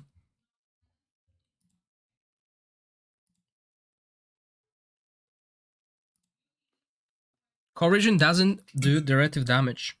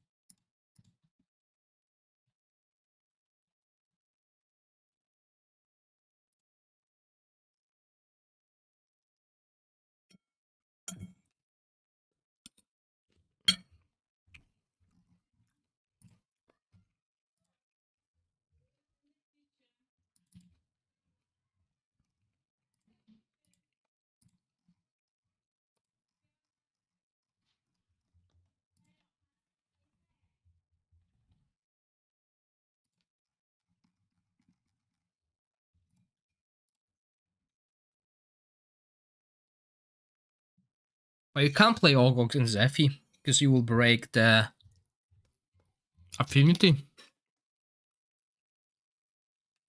Corrosion is not a debuff.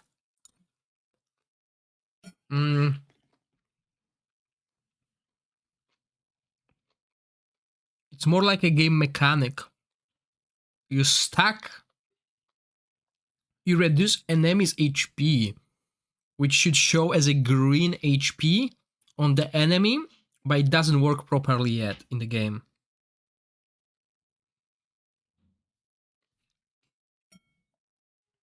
Yeah, well, it seems like Rook is the only corrosion hero who does damage based on the corrosion. No accuracy. I mean,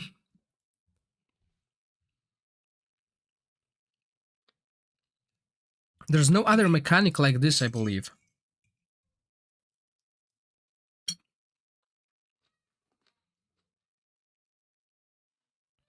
So imagine you doing like 1,000 damage to the boss. 500 damage will be added as a corrosion, and some heroes deal extra damage based on the amount of corrosion you have.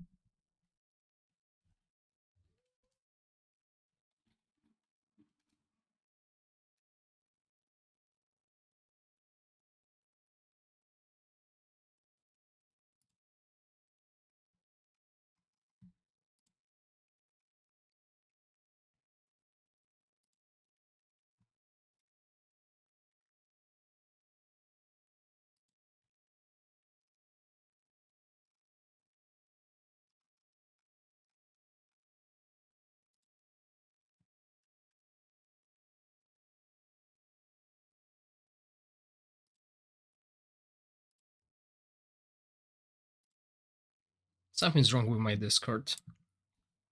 Wait, look at these numbers.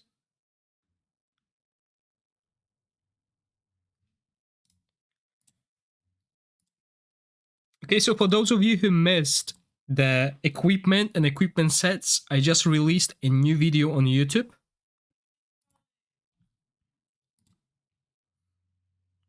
So while we do these boring fights, you guys might look it up.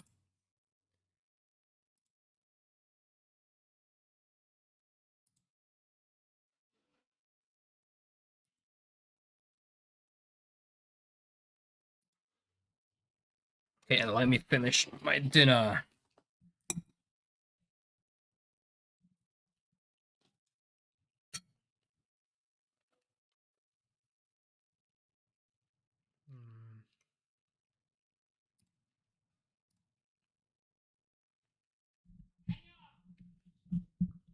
Yeah, remember this is a low level vortex. I can't play the higher level. I mean, we will clear this one and we can try vortex 2 to compare.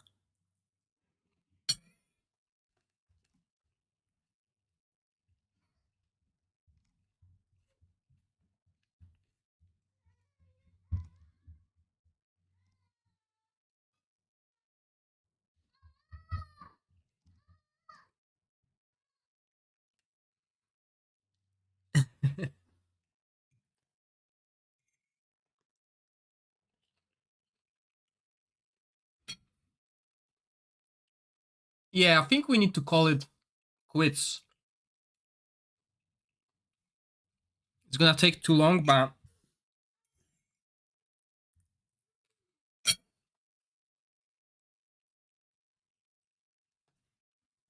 let's see how long we can survive as well. Just to see how long these healers can keep us alive.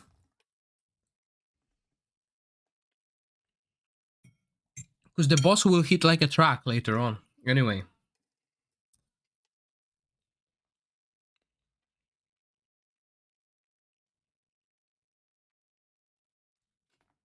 And look at this damage. It's not only Rook. Obviously, Rook is just going through the roof that is doing this yellow numbers. It's other guys as well.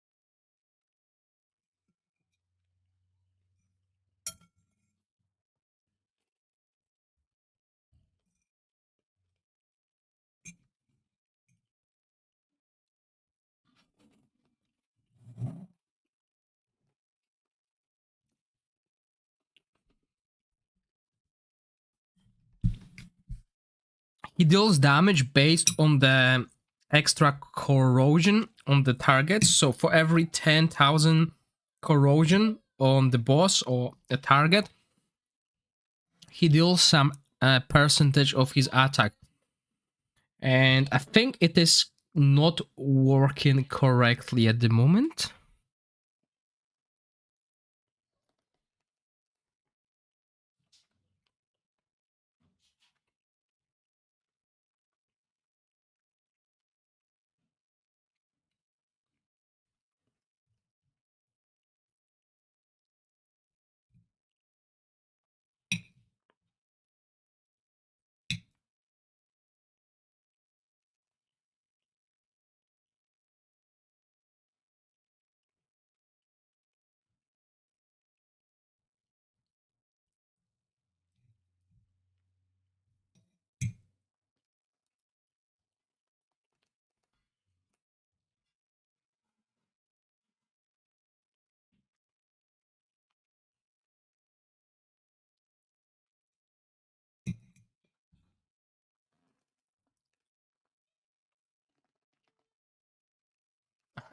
Let's go for it.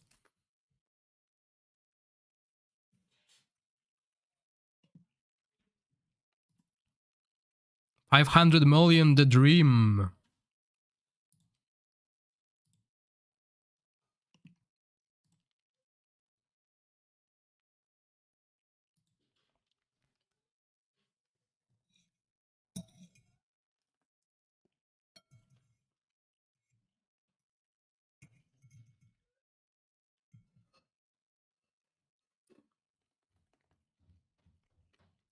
Oh my goodness, I'm gonna repeat myself.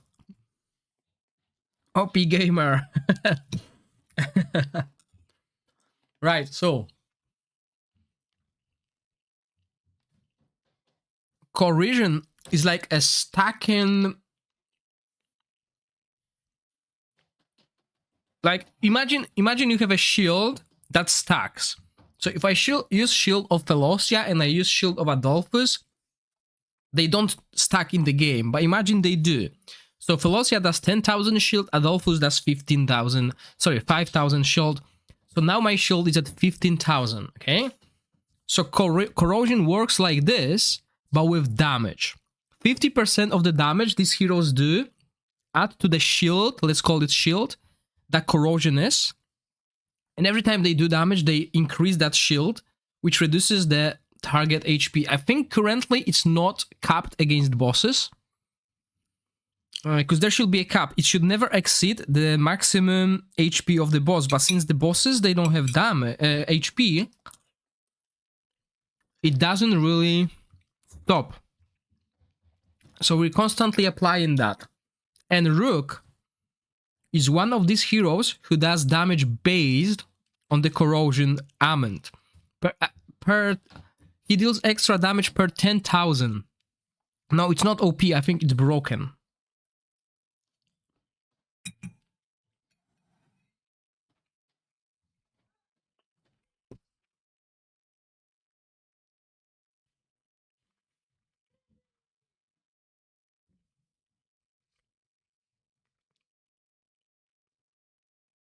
I think this is just broken.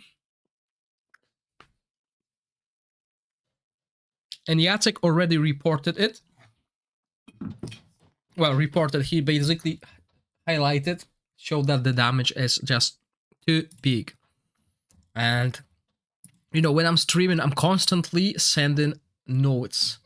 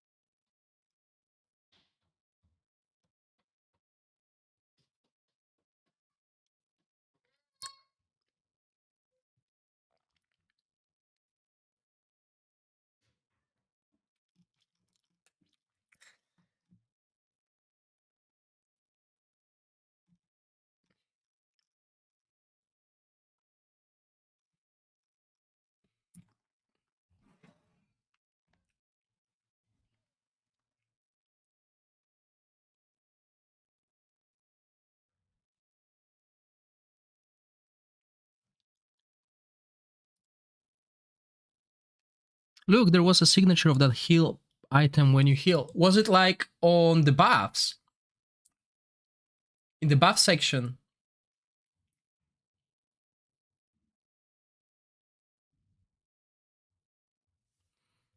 On the numbers. All right, cool.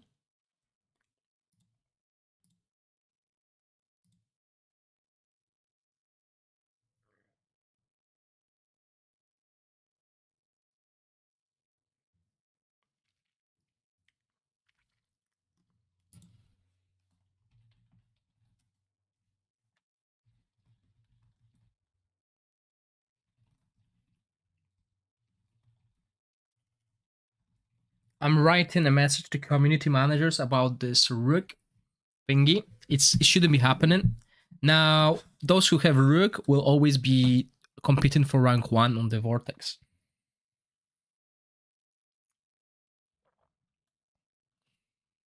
Corrosion. Why do I say corrosion? Corrosion. Is that bugged or too strong? Rip damage. It's based on 10,000 per. It's based on. It's increased by corrosion per 10,000 stack. Yeah. I'm gonna skip it, guys. Well, no, let's let it go. Per 10,000. This seems to add into infinity or hard cap, because it doesn't like scale constantly, right? At certain point, the damage is the same.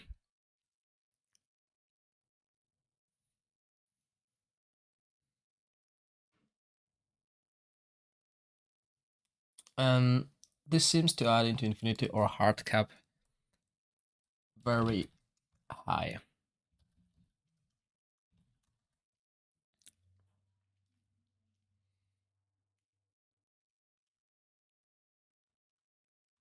On temporal vortex. I know it's low level temporal vortex. But if we compare corrosion, or rather rook damage versus any other type of damage, it is just way too high.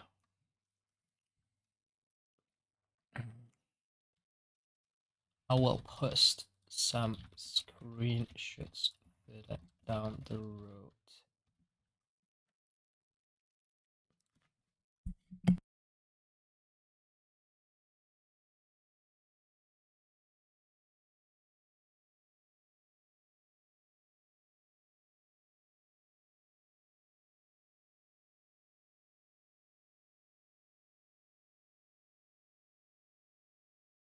Okay, so 526 million damage.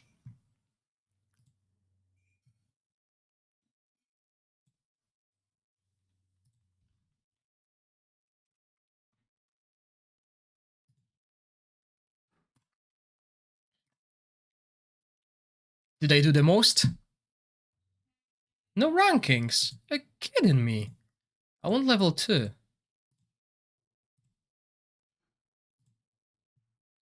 Why did upload failed?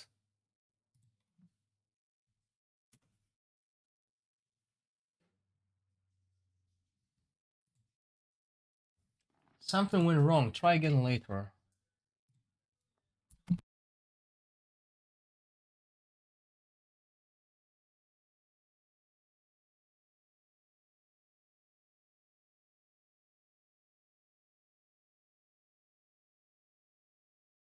Oh, it's not only me, it's just Discord. Okay.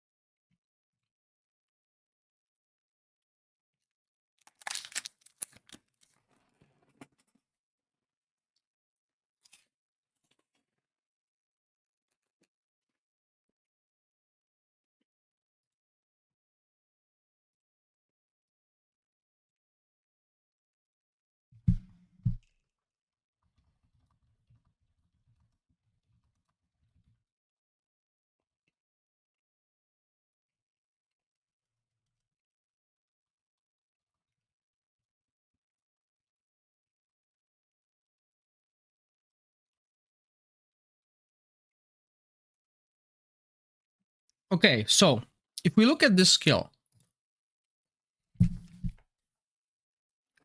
when he casts this ultimate, he should deal additional 35% attack once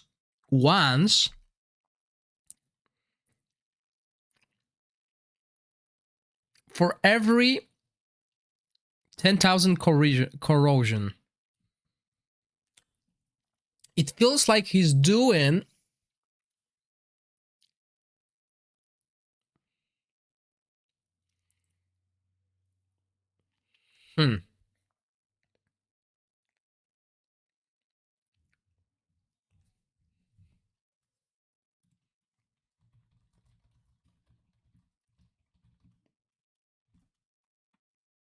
It seems like he's triggering it.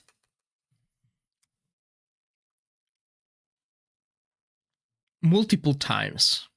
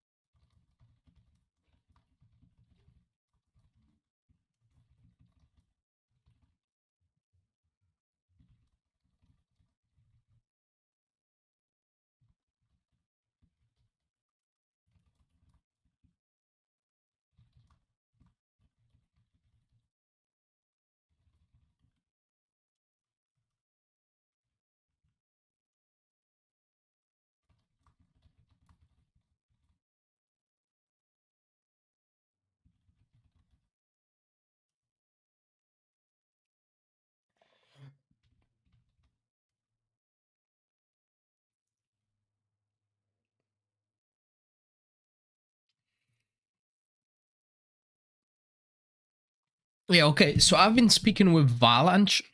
He's another content creator.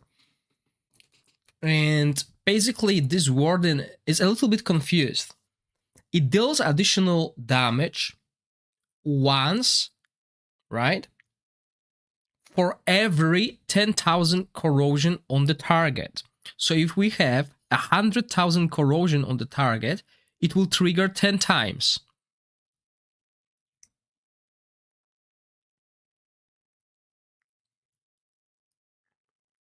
And then we multiply that by 3 hits.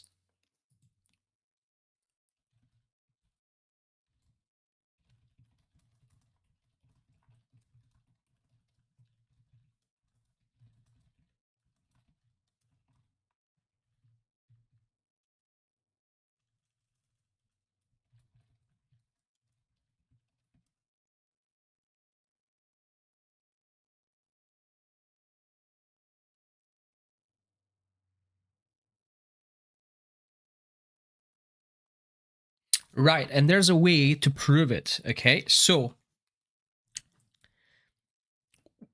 we trigger this every time, as you said.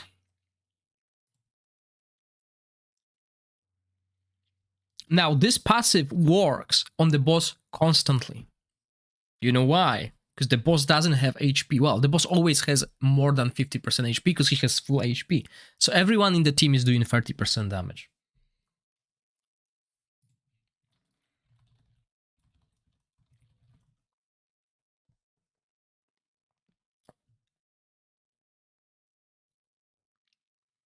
No, extra exo. So you cast the ultimate, which means you're doing 3 times 260%. Now, each 260% will deal additional 35% per 10,000 corrosion. So this 260% can be increased to tremendous numbers, and each of those 260s can be. Now, you know why? Because we have 3 corrosion heroes that constantly apply corrosion, and we apply that so much corrosion that we are not able to deplete it. But now there is a hero who can do that, and I'll show you the difference and the way this should be working. What I'm looking for, where is it? All right. So do you remember that hero that basically triggers the damage immediately? That's her. So if I replace this hero, I'm not gonna put equipment on, okay? Or maybe let's put it. Let's see the damage. Let's compare her with this other hero. So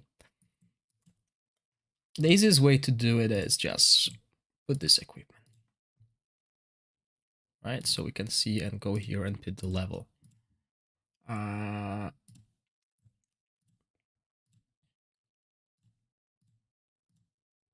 need to learn the names. Don't get me wrong. I'll call them dudes for the time being.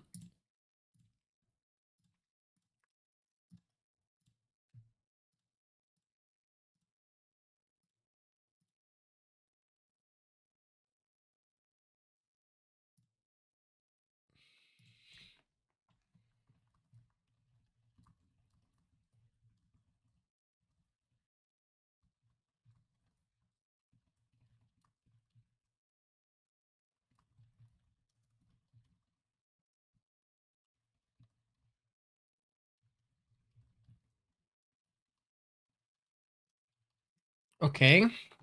Sorry guys, I'm still writing. We're trying to explain how it works and make sure it's not completely broken by this. There is no cap.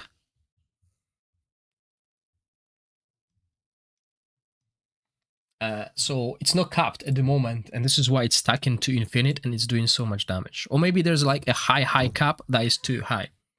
So this is the hero that will trigger all the damage immediately, and you'll see the difference. We should see the difference in theory.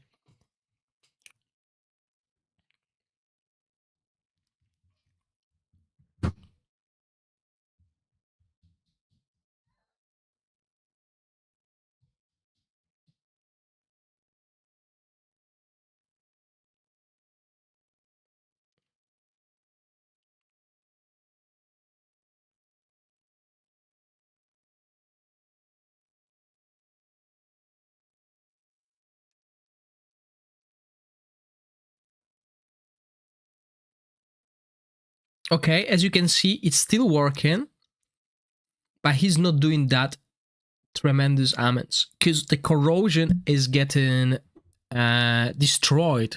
That the shield that I explain it as is getting dispelled right now. Okay, so all the corrosion that was on the target is gone, so his damage is lower, but it still triggers a lot. Oh, 1989 Ahir, well done.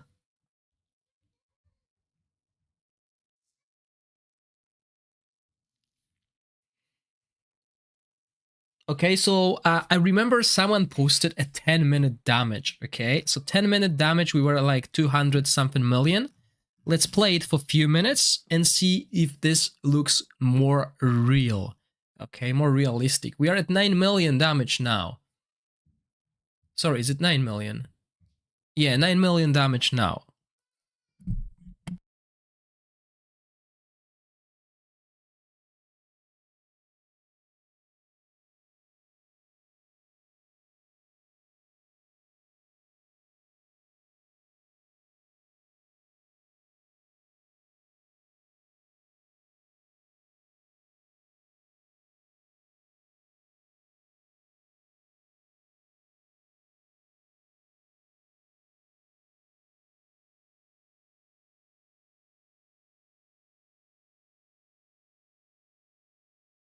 Yeah, it looks different, right? But guys, bad news. I need to go away for 20 minutes, so let's play this fight and let's see the total outcome, okay? I'll be back in 20 minutes. I'm just gonna give a bath to my kids, so I'll be right back. Yeah, bath? Yeah, okay, I'll be right back.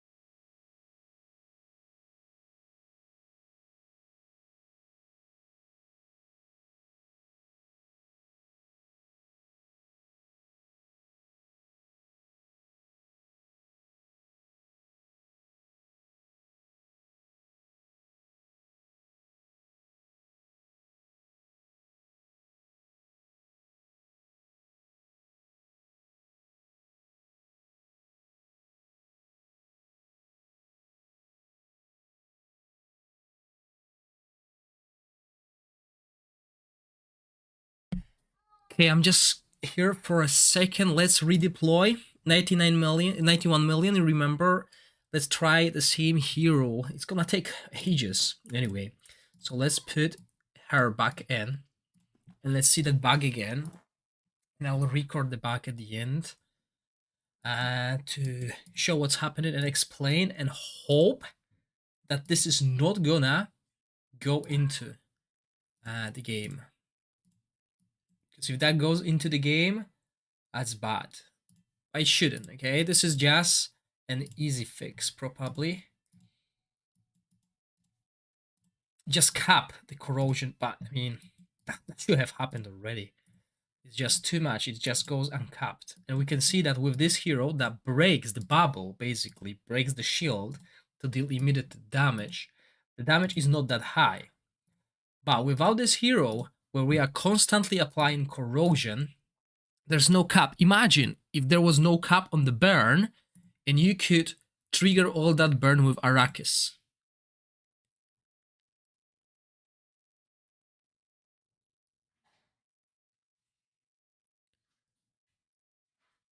Okay, let's try this. Let me put this on. So this will be the bugged version. And I'll be back in 10 minutes.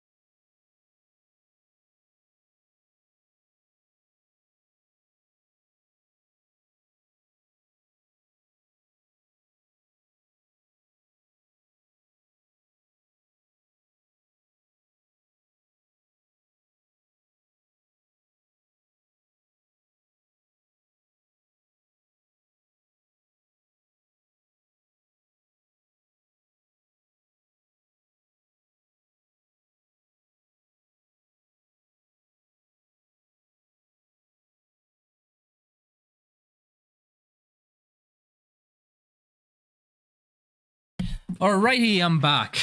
Apologies for that, all done. Next break when kids are about to go to sleep. So we got like an hour. And then I'm all yours for the evening. So, what's happening? What did I miss?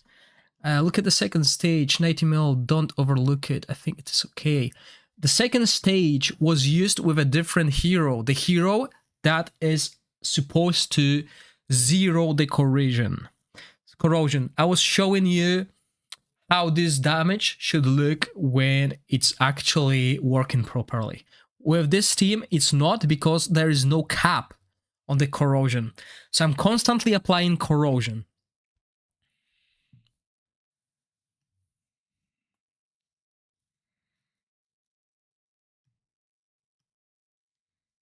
Yeah, so this is level 2, but the setup that was doing 500 million.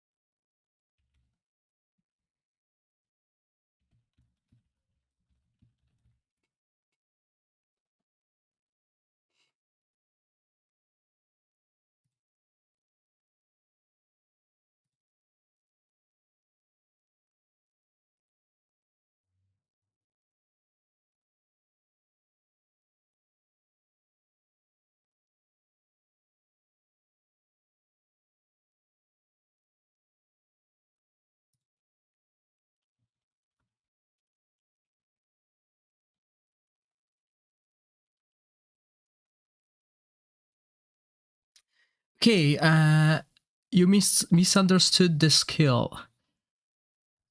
So beside the Rook, who else do you need to make this work, assuming they don't fix it? So you don't need these legendary heroes here, right? All you need is a hero that constantly applies corrosion. The hero that I used in a previous fight is the hero that actually triggers the corrosion, okay? She's like a cheap Rook. Now, if you want to keep stacking this corrosion into infinity, which I'm doing right now, you need to bring heroes that does apply corrosion on damage hit. I will go over them in a second, but this will be fixed. I'm reporting it, and I bet you other people will report it as well. This is not what should be happening. I mean, okay, we're doing amazing damage, etc., but it's not working. Well, it works as intended, but the intention is overtuned. I think when he go to last stage, damage will be around 100 million, which will be okay. No monster. The damage will not fall if I survive. If I can survive to 204 stacks, sorry, 210 stacks, like I can with Ice Blast, the damage will be similar. Thank you, Yannick. Yeah, it's... there should be a cap. Like I said, imagine if you were running a burn team with Carve and Biggs. You don't want to bring Arrakis. You don't want to bring anyone else. You want to bring Carve and Biggs, who apply burn constantly. And instead of 10 stacks, you can go to infinite stacks. And now imagine that your Ascetius or Arrakis does not cleanse, does not dispel, well, does not consume these stacks, okay? He does damage based on the amount of the stacks, and the stacks never disappear. Well, similar with poison. Imagine if you had Lothier and Corin that refreshes the poison, but the poison stacks beyond 40. I think the max cap on the poison stacks is 40. imagine if it never actually been capped and you can go into infinite number and your Lothier is becoming a monster. So that's what's happening here with the corrosion.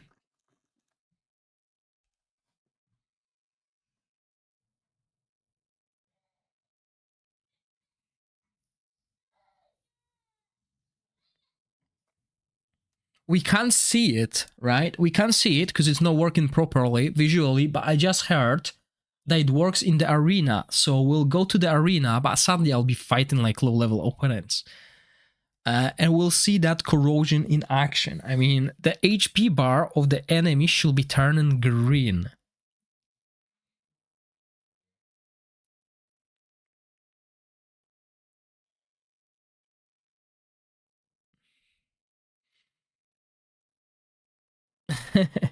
I mean, yeah, well, remember, I mean, this is not a hard thing to test, okay? But remember that testers can't really test every scenario because there's so many people that will do silly things and those things will break the game. Like, I'm not sure if you remember my Vanny video where I used Vanny and Shelter and the Vanny bugged somehow that she was doing what Rook is doing now, and I managed to do like over 80 million damage in Season 1 endgame boss with one team. Which was crazy if you take into consideration I only used Vanny and Shelter. And it only happened once, no one else was able to recreate it. And I even sent the logs and everything to the developers and, you know, maybe they fixed it. But this is, everyone is able to do this, okay? All the content creators I'm talking to, they're able to do this. So yeah, our total damage will be lower because we're dying, okay? The boss does more damage now. But it's still insane. It is insane amount of damage.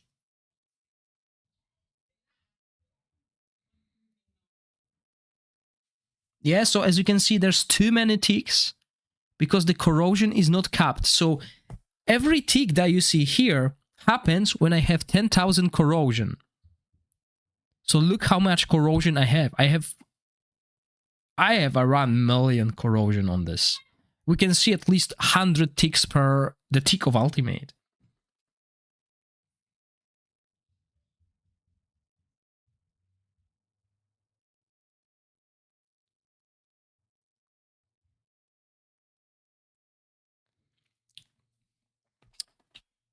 But yeah, after this, we're gonna jump to the arena, and I want to see this bar turning green. And after it turns green, we will remove the legendary heroes in this team and replace them with the rares. And this will conclude Corrosion versus Vortex. Then we'll try Shadow versus Vortex, we'll try Aura versus Vortex, and that will probably conclude today. Tomorrow we will do the dungeons. Yeah, that's the idea. Testing other teams as well. I mean, remember, I got a week to test this. I want to test as much today as possible, and tomorrow and on Sunday, because I need to catch up with work.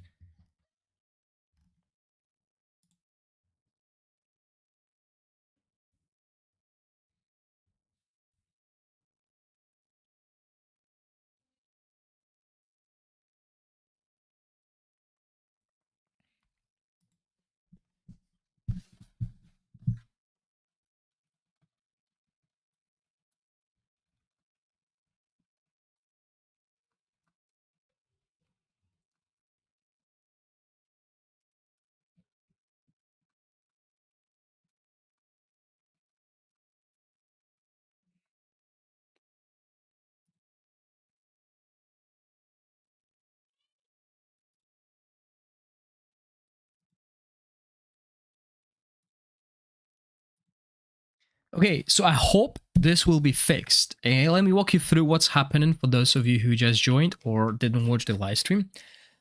Rook is just breaking the boss. This is level 2. On level 1, I've done over 500 million. This time around, we did less because some of our heroes died because the boss is doing way more damage.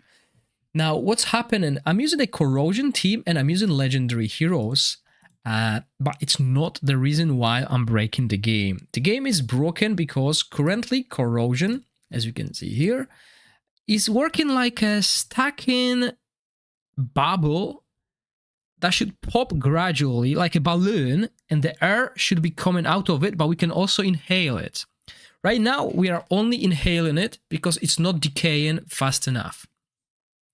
So we constantly inhaling and the balloon is getting bigger and bigger and bigger. And those heroes have a 50%, like when they deal damage through ultimate, the 60% of this damage is instead turned into corrosion. Okay, and you can see here 50% on this hero, and you can see the same on Whisk. 50% of the damage is dealt to corrosion afterwards, so this corrosion bubble is getting inflated every time those heroes hit. Now we have a Rook, whose damage is increased based on every 10,000 of corrosion on the target. And since we are constantly inflating that corrosion, it's going up without going down, this thing triggers 100 times, and it triggers 3 times per the cast, right? So we cast it once, we trigger 100 of those. The second hit hits, we trigger hundreds of those again. And the third hit hits, and we trigger hundreds of those again. He doesn't consume corrosion with any of his skills, right? And same here for the battle skill. Now, what also works well is current HP more than 50%. The boss has max HP, so it's being applied. We don't have anyone to pop it. There is a hero who will make this team act naturally, and that's her, because converts 25% of the current corrosion to damage immediately when the hero's skill deals damage to enemies. So this is like a pop in our balloon, but we are able to catch enough air to not let everything out. So this, if we put this hero in, the damage will get down drastically. Okay, but if we are constantly inflating it, and I'll show you what I mean. Remember, this is Vortex level 2. The damage you're gonna see on the screen is just way too powerful compared to anything else in the game. Look at this. So it starts slowly because we're getting this corrosion applied, as you can see, 3 ticks, blah blah blah. Yeah, you could see that quick succession of damage 3 times. And if we wait a little bit longer and get that corrosion stacked, really, this damage is just going through the roof. Rook is just going to demolish this boss. Okay, look at that. Now it's going faster. We can't even, yeah, you could see that, right? We're doing like triple the amounts of ticks that we did previously. But it's also going to increase.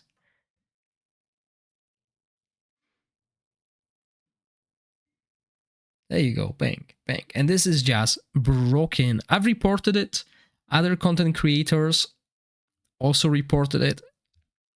And we'll see what will be done. But this has to be fixed before it goes live. Otherwise, those who have Rook, and they don't even need legendary heroes, because other corrosion heroes do the same thing. They apply corrosion to the enemies. So we will be constantly inflating the balloon. And look at this. This is just crazy. Look at this. And he's critting because he's built with crit. Okay, this is not derivative damage. This is his damage. And now I've done 16 million damage in a minute and a half. So this is just crazy. And yes, Brook is an exclusive hero with an exclusive artifact, but he is the only one that benefits from corrosion the way it is. Everyone else either applies corrosion or burst the corrosion bubble. He's the only one whose damage is increased per corrosion stacks. Well, per the amount of corrosion we have.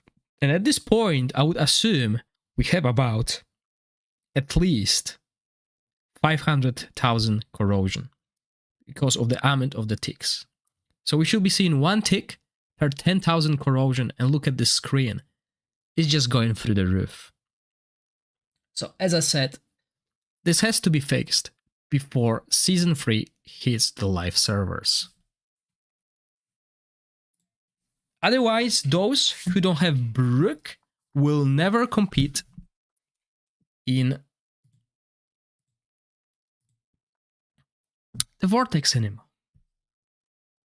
Now, as I said, I don't think we need these heroes. I don't think we need these legendary heroes, right? So if we go to Corrosion, there are other heroes that apply Corrosion. So, does it? Yeah, 50% of the damage will be applied as a Corrosion. 50% will be applied as a Corrosion. So we can put him in.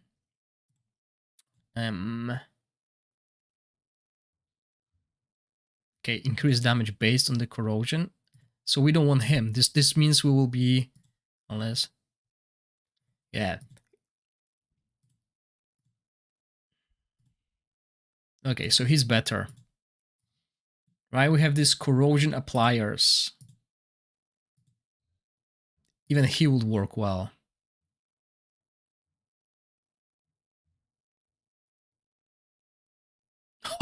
No, he will be good. Did you see what he does? He increases the Corrosion applied. So let's even go like this. Yeah. So we're gonna book Rooks. We're gonna boost Rook's damage as well. The only thing ahead is like changing all this equipment. I gave him good reason. No, I gave him reason to just fix it. Put a cap. Like either cap the corrosion or cap the damage he can do with it.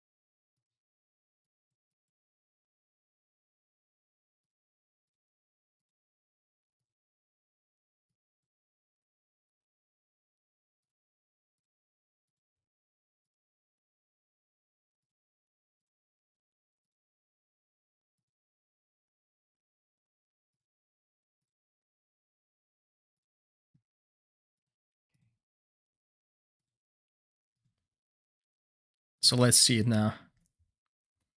Oh, so definitely I want Rook. No one expected Rook to play by the rules. Got him E5 to fight 100 million damage. His corrosion is taking all the time to renew. That's insane. But that is not Nitro. I don't think this is... Well, it's working as intended. It's just not capped. That's the issue.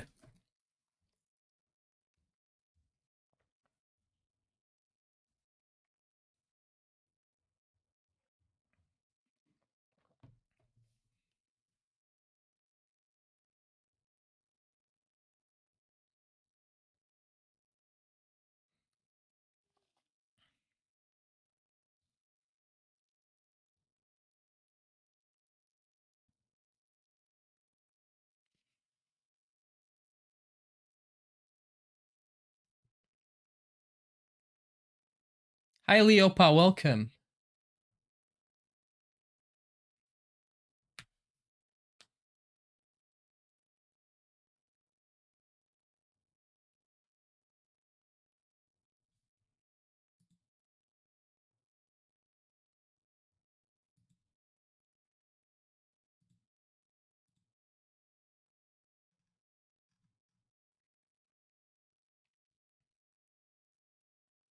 Yeah, that is, as I said, it's because there's no hard cap on the corrosion. It's constantly applied. And I showed Nitro, I'm not sure if you saw it, I showed a way to make it work as intended. So let's see. Very similar damage to the one that I've done with the legendary heroes. You don't need legendary heroes, really. If this goes live, you don't need legendary heroes beside Rook.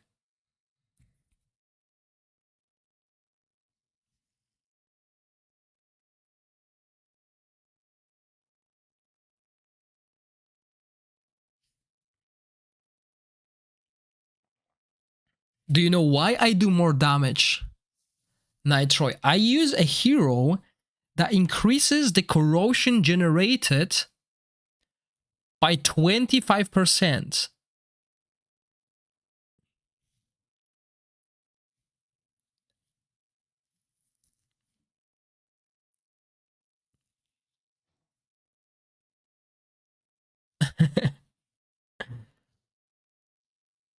This is just crazy.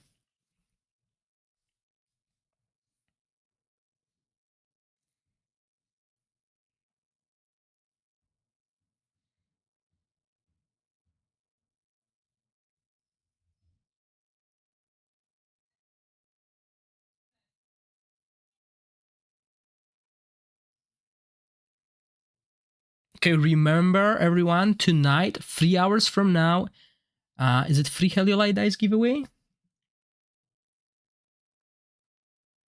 No, it's not that. Okay, so let's go and play different type. I think it's not him being overtuned. It's just the corrosion overall does not have a cap. Or maybe it has a cap, but very, very high, as Nitro said.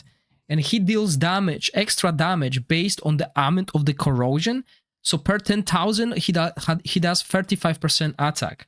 So if there is no cap,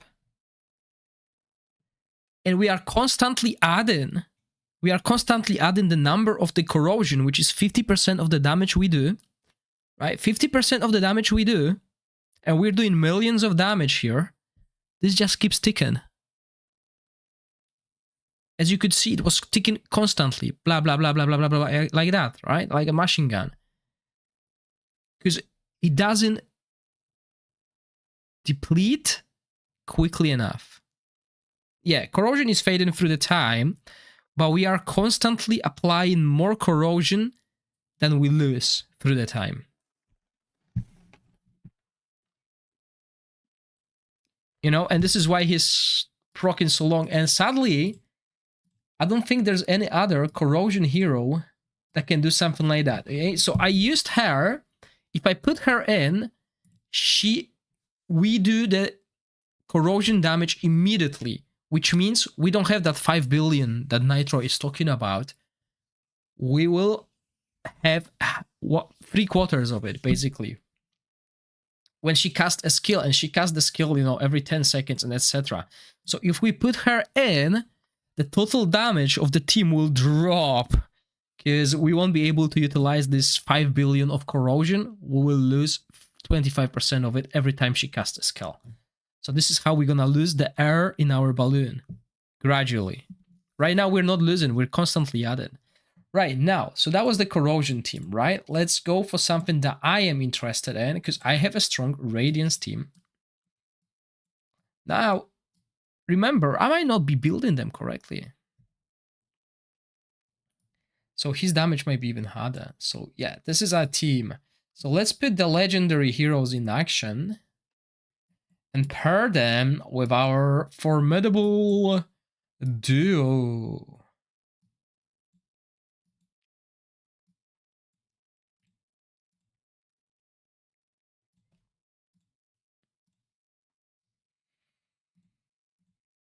Oh, Nitro, by the way, I saw the new shop where we can buy Uteor and the legendary artifacts.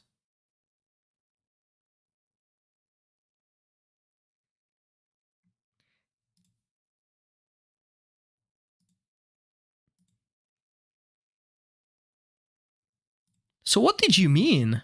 What were you talking about? You can purchase 2 legendary artifacts.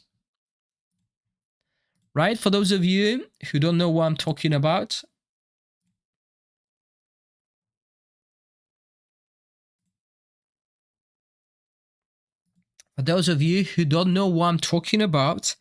Season 3 brings changes to the exchange, but they're gonna happen in Season 4. So when you go to the seasonal shop, you can see Season 3 rewards, and look what we see on the bottom. The legendary artifacts from Season 1. So if you didn't finish Season 1 Fae, you will be able to buy the Giant Turtle Offspring Shield. If you didn't finish the Pillars, you will be able to buy a Hero's Trophy. So I'm expecting Season 4. Now let's just, So Season 3 will introduce new rewards at the end of Season 3, right? So once the Season 3 finishes, we start Season 4. This is the shop we will have. Season 3 rewards shop. This shop, on top of everything that we have currently, and look, this is a bronze level I'm talking about, will have new additions. We'll have a chance to get Uteor, who was an exclusive hero in Season 1 Continental Challenge. We could also buy this to increase his inspiration levels, and this is what we were asking about. We want this. So I'm expecting Season 4. Ardref. I don't think we'll see Dungeon and Dragon heroes here. They are exclusive. But also we get a 3 legendary artifacts. If you decide, we don't know the price because it's sold out for me. But we will be able to buy the Season 1 Feymander and Season 1 Pillars artifacts. So if you missed on them as a free-to-play player, you'll have a chance to purchase them. I don't know the price, but they'll probably be worth more than this purple dice. And they'll be worth it. Now, as you can see, if we go to silver, nothing really changes. Those rewards will be available to everyone who reached bronze. So that's a really good change. Now, when we go to Season 4, as I said, we will expect Ardref here, but we can also assume we will have Season 2 legendary artifacts, which means you will get Ravatrix Roots, which is one of the best legendary artifacts for epic and rare heroes. You will get the Pillar artifact as well. So if you missed on them, there is a chance and possibility you will get these artifacts. And this is a really welcome and huge change for those who really couldn't get past these levels. And it also means going forward, if you can't finish Feymander or you can't finish Pillars in the next seasons, you know you will have a chance to get these artifacts. And it is a great change indeed.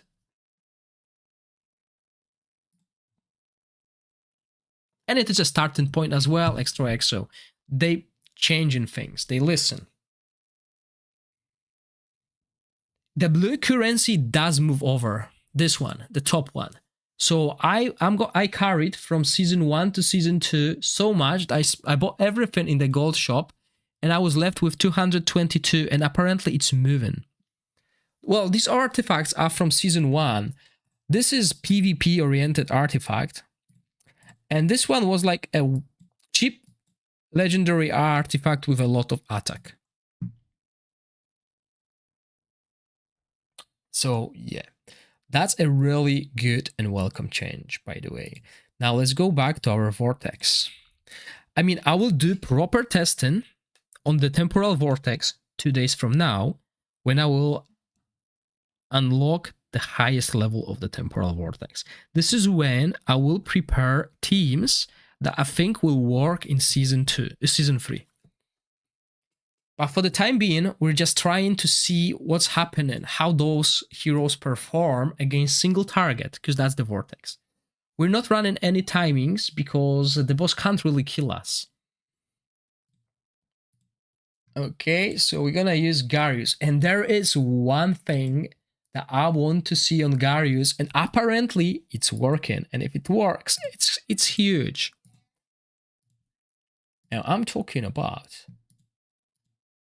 What am I talking about? Was it this? Yes, this exactly. Apparently it's working. Hey Gorax, did they add sweeping farming stages, or is it as it was during season 1? It's the same. There's no sweeping. Yeah, that's what I'm talking about. Nitrate, 200,000 shields.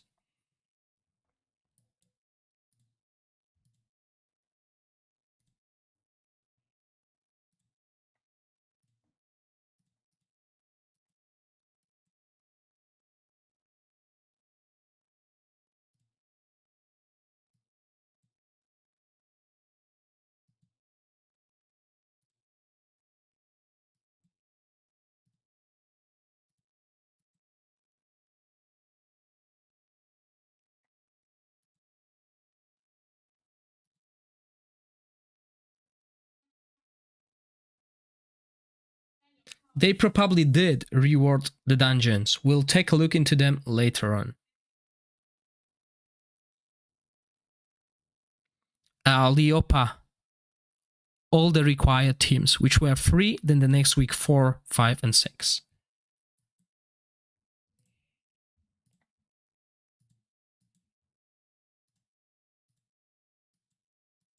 Now, the only thing I don't really know yet is what set I should wear on Hem and Ardrath, and I tell you why.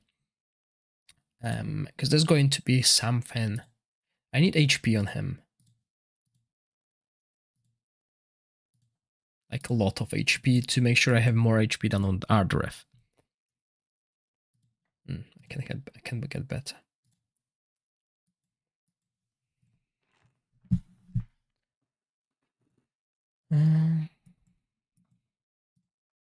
I mean, I shouldn't really worry about the stats, truth to be told.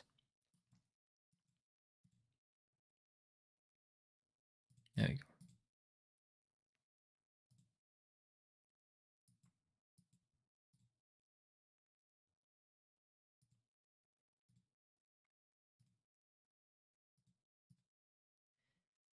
go. Light. Hey, Gorax, can we use 2 plus 1? 2? Light, you can do whatever you want. I already tested it. Let me just put the equipment here. Actually, let's go to Ardrath. So if we go to Ardrath, look at this. We can put 1, 1, 2. I put this one, and I'll put this one, and I have 1, 1. And now I'll put this and this. And I got 1, 1, 2.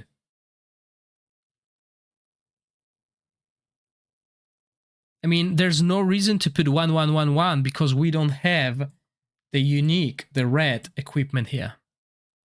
Well, Jairem Dakila, so far I am excited. But I am also exhausted because I've been streaming for so long today. But looks good. I mean, I'm just checking the heroes. I don't play the story. I didn't do any dungeons. I just went over the heroes.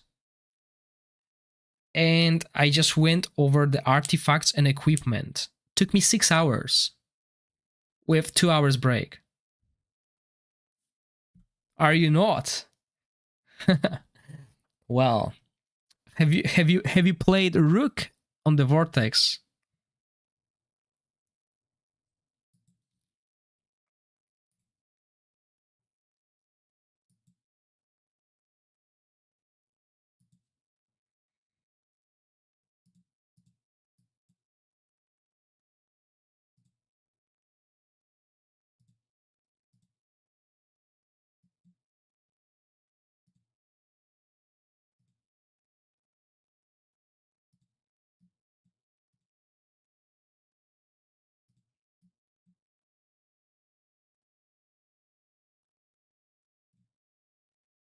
Yeah, this is still the best, even for her.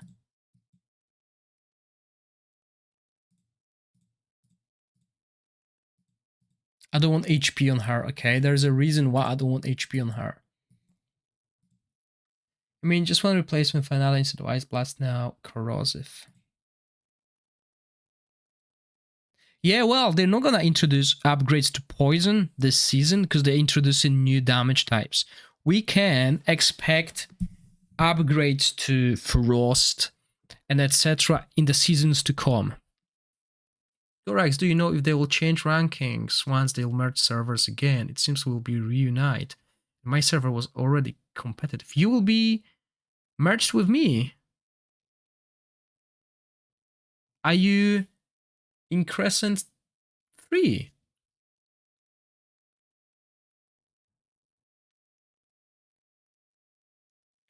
I think I'm playing on in Crescent 6. I need to ask my people. I mean, I might be confused.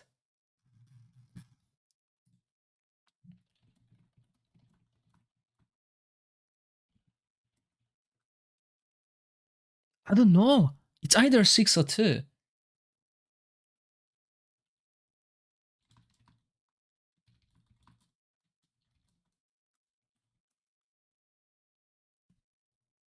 I'm asking my guildmates as well. I have no idea.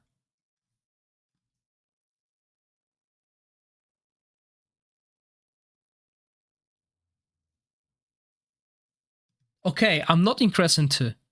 I am not Jacek. Oh, that's a shame. I think I'm 6.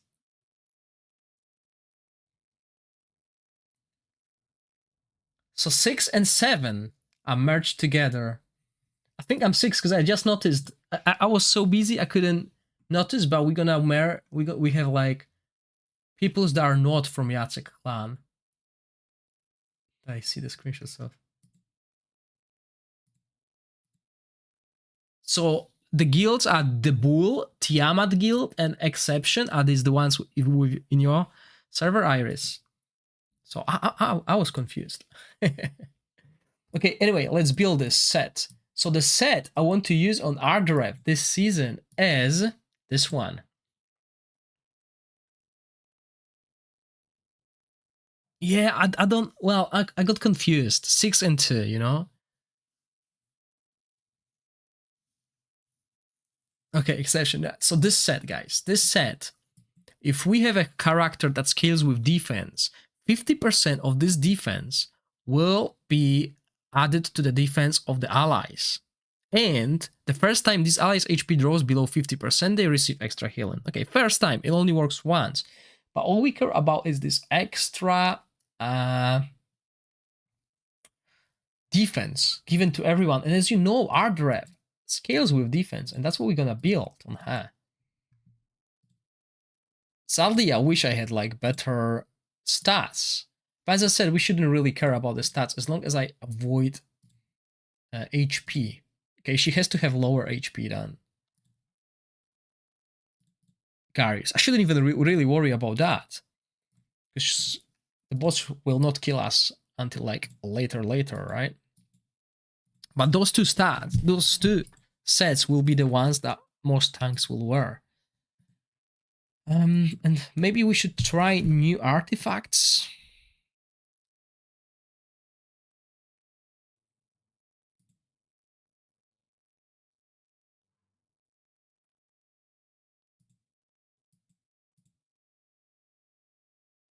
Hmm.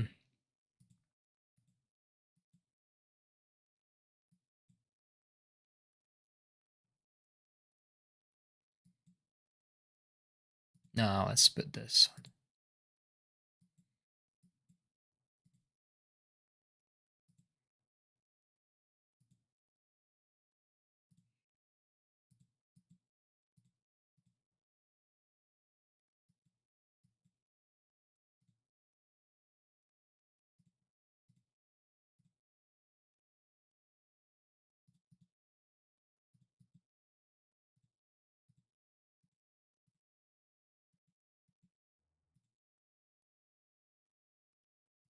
Oh man, that's terrible.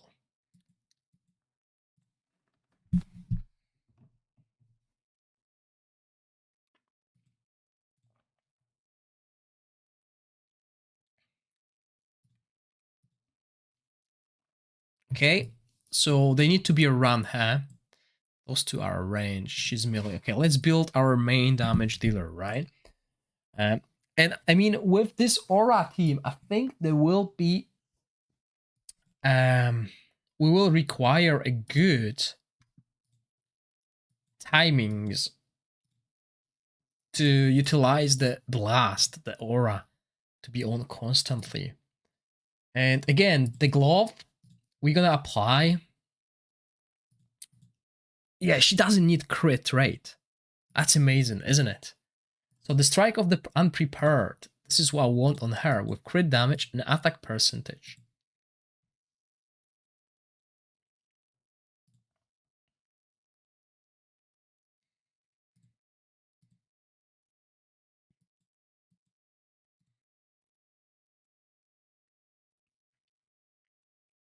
Oh yeah, it's definitely easier when playing on PC.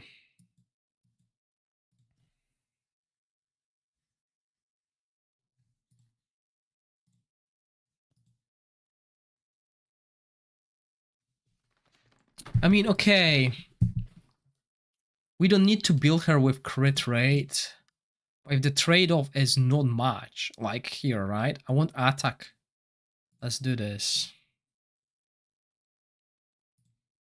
Okay, and the set, we're still going for this. I mean, there might be better sets.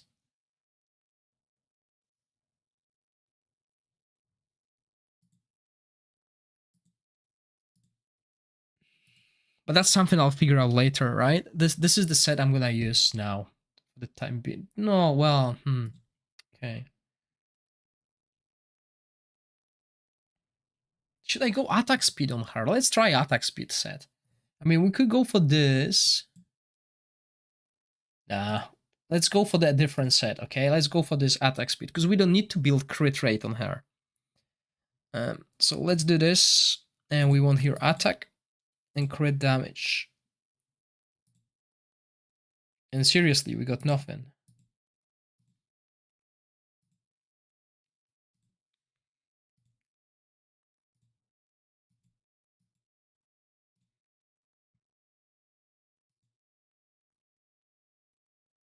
Ah, okay, sorry, we won this set. Silly me. I forgot about this freebies bonus. The freebies bonus is just too good to pass on, especially on her, because we don't need crit rate. We can look for the crit damage and just choose the highest one. So I got 15, 17, and 16. Let's put the 16 on and compare it with what else we got. Yeah, so it's still better. I totally forgot that we won this set on her. So crit damage and maybe attack percentage. There we go. Yeah, we don't care about crit rate. We want as much crit damage as possible. Okay, 16%.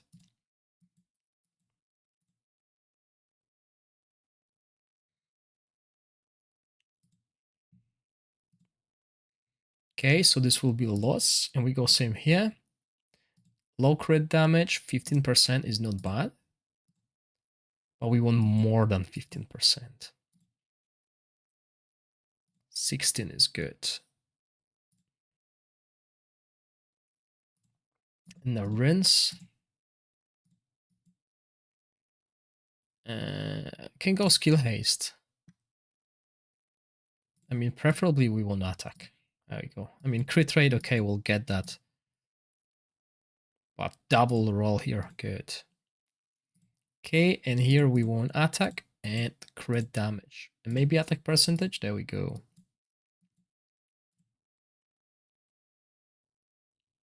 Perfect, triple roll. Look at this, 351 crit damage, right? We're gonna get around 1400 attack extra from this set. Now, which one of those should wear Witches Remain?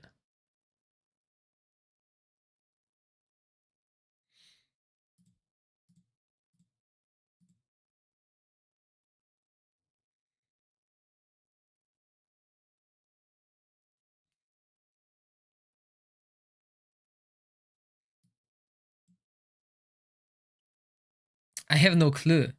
This is a single target. And this is a single target. Nitroid, do you remember? Can Ardref apply Witches Remain?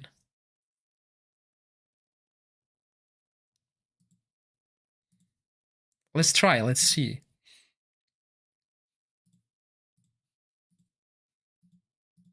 Yeah, she does. So she will be the Witches Remain applier, really.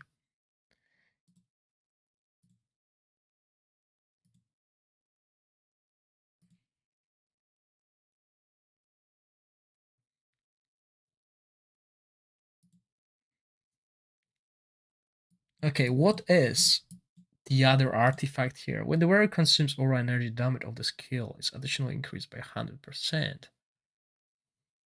Okay, we'll definitely try this new artifact, but I don't think she is the second damage dealer here. Or she might be. I think it's more... I think for the main team, we'll be trying to pick one or the other. I don't think we will be running both of them.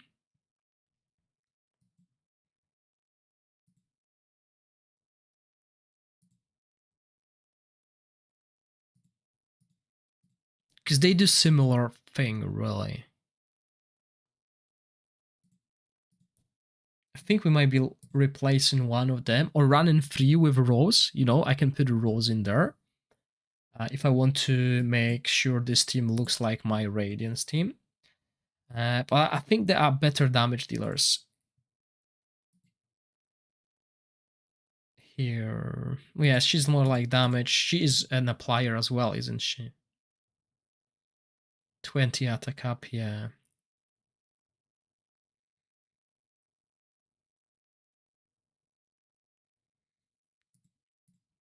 Okay, anyway, let's keep both of them. I just have no idea how to build them.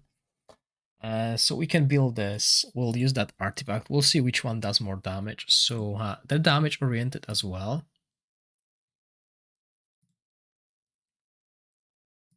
So all of them will use the gloves. Those gloves strike of the unprepared. I mean, there might be better gloves, but let's go with this at the moment. I mean, what stat do we have here? Attack. Okay.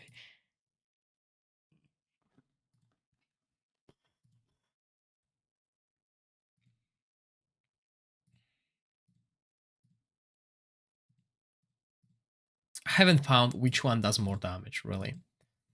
Once we find out who deals more damage here, we'll decide. But yeah, similar here, we want attack, crit rate, crit damage, okay?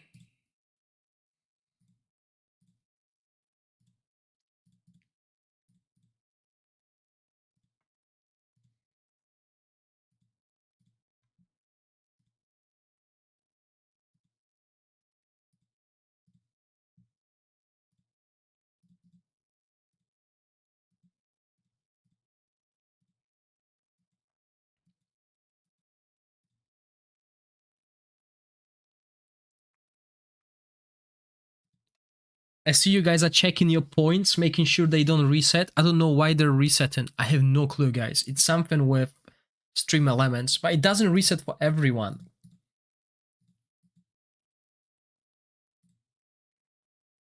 Oh, wow. Okay. Hopefully I get a crit damage one.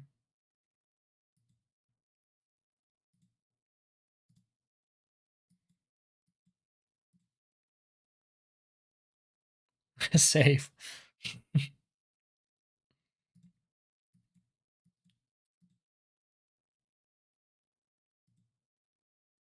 Okay, let's give her more haste. Okay, now this dude. So since I used all these good artifacts, what I can use on him?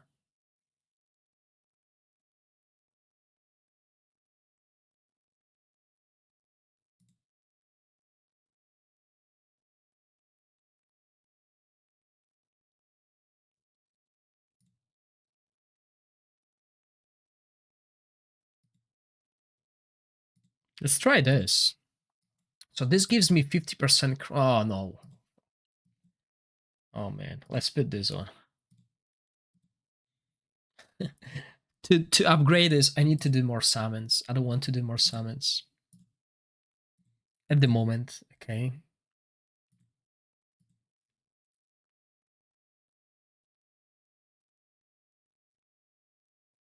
I don't know why it doesn't reset for everyone. It's just weird. It's like the new viewers have this issue. And if I go to the leaderboard, well, let's put the team and then I'll look into it. Okay, I'll read through what can be the cause. But yeah, we want these gloves. I mean, they are amazing, but the upkeep of defense penalty is not as high as possible.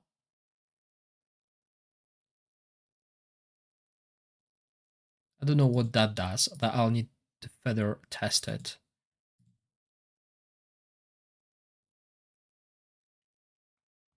Yeah, if we build with haste, this might work.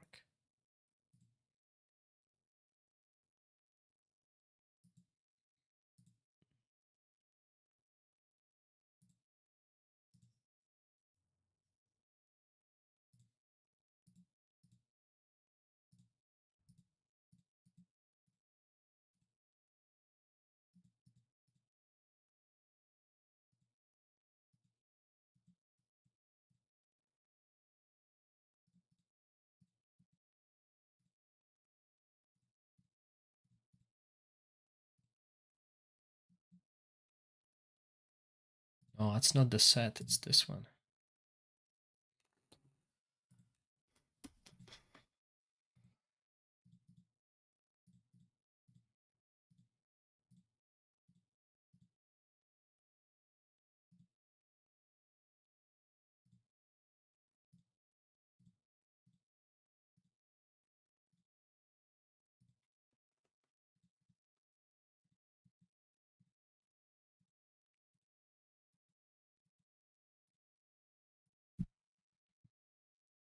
$50 viewers, nice.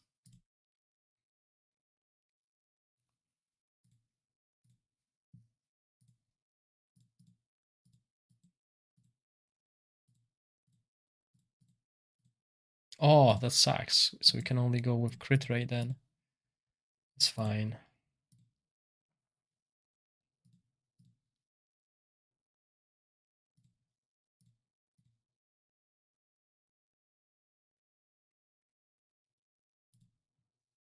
Yeah, I could put attack, but usually you run defense. Yeah.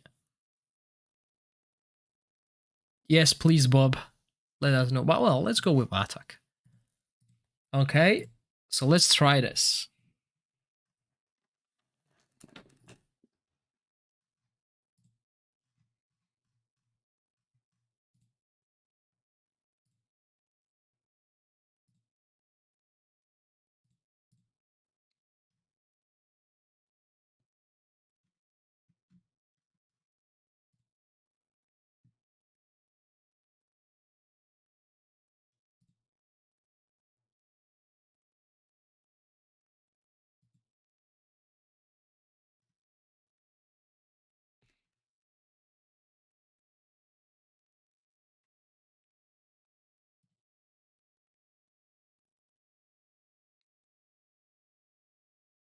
Sorry, what is the shield? Hold on. Let Garius cast this again.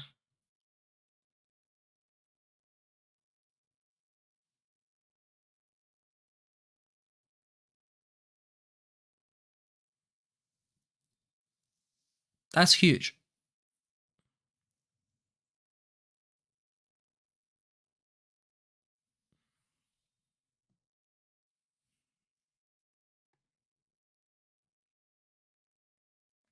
The shield equals to 90% of their HP. But obviously we need Ardrev's ultimate to be on, okay? So let's do this.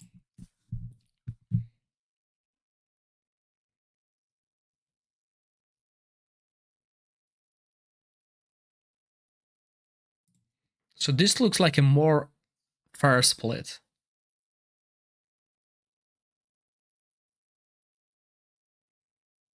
So we got that, and let's cast that shield. Okay, my shield is weak. It's not 200k. I don't know how people do 200k shields, but yeah.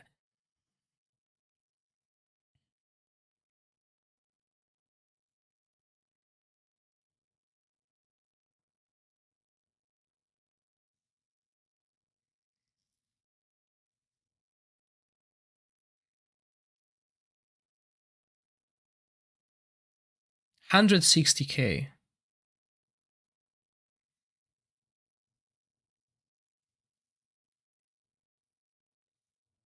Okay, let's see. We had 300 something with the rook, the broken rook. I don't think they will go that far. I mean, as long as they can survive, they will do good.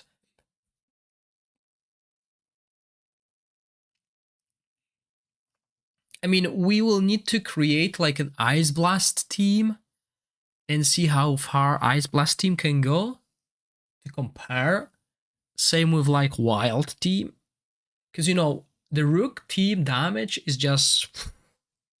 It will be hard to say, oh, this team sucks because Rook team is doing triple that damage, right? But that's because we know it's no working. Well, there is a reason why this team does so much damage.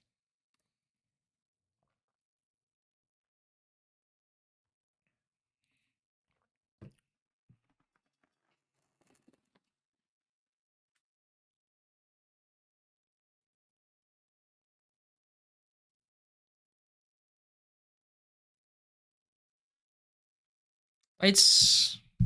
I think it's not going bad damage-wise.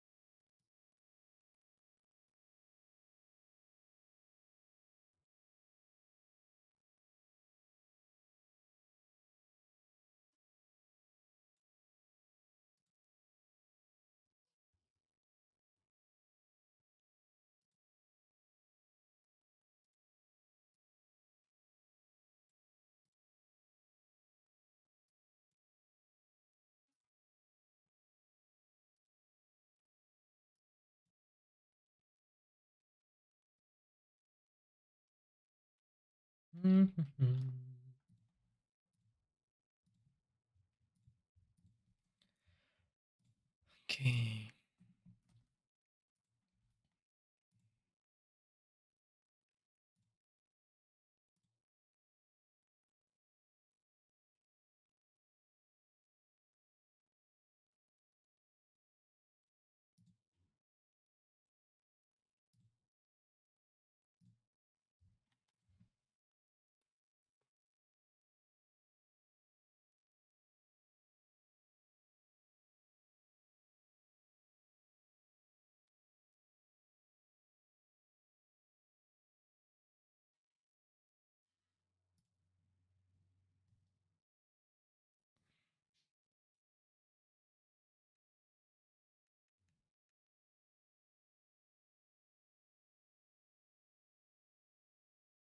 Yeah, I guess like 24 million damage at 60 stacks. I think my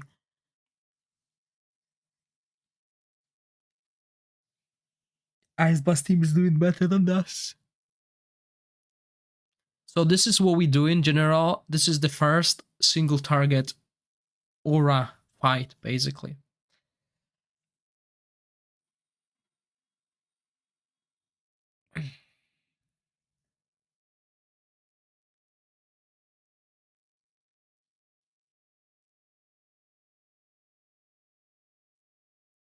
It's really slow.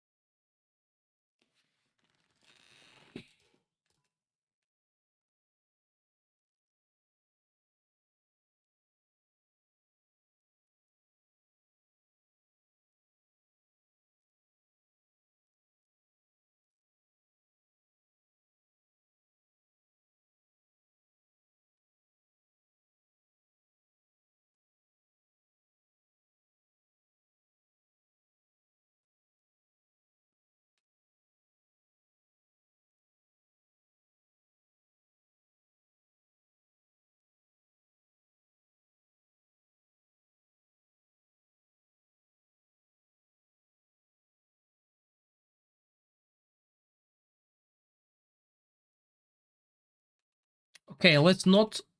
I mean, yeah, I want to see if they can survive the whole battle, but it takes so long, right? I don't want to bore you guys, but going forward, we will play till like 100 stacks to compare.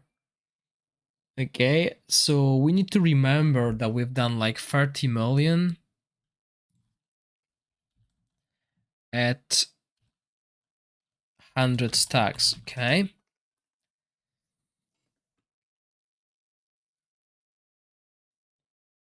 This will be our like fresh call because we will change these heroes around, okay? We'll try the epic ones, etc. And then we will move to Shadow. And when I run Shadow, I want them to survive the whole fight so I can see if, like, at what point they're dying as well.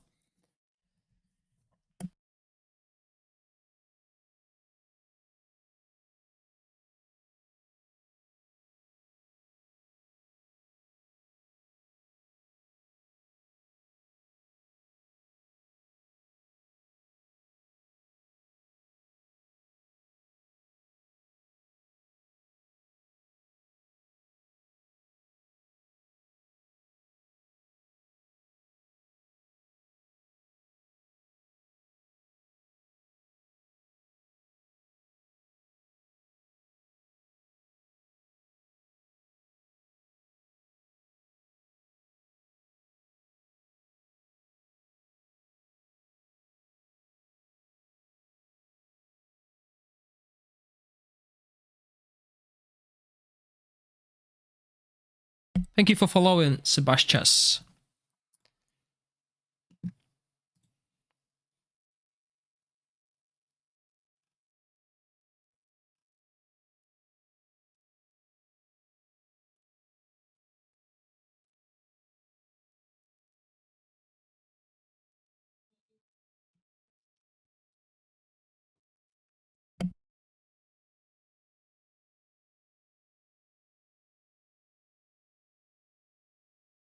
Okay, guys, I'm going to put this fight on auto and I'll put my daughter to sleep and I'll be back, okay? So hopefully this team will survive 10 minutes. So give me another 10 minutes. And once I'm back, I'm all yours for the next 3 hours and giveaway at 8 p.m. as well.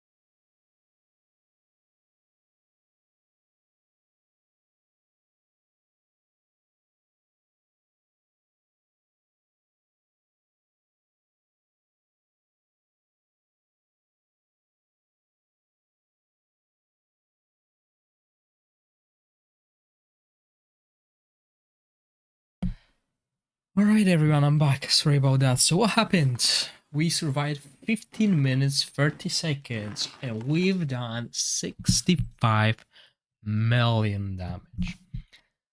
That's no good.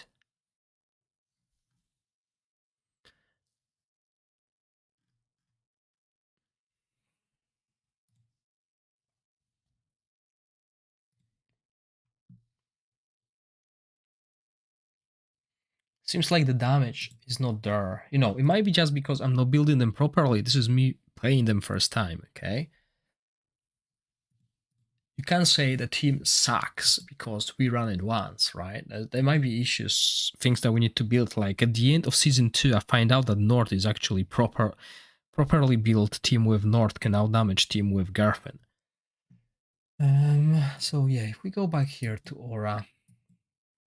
Also, they might require proper casting. Audio is double.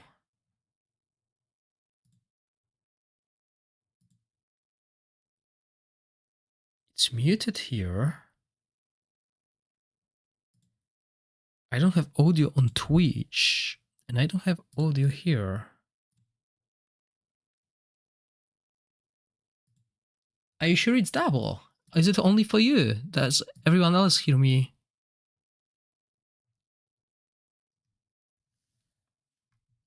Double. Okay, so that's our main damage dealer. Yeah, okay. So Aura is AoE. It's not single target, which is weird because I was expecting Rally to be single AoE and Aura to be single target. But we have two AoE. So this might be not a Vortex team, similar to how Burn and Thunderbolt are not Burn team. But yeah, okay, so we deal damage here to enemies within range. We consume the aura energy to go into a blaze.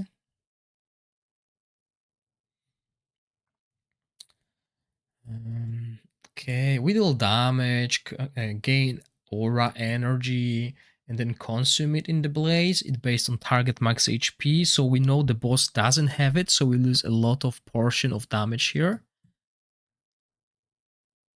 Yeah, giveaway at 8 PM on Twitch today.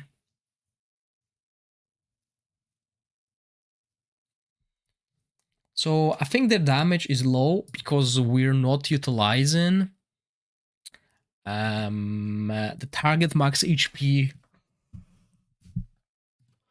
basically, because the boss doesn't have HP. So we could probably try this in the new dungeons. Okay, well, new old dungeons, in the dungeons, basically. I know that a few dungeons have been changed.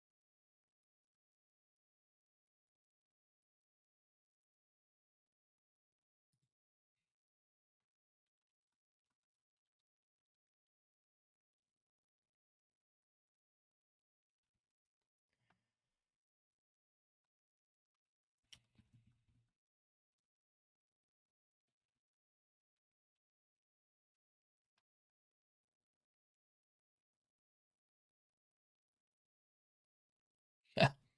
There is someone who did 2 billion damage with Rook on Temporal Vortex 1. With Ogok and for buff 2 billion on Vortex 1.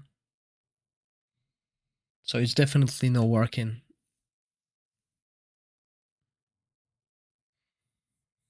It's definitely not working the way it should. Okay, so I'm just trying to figure out what's happening here. I think aura might not be the best. Well, before we change anything in the aura, let's compare it with, let's compare it with shadow, okay? Just before we move forward and twist things around.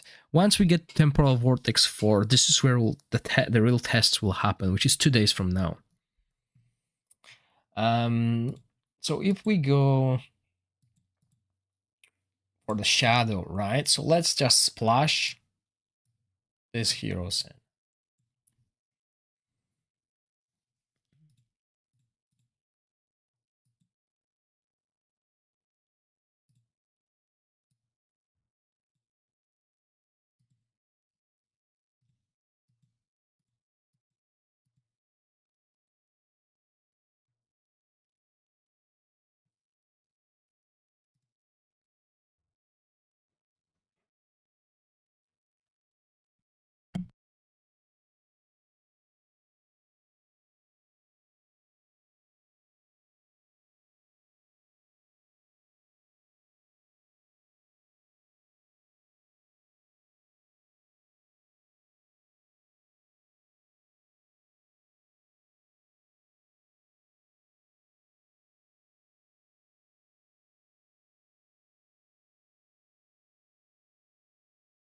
So yeah, since we've been using these whale teams, that's where we're gonna keep going, right?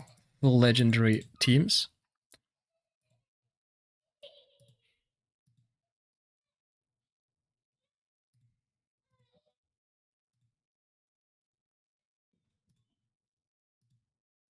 Yeah, this dude looks cool. This dude looks cool.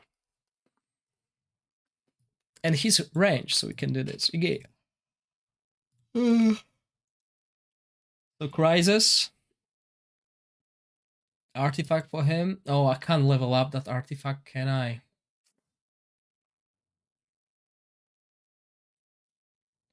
Let's go with this. I mean, the best artifact for him is this, Aurelium Vest. I can't really build it because I'll need to pull heroes. I don't want to summon any more heroes today, but I still need to. Yeah, I need to pull heroes, guys. Sorry about that. I need to get the exclusive artifact leveled up and the shadow artifact, so we need to do a few pulls.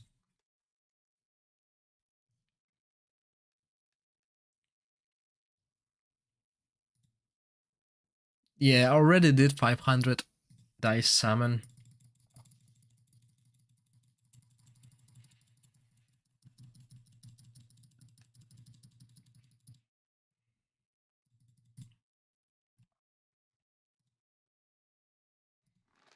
This is going to be boring. Ooh, we got a Wi-Fi again.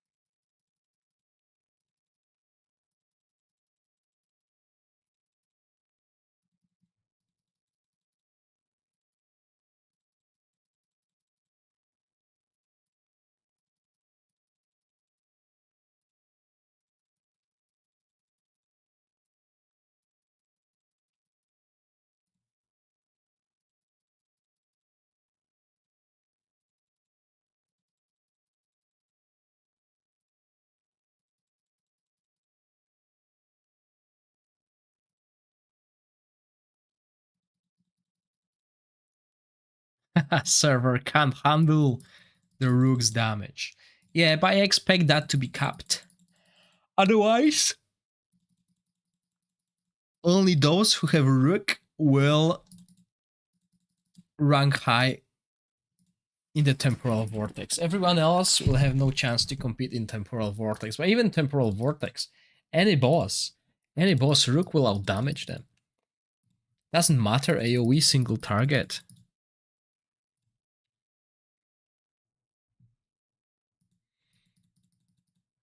I mean, yeah, you can compete against Beldel, but nowhere close to like Rook.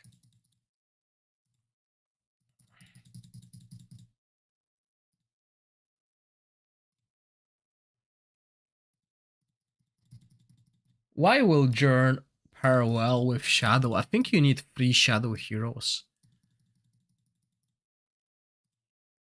Okay, so we need like 30 something thousand of this currency.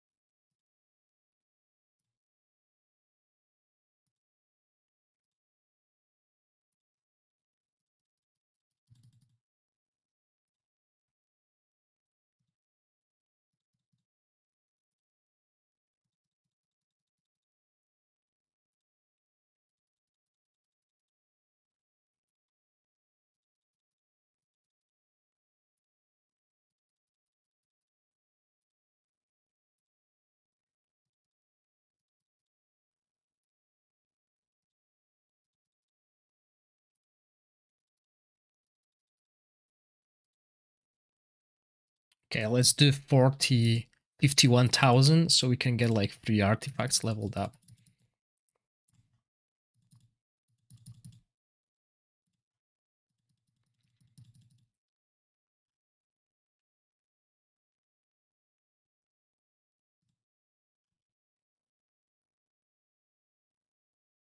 Cancel your rook is in Seiran.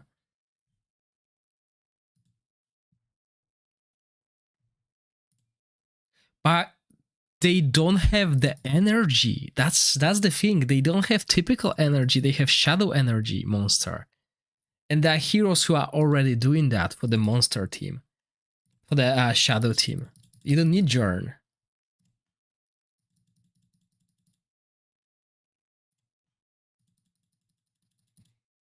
Like, even the epic one is amazing.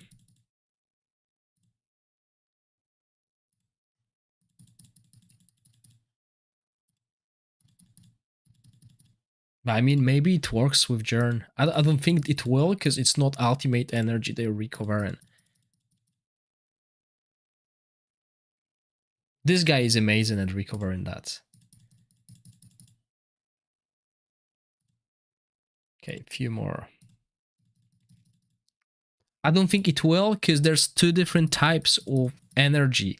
The ultimate energy, the one that every hero has, and shadow energy, which is a special energy only available for the shadow heroes. So I don't think the ultimate energy recovery will work on them, and we can test it with Adolphus as well, because that's what he does. Do we have 52? Yeah, okay, we go.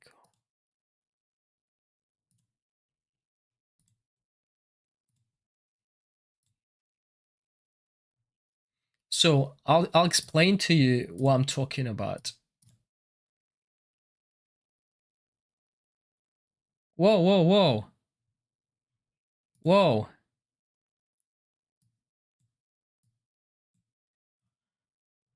I forgot it's season 3. So yeah, you see, they grant shadow energy. And I forgot we can't run fire with this team. We need to run lightning with this team.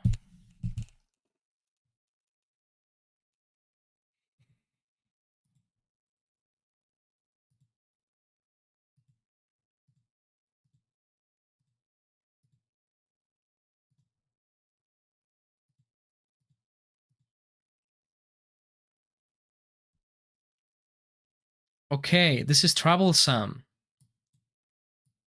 Because we don't have many options.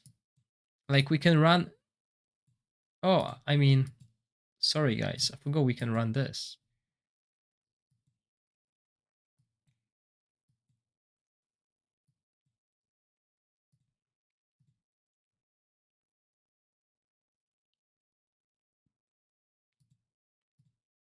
I mean, this might be our option here.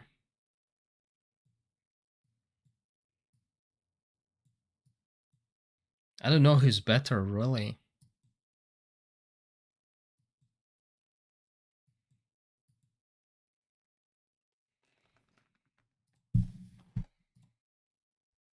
I think it would be better if we run Megan or something.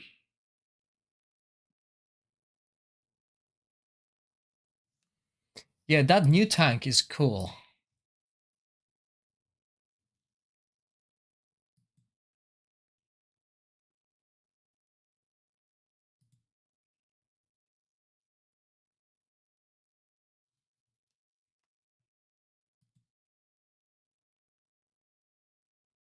But there's no defense down at the moment, general. This is level 2.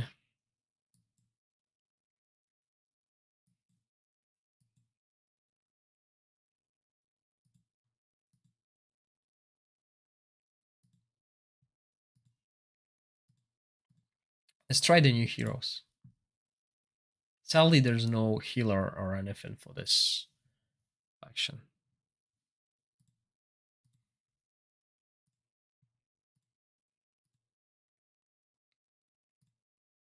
I totally forgot about that, and I don't have Tauren on my main account. Okay, hold on. So Tauren passives, Mark enhance the first ally front, granting them 25 max HP and defense. Okay.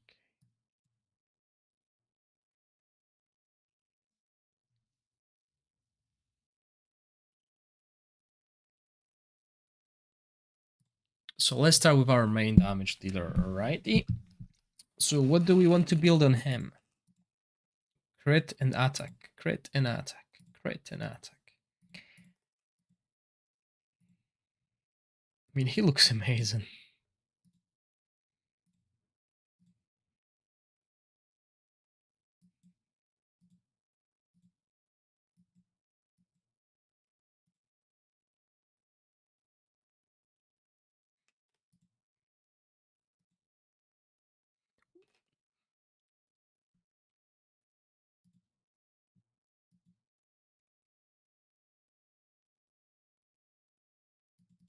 So we need a glove with crit damage, and crit rate, and from this strike unprepared set.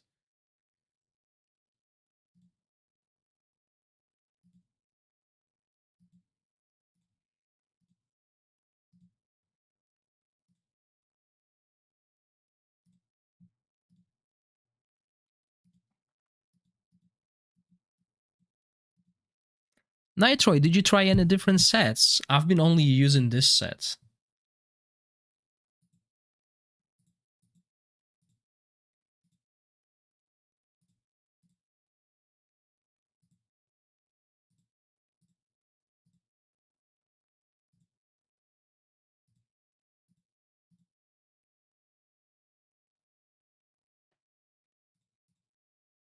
Yeah, I feel like this set is like definitely one of the best.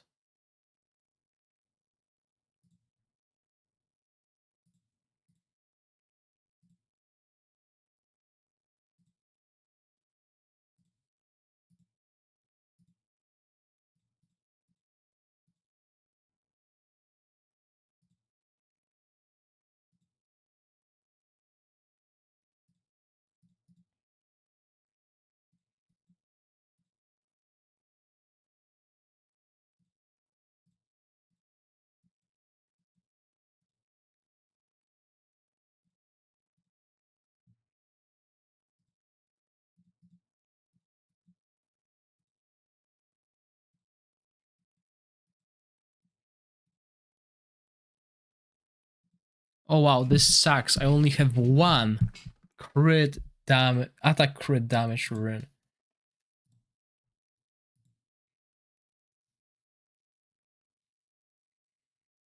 So those two are actually supports. And again, I think we need one or the other. I don't think we need two. And I like her. I like Daphne. So she's based on attack.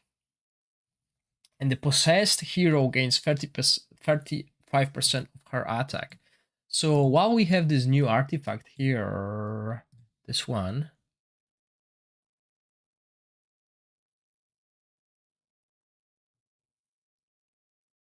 Okay, let's try this. I mean, this gives us attack, but I had another idea. But I'll do that idea as well. It will work. I'll bet you it will. And here we're looking for, again, crit damage with crit rate, and it has to be this.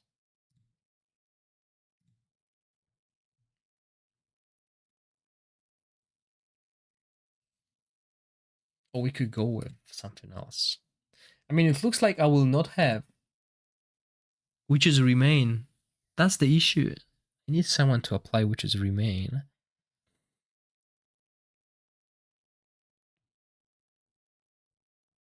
The tank. Yeah, I can put it on tank.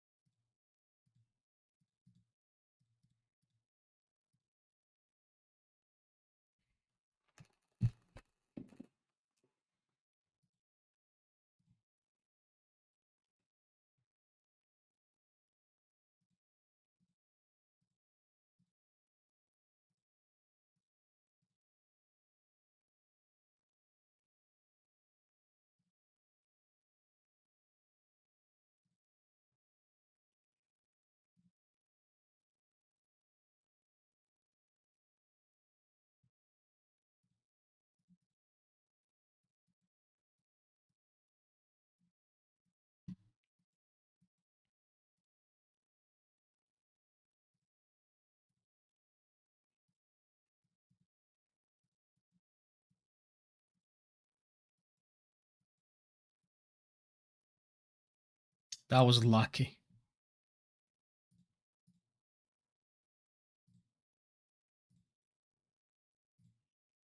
So here I have an idea of this. We're gonna boost the attack of all our range heroes, which includes the one that going to possess our main damage dealer.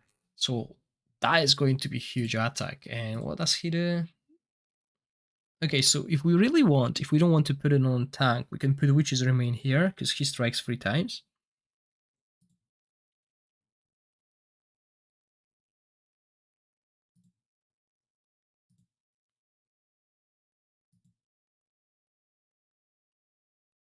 Oh, give me 1 second, guys.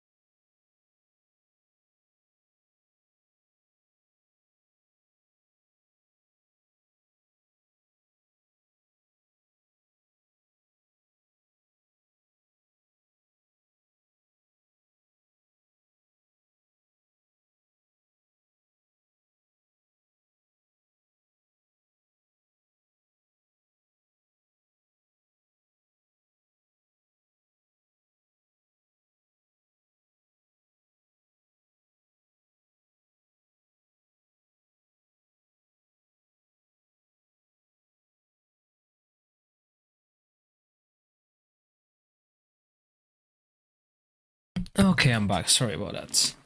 Did they give you the new champions? This is a test server Weasel.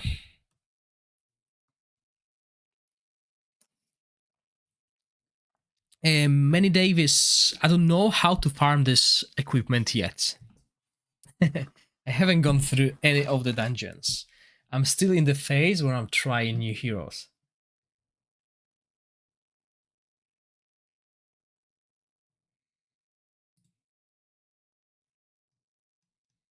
Hey, no spoilers! But yeah, it's probably there. We can expect that there. So hopefully they changed the way we can acquire things, like easier, get the equipment and etc.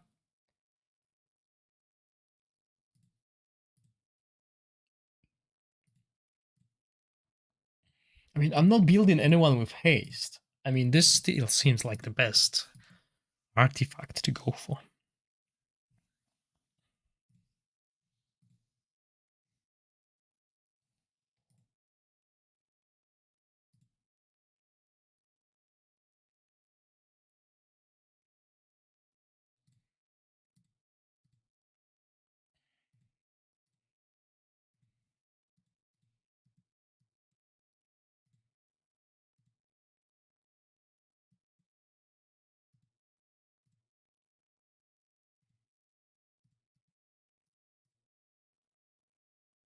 Okay, just as a test, I want to try this equipment. I mean, it doesn't make sense. I'm going to build so much crit rate anyway, because that's the goal. Crit rate and crit damage.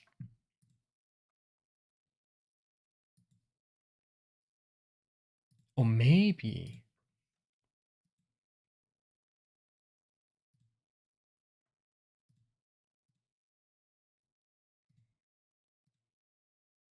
Yeah, but I don't think there's anything here that will be useful for damage dealers, yeah.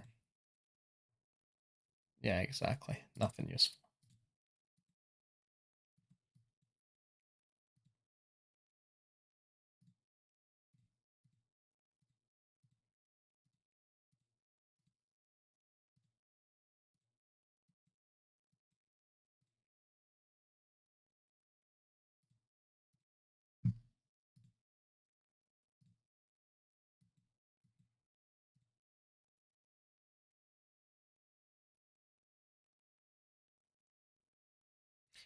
There's one piece and three piece effects. So basically they improved it a little bit.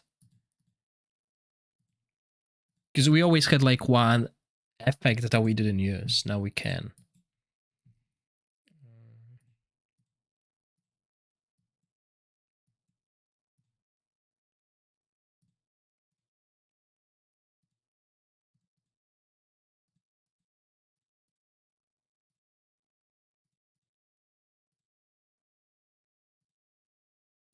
Oh, that sucks. Okay, let's see what I can get here with attack.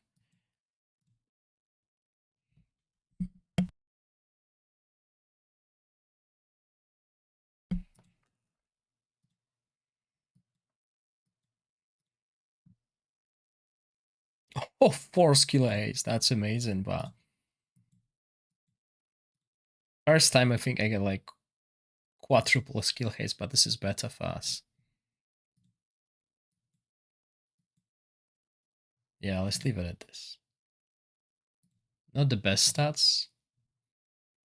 It's still viable. Okay, so riches remain on this dude.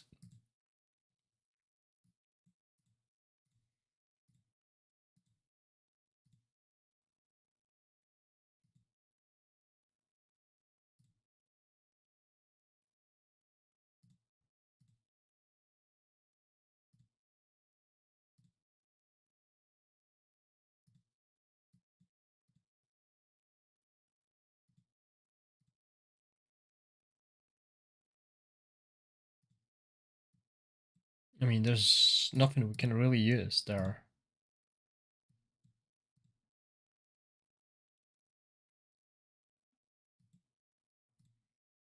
Yeah, something like this, definitely. Defense. Accuracy as well. Is that what he scales with attack? attack, yeah, but we don't want that on him. Don't care about this.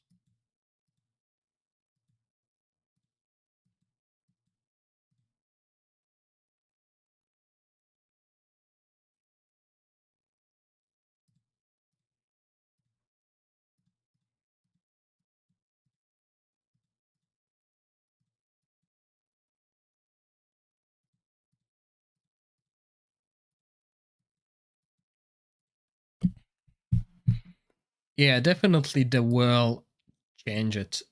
It's not gonna go through the way it is working now.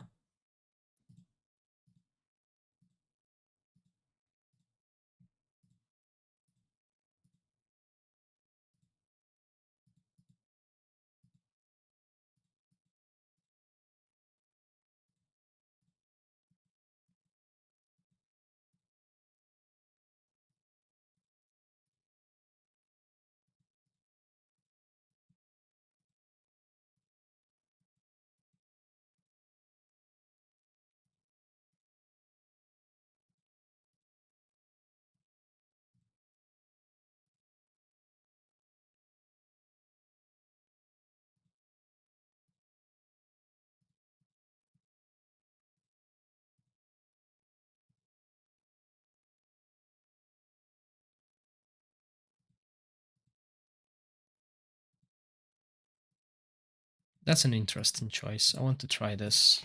Okay, so this is a new artifact. We could probably even try this.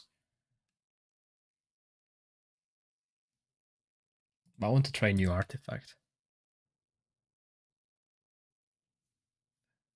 Thanks, Dakila.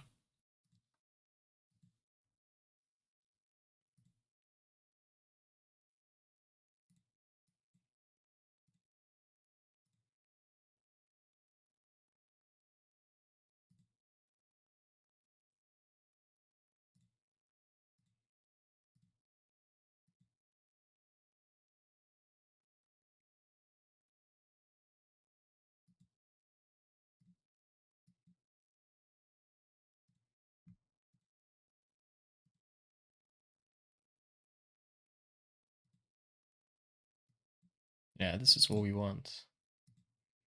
The defensive sets.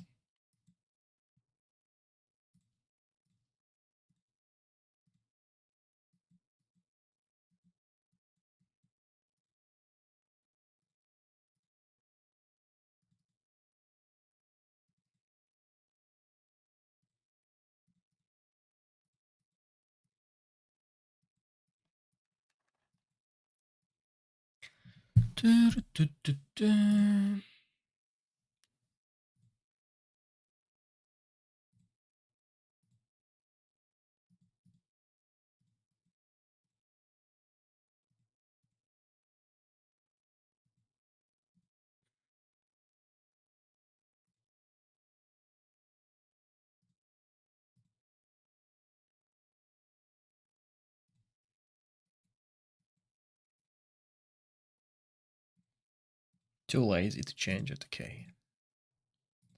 So that's our team. I totally confused the elements. I thought it's Necrofire, but it's not.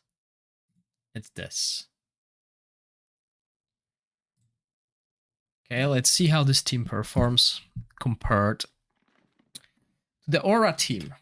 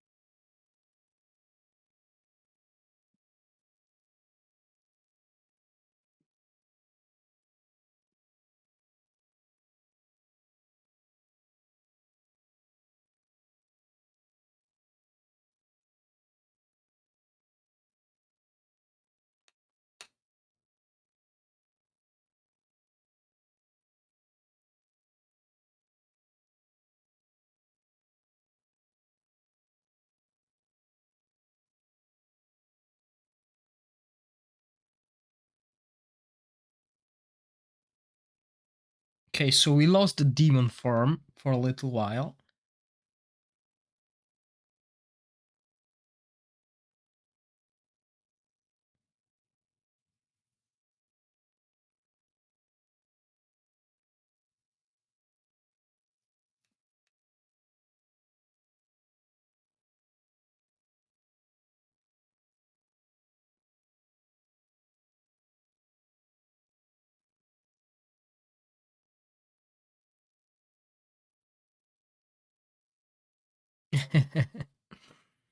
So you're saying this team makes Vortex obsolete? I mean, makes Vortex easy, so easy that you don't need to try anything. Dun, dun, dun, dun.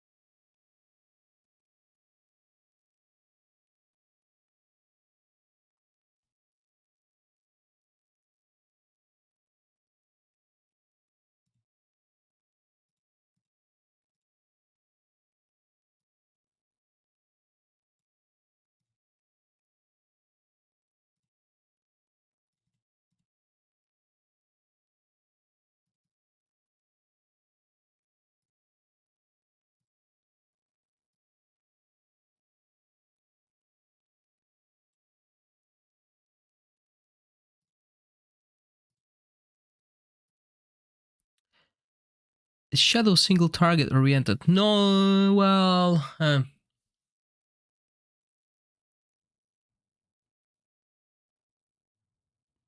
don't think so. Looking at the skills, you can rewind the stream on YouTube to look at the skills. It looks like AoE. Well, I'll need to read it through again. I mean, at least the range is kind of AoE.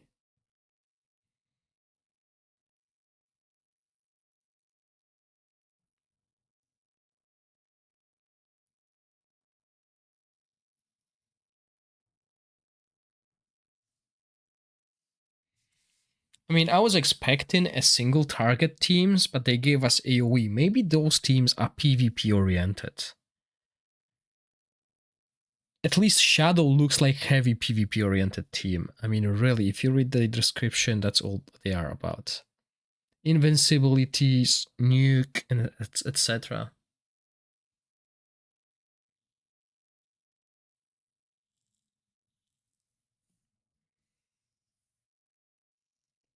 Yeah, on a single target, he's losing this morph a little bit. It's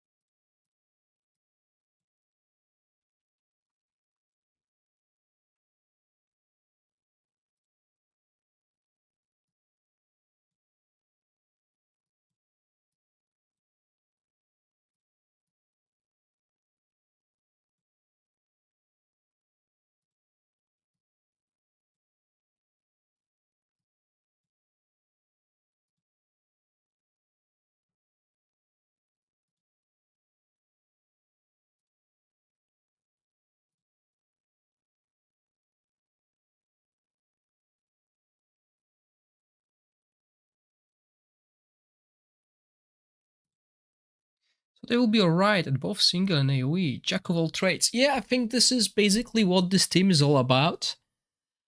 I mean, they won't compete against Ice Blast team on the Vortex. As you can see, we are at 100 stacks and we're barely doing 35 million.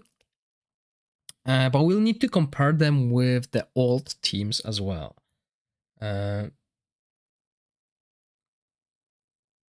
So that's one thing, okay? Basically, to see how well they do in the Vortex, we need to compare them against Season 3 Ice Blast team, against Season 3 Wild team, and against Season 3 Dauntless team. So this is something we will do the next day, which is tomorrow. We're going to go over the Dauntless team, how it's going to do in Season 3, because obviously we changed the affinity. We're going to do the same with other teams. The Poison team with Lothier might be tricky, because it will depend if we can get enough haste for Corin to still use that team, right? And that will be tomorrow. So, no, well, not even tomorrow. We'll need to move it to Sunday because I want to unlock Vortex 4 before we continue in the Vortex testing. Yeah, Aaron, my Vortex team without Flora was getting me to top 20 constantly. Not maybe, well, in Season 1, because I didn't play it in Season 2.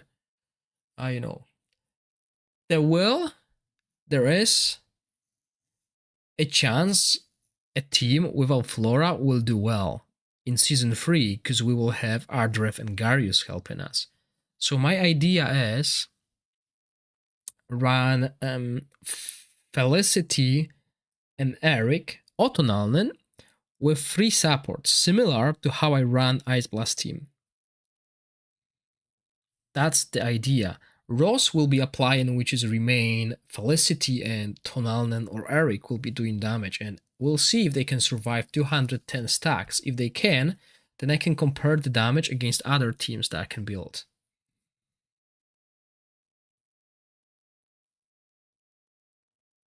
Oh man, Bob, I'm so hungry. I had dinner, what, like 3 hours ago, and I'm already starving.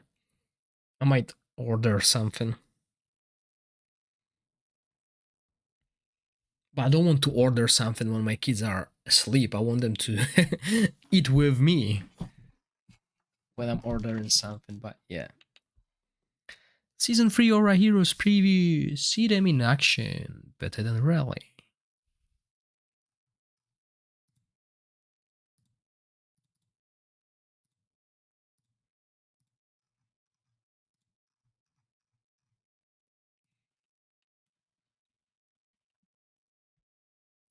And then, before Season 3 releases, my goal is to create this stat sheet for the heroes because I'm constantly being battered with question how to build that hero, and I'm repeating myself. So if I make this spreadsheet, I'll be able to tell people, just look at this spreadsheet.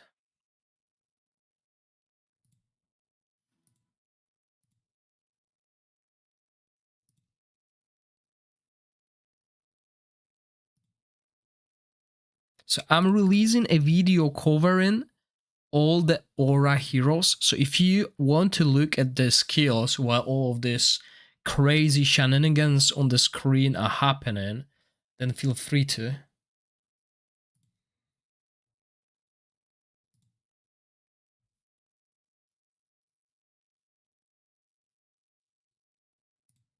I'm spamming with videos today, don't get me wrong. I'm trying to release as much content as possible.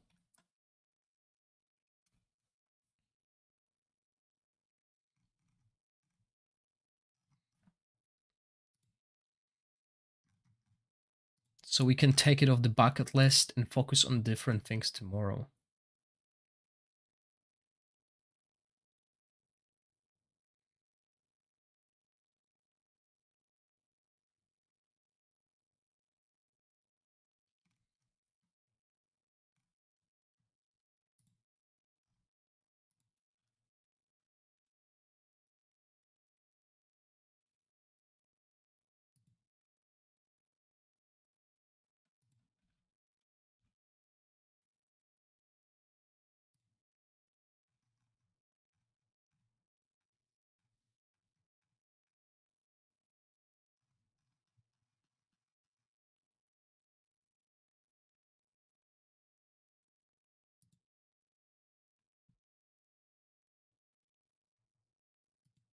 Surprisingly enough, Daphne has died first.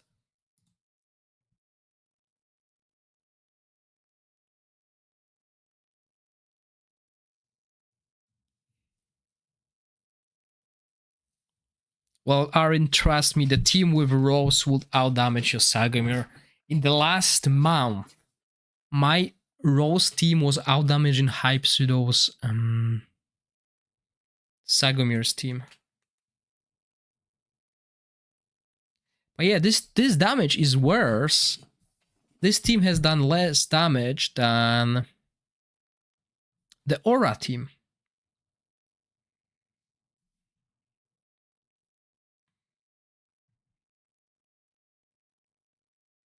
Yeah, I saw it. I was confused which server I am in. I'm confused which server I'm playing on, Nitroy. So apparently I thought I'm merging with a friend of mine, but we're not.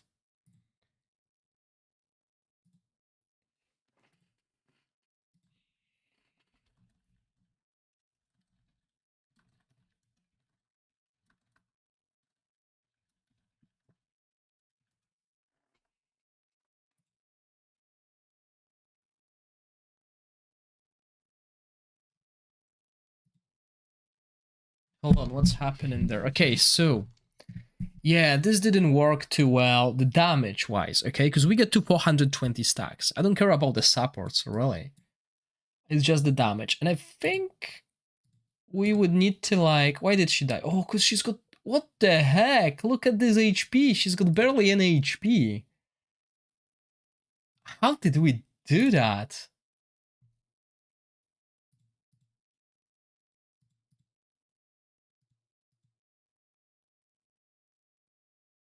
Oh, wow. No wonder she died so early.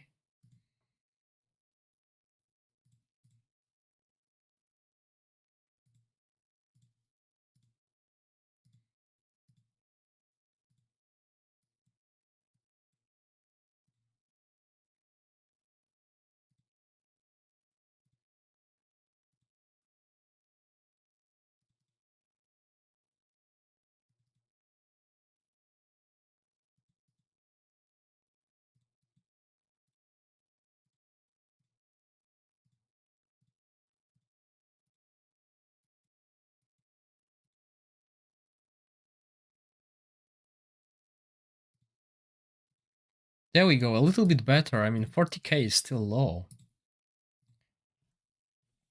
But yeah, okay. So I wasn't convinced with Aspalta. Let's look at another shadow hero.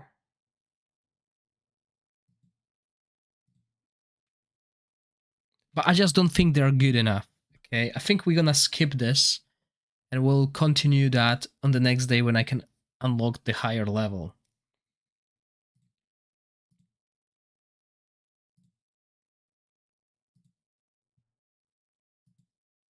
Yeah, let's do that. Let's go find something else to do.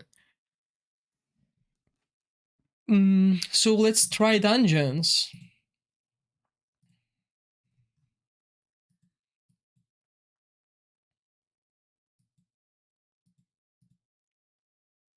All right, so Grave of Venom.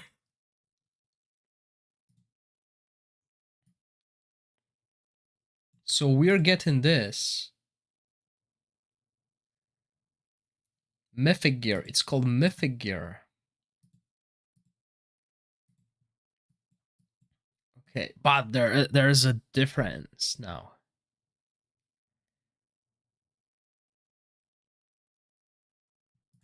Nothing changed. All right, so let's try. We know Corrosion is super strong on the boss. Let's try Aura Team, okay?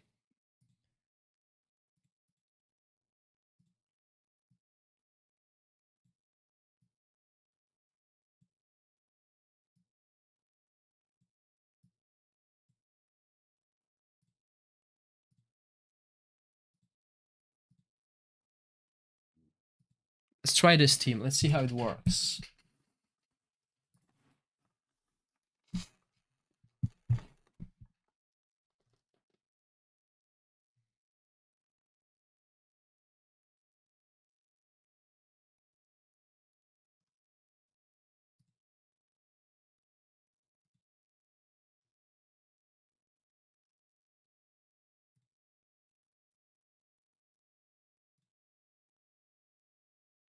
this is a feature that's already available in the game. You can autoplay this dungeon, but there's a new feature, right? I haven't mentioned that yet. So one of the new quality of life changes is here in the left corner, where we have our psychic core bonus, boss information, as well as this. In the view of the current stage difficulty, heroes that meet the following requirements are recommended. Equipment refinement plus 8, so at this stage you need equipment at level 8, and sadly our tank doesn't have it because he doesn't have runes, which is weird. So yeah, it tells you, improve refinement on Garius. Now, the following types are recommended to deal with the boss. Debuff, attack penalty, bring one of those heroes to apply attack penalty, and buff, damage reduction, bring someone who can reduce the damage. So yeah, one of the quality changes. Now there's another one. I didn't go over that yet, but I think if we go here, like, I don't remember what it was, but we could like create a team from the character selection. So maybe later I'll look into that. But yeah, okay. So why doesn't Garius have any runes? Come on, Garius. We want defense and defense percentage on you.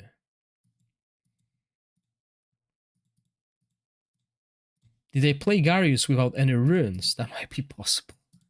I'm just too tired.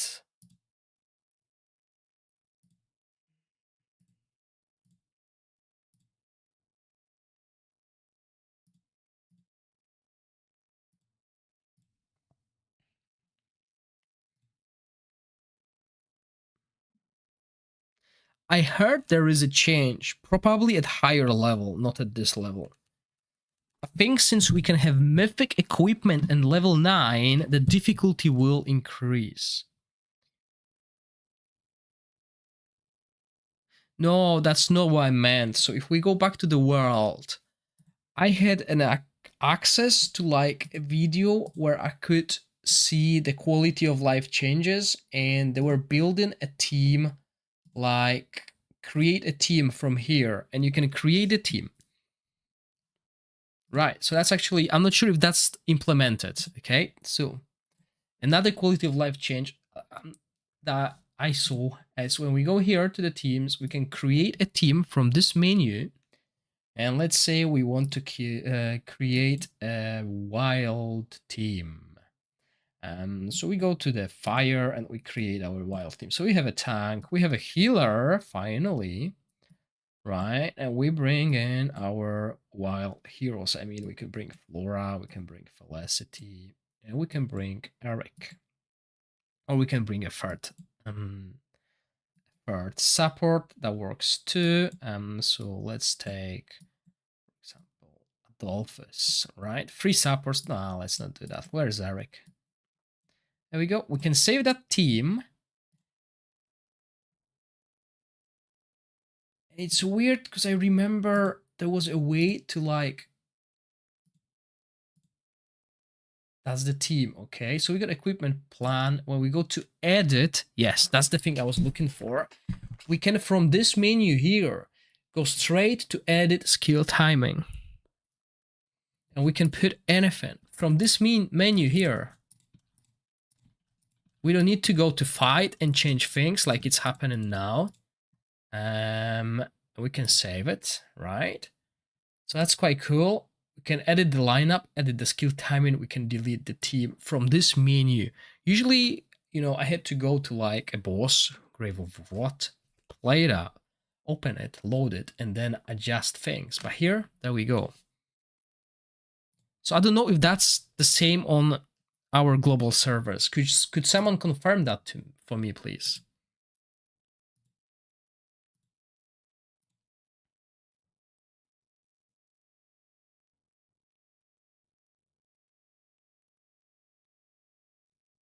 Yeah, you had to have stamina to open it. Now you don't. That's a huge. That's a convenient change. I'm not gonna lie. I like it.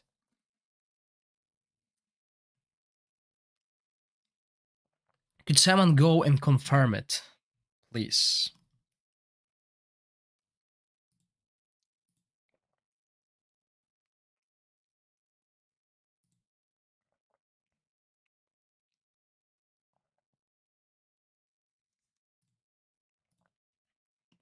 can't open the other game. I can't open my global server here because you only allowed one client when playing on PC, sadly.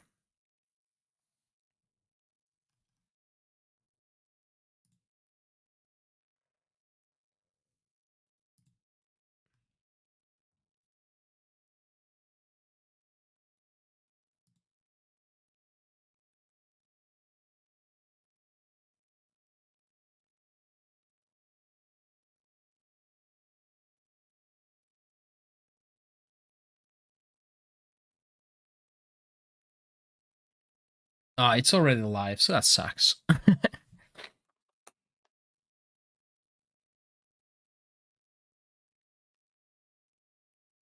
It's available even on the map, is it?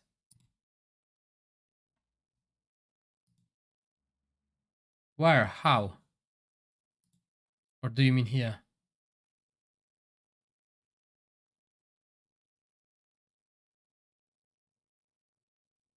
Okay.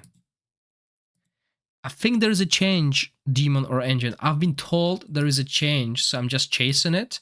The few low levels, there might be no change because they don't want to make it too hard.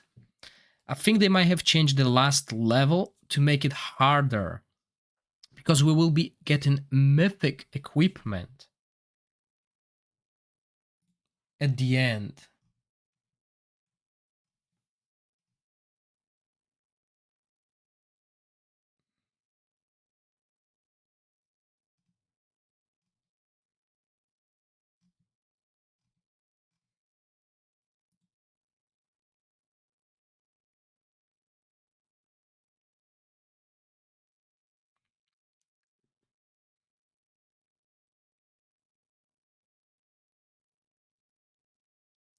I don't think I have Forge Unlock Iris, but we'll check into that. Well, I think it's drop only because I didn't see any material drop. Only the box with the equipment.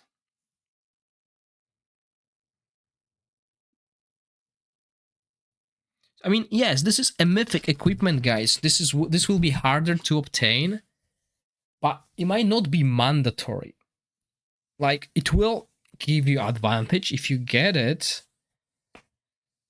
But we'll see. Okay, it costs the same amount of stamina at the moment.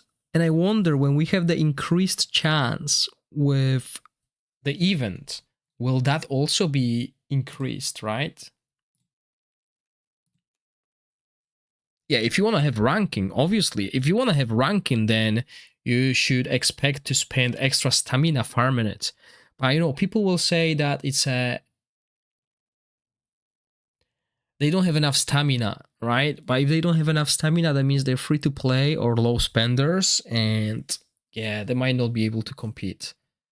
That's the issue. That's the issue, right? We need more stamina to be able to compete, but we don't know how good the drops will be, right? We'll see.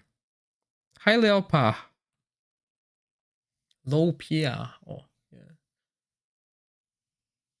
Need witches remain. Yeah, well, season 3 exclusive banner as your chance.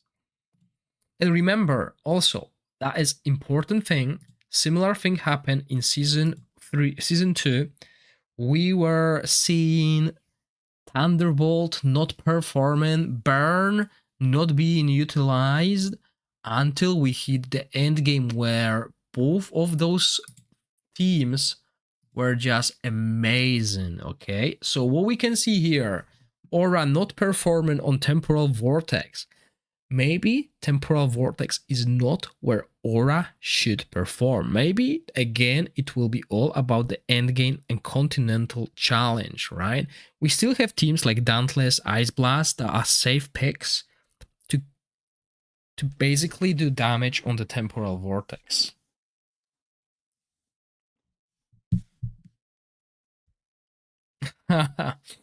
Demon or Angel. I only have one nap a day usually. I didn't have my nap today because I'm streaming.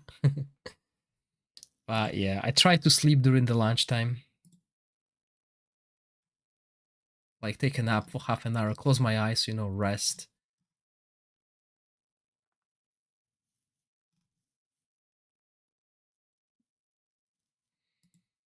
1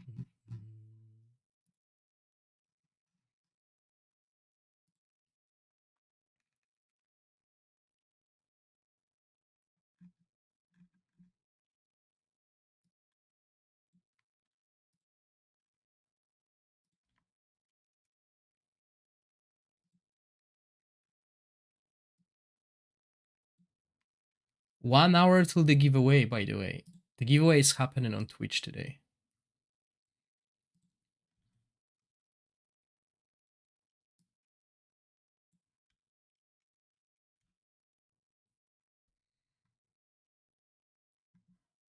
Okay, so level 8 cleared.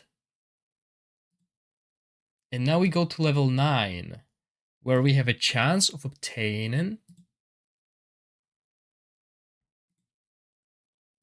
So level 9 of the Harpy, Grave of Venom, this is where we have a chance of obtaining the new mythic gear equipment.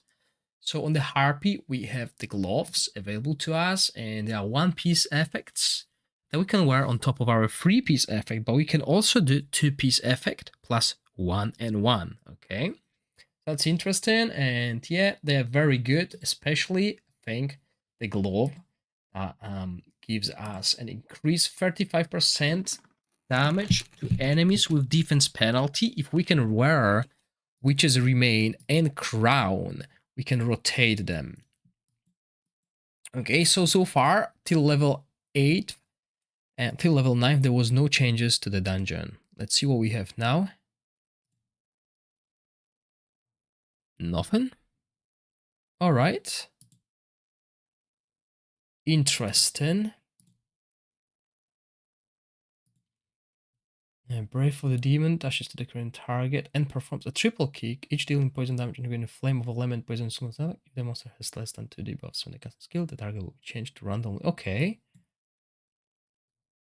So it's a different, I think it's a different ultimate. Let's try this. This is obviously a high-end team that I'm running.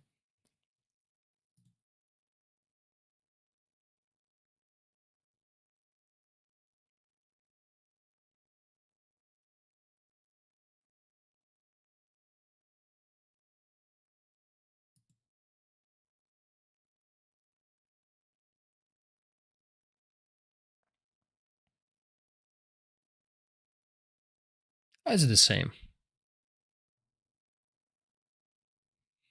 Okay, so it's random enemy. So far, it hit the tank.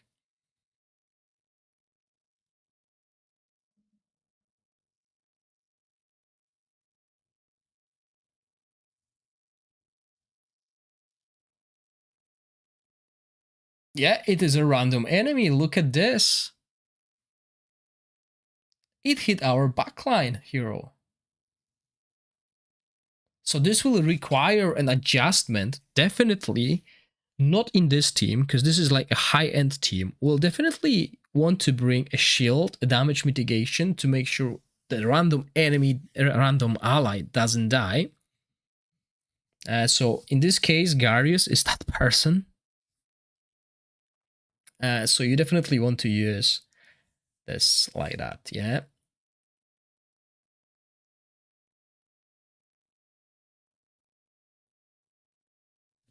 So how is the damage proportion with this aura team?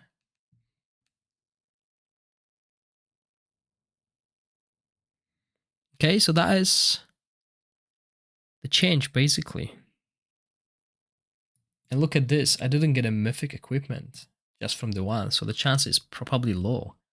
Let's see how many tries it takes us to get the mythic equipment. So this is the first change of the dungeons. This is the first dungeon I'm running. And so far we can see that the ultimate on the Harpy has changed. It is attacking now a random enemy. Oh, okay, that's because, okay, there's a counter to this mechanic. There's a counter to this mechanic. If the monster has less than 2 debuffs when casting this skill, the target will be changed to random enemy. So we need to bring debuffs. And with this team, with the aura team, I don't have debuffs. So that's why she's casting a random enemy. So this will be a little bit confusing for those who will not notice the change, but it can be avoided even with teams like that when you have shielders that can help your members survive longer, right? So either bring 2 debuffs, that can be any debuffs before the ultimate of the boss, or forget them and bring damage mitigation. Both works, as you can see, this one at least. So yeah, 2 ways to deal with it. So let's see how long it takes us to get this mythic equipment. Let's see how much stamina we are wasting on average. Yeah, attack down, defense down. That's 2 debuffs already, and the most useful ones and the easiest one to get. Any affinity, I think all of the affinities have now attack down. So yeah, and crown witches remain. Okay, so nothing.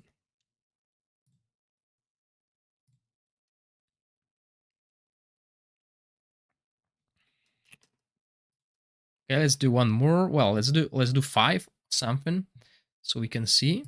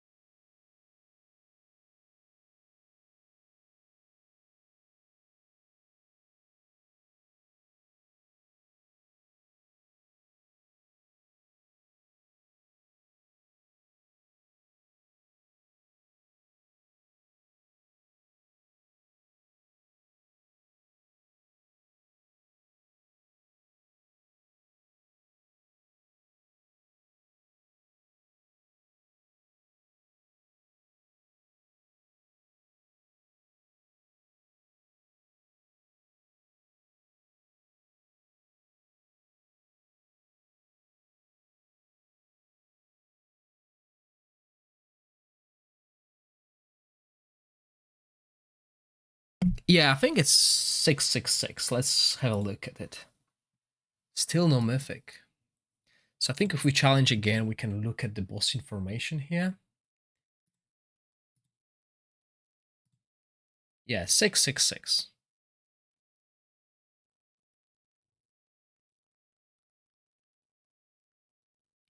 Well, RNPL, it's not up to me to notice. They are trying to merge the servers based on the power.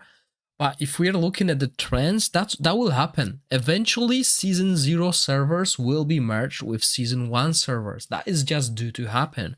Maybe not now, but maybe 3-4 seasons from now. It's unavoidable. Everyone should expect this to happen. God, I already did that as well. I've tested Rook on the temporal vortex, and he's broken there. And I recorded why he's broken. I explained why he's broken and how to fix the reason. How to fix him, basically. You can easily fix him by just placing one hero.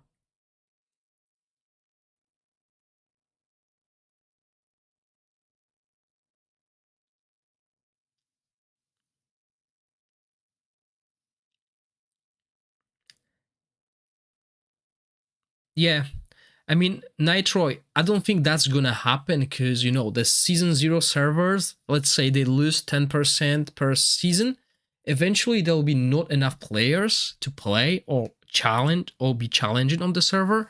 They will need to merge with Season 1 servers, and that's as obvious as it can be. If they leave Season 0 servers and just merge them with Season 0 servers, I think there were like only 2 or 3 or 4. There will be no one playing on Season 0 servers.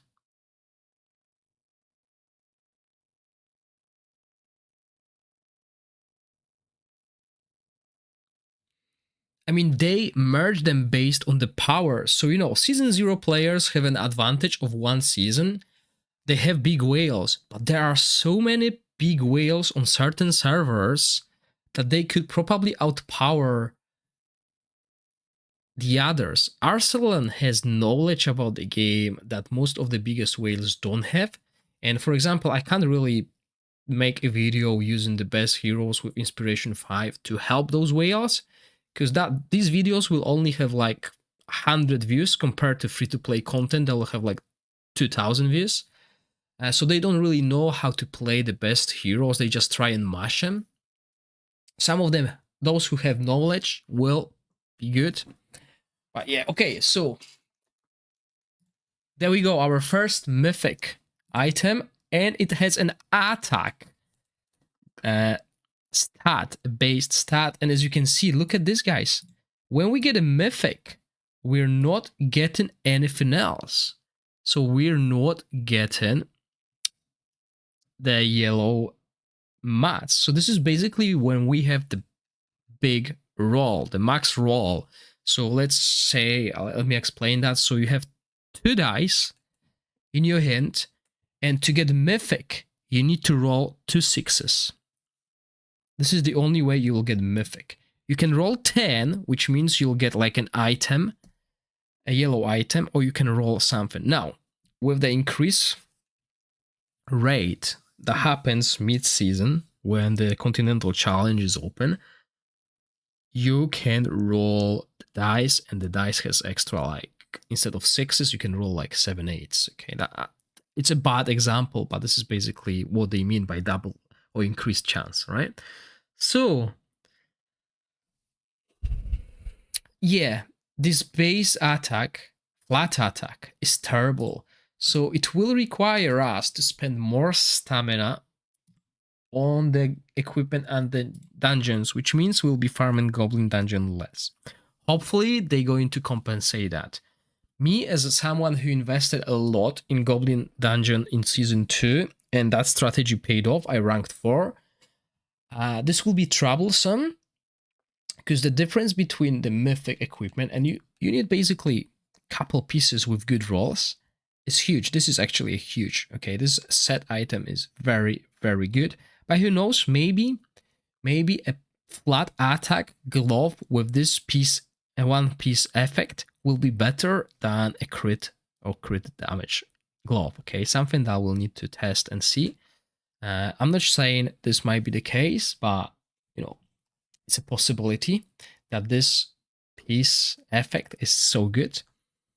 But farming these dungeons, well, it basically means I'll need to spend extra stamina on this dungeon to farm perfect gloves. Okay, this dungeon gives only gloves, and you can roll between the 4 gloves. So you have 4 sets that will have to get an ideal stat for your heroes, and it's a small chance of getting it, because this is a mythic. So we'll need to wait for the Continental Challenge to see how much the drops increase. Obviously, we'll still farm it to get these yellows, but let's say I spend 90% of my stamina farming Goblin Dungeon in Season 2 to have 15 teams ready. In Season 3, I'll have to divide that. So let's say I'll spend 70% stamina on the goblins and 30 on the dungeons now to farm this mythic equipment. Okay, this will mean I'll have less heroes maxed out. You know, I'll spend more time on equipment, which also means I'll have a better legendary equipment than I had in previous season. You know, it's a double-edged sword, really. As people are saying, it's a double-edged sword that we need to spend more stamina. Hopefully, there will be more stamina coming through the events and other means. Okay, so let's try another dungeon.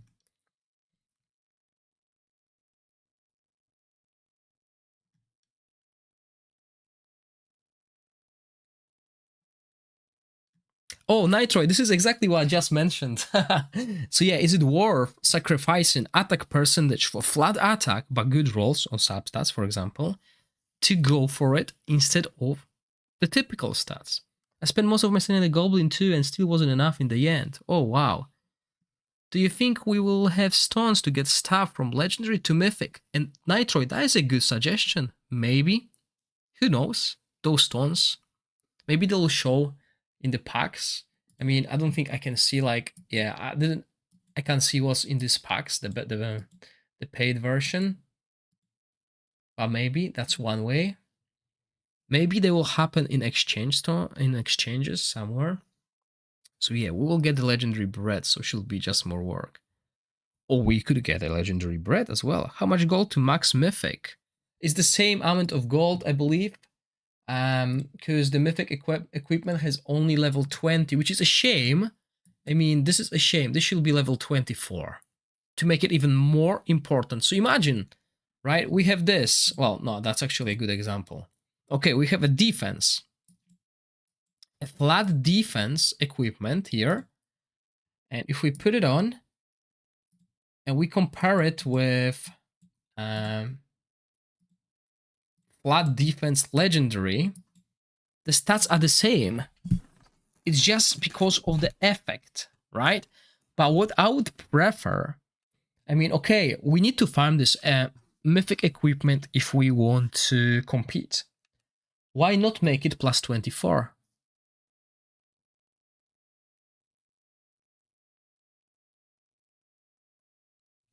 Why not make it 24? So even if you roll crappy stat here, defense, flat defense, this will go up to like 300 or even 400 defense. I would be, you might still consider it. You might consider it instead of the proper stats just because of the One Piece effect bonus. And I think I'm gonna throw that as a suggestion.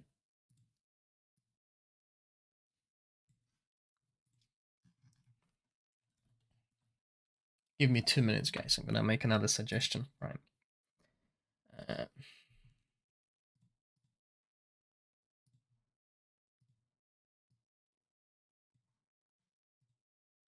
Oh man, I made a mistake. Hold on. I need to go to my pictures, screenshots. I mean, you might, people might not like it, but I think it's a fair thing.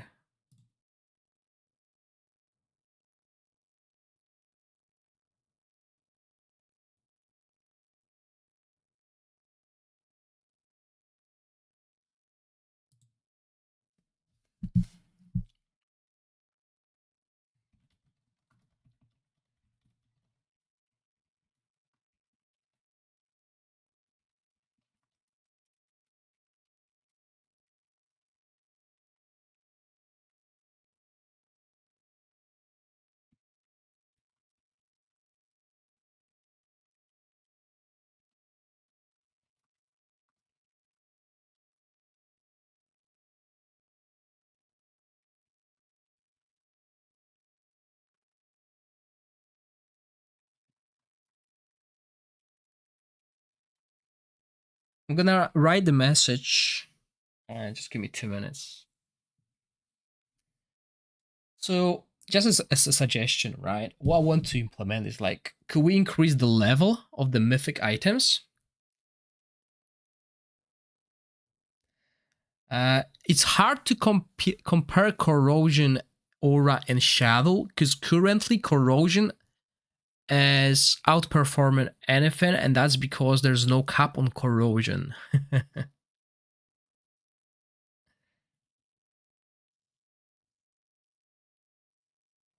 So the suggestion here is to increase the cap to 24.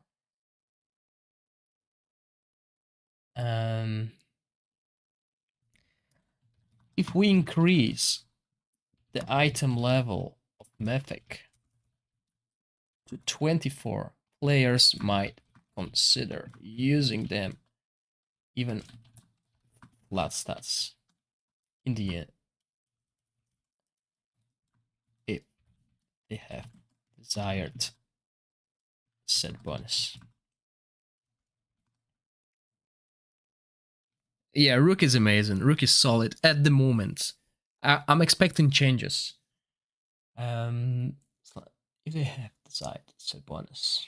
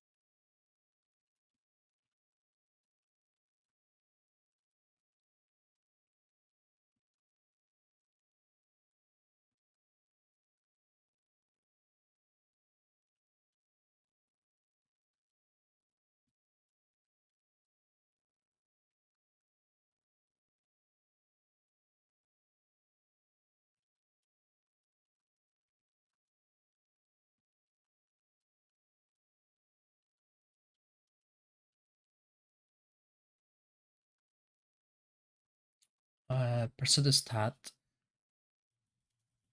with desired one piece set epic until of course there.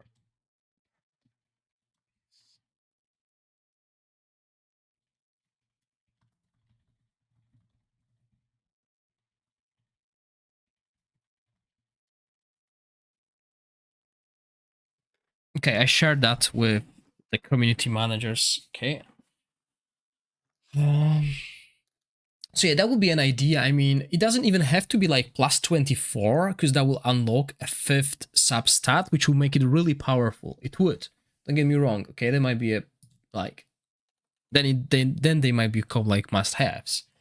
But even if we make them like plus 22, that would not increase the substats, but it will increase the defense, the base stat here.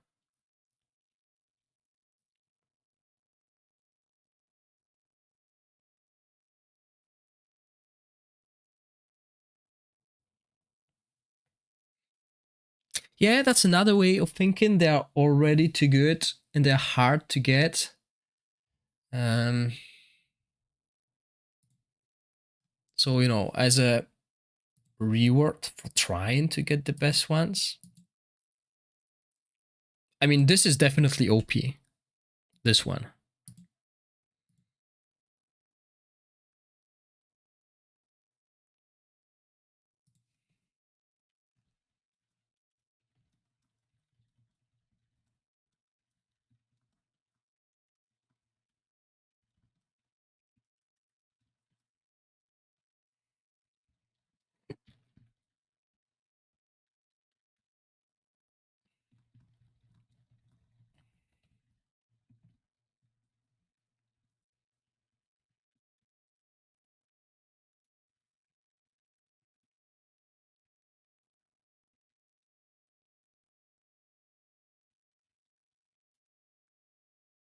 They will make Gary so broken.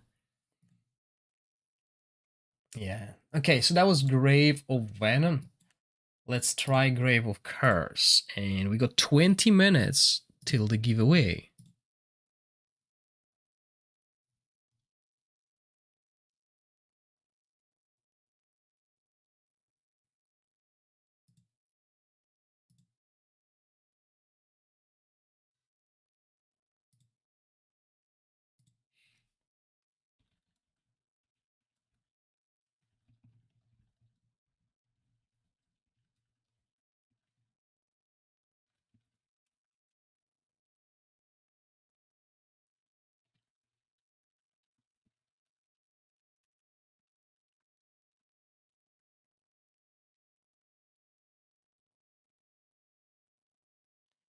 As they are only available on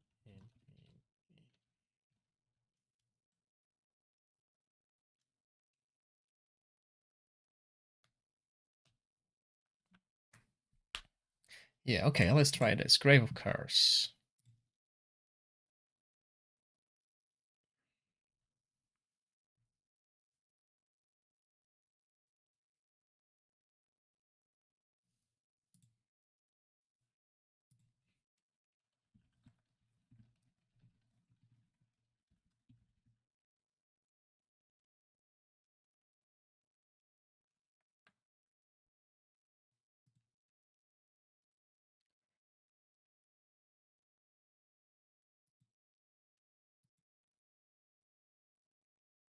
So we tried.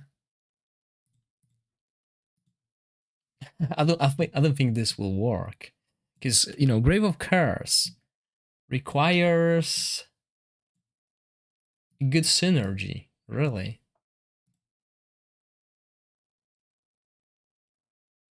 But let's try it nonetheless. Obviously, at these levels, it will work.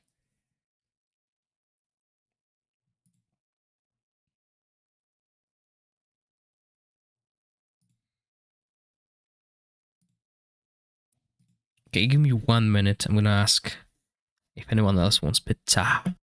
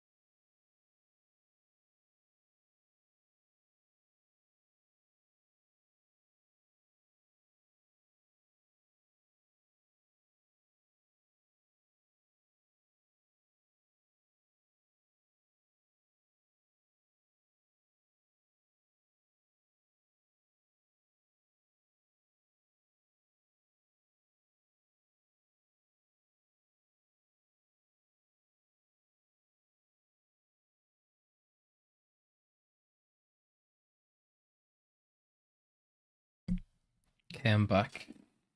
Not getting pizza today. I'm gonna get pizza tomorrow. Yeah, I'll try Ancient Battlefield as well.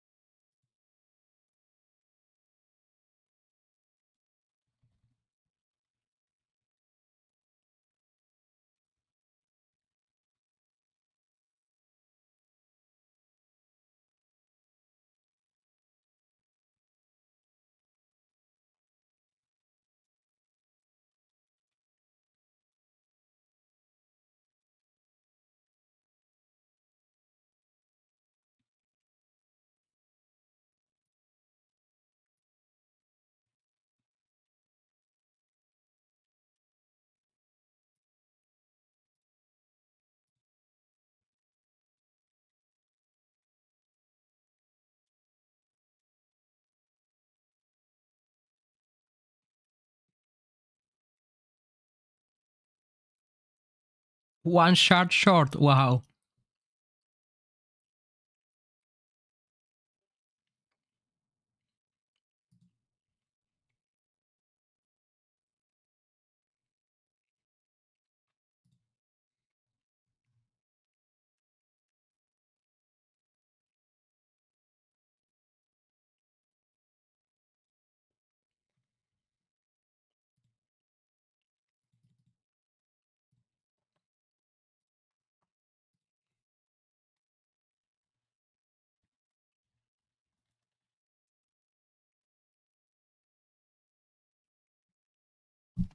So let's look if anything changed here on this dungeon.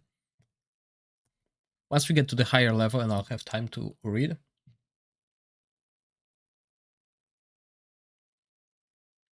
Oh, okay. Have you seen that? That's already a change, I think.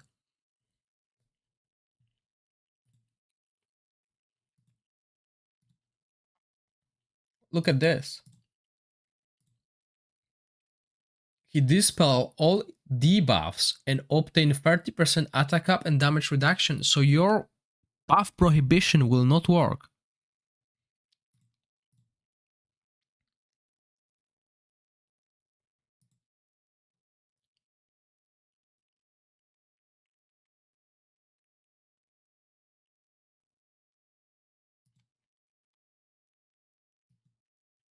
So we need to bring dispel instead of buff prohibition.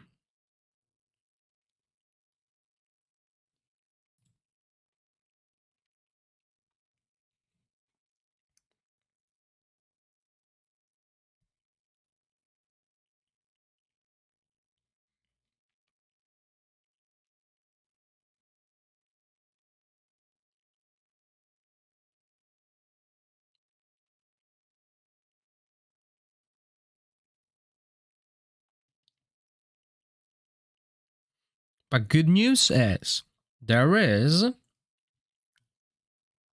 a mythic equipment, I think, that has a chance of dispelling.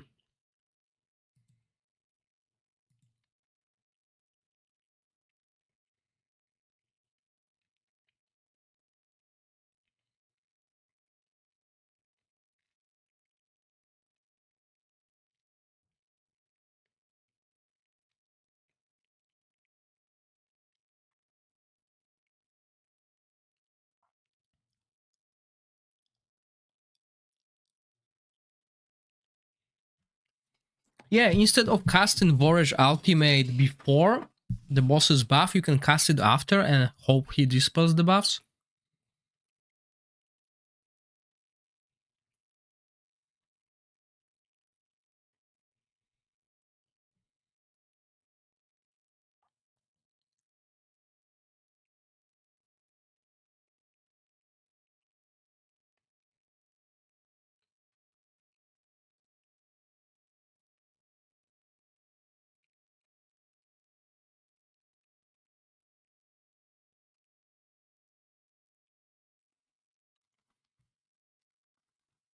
So yeah, your typical Mashem won't work against this boss.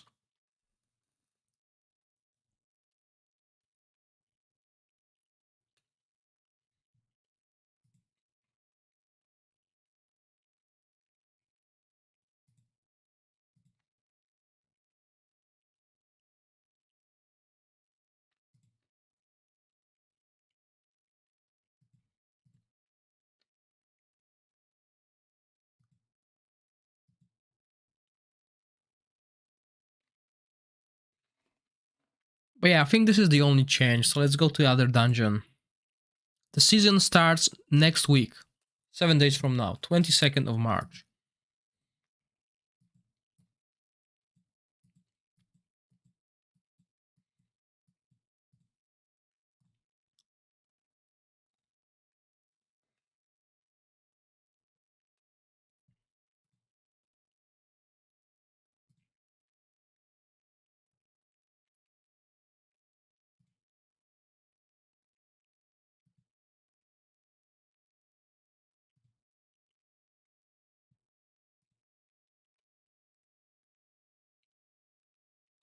Okay. So what's happening here?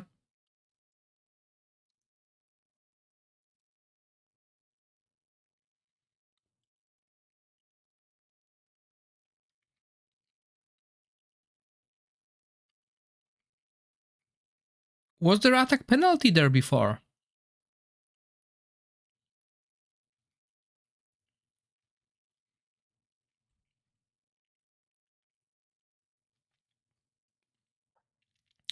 Okay.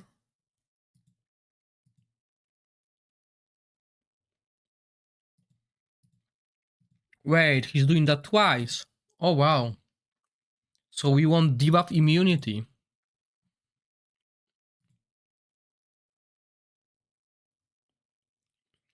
Okay. So we want debuff immunity before this. Or cleanse after. But depending on the rotation, if you play with the rotation, you only want like debuff immunity here and cleanse before this, so you can deal damage to the adds.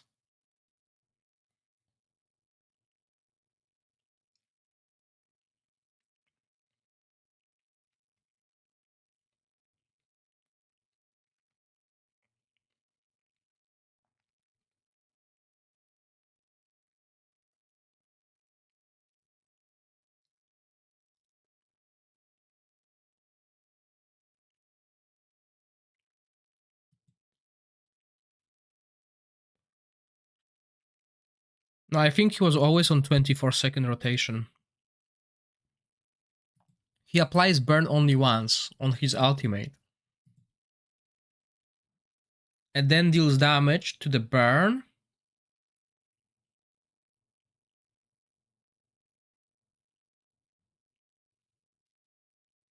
No, I mean,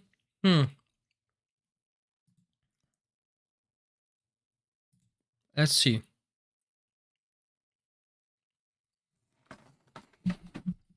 I think if we have debuff immunity or dispel before his first skill, we will never get. I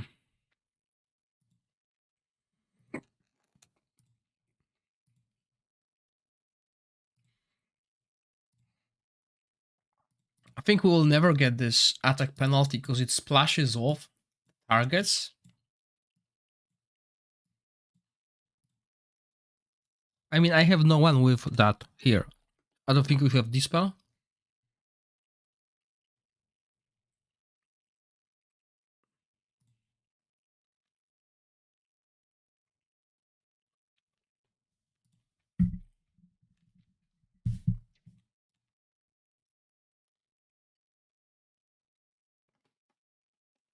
Yeah, Ancient Battlefield is definitely the hardest dungeon in the game, and it's been since season 1.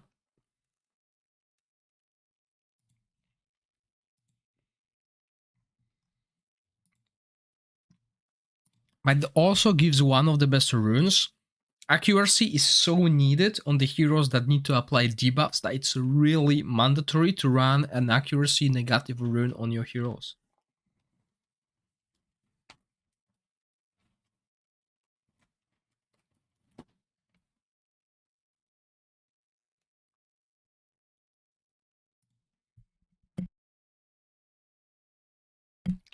I struggle to do stage 9 every season.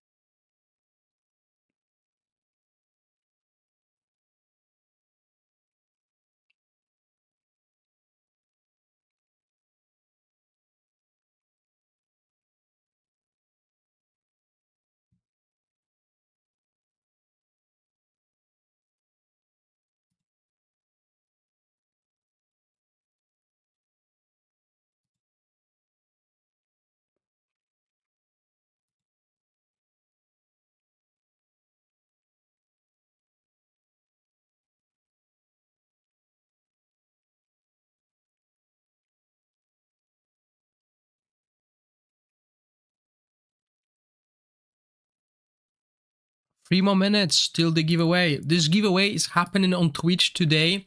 It happened yesterday on YouTube. So today, Twitch, free Heliolite dice. Tomorrow, YouTube, free Heliolite dice. So if you're watching me on YouTube, you might consider jumping to Twitch if you have enough tickets to participate in the giveaway.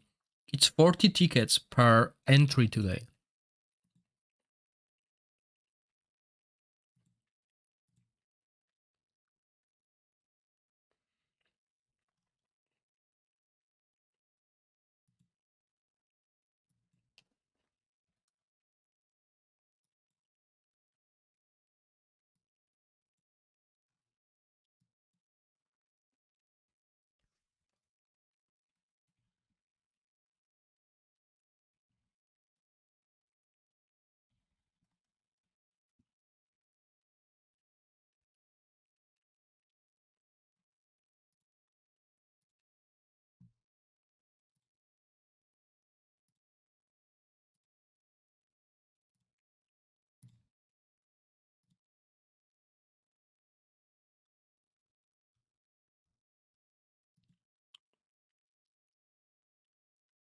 The tickets will start in 1 minute.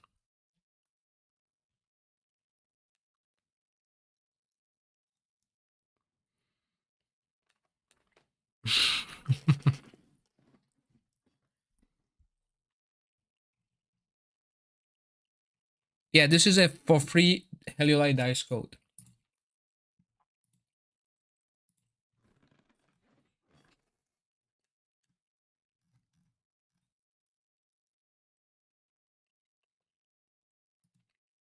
Okay, let's start the giveaway. I'll give everyone 10 minutes to participate. The ticket costs 40 and the maximum tickets is 5.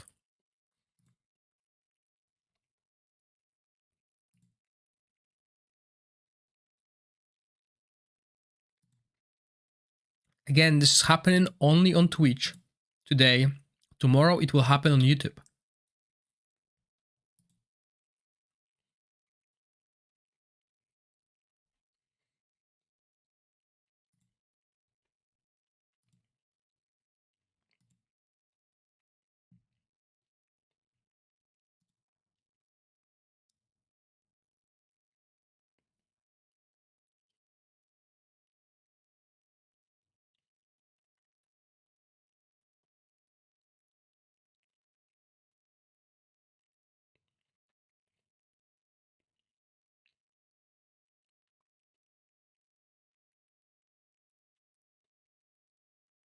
Yeah, I don't think corrosion is balanced at all. Even this bird is just dying so quickly. Look at this.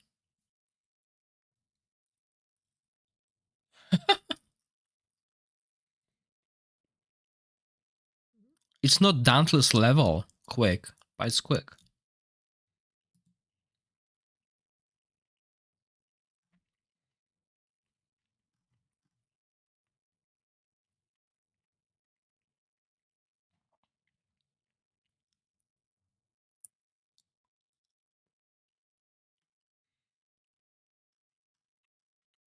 Yeah, sorry guys, I'm missing I'm missing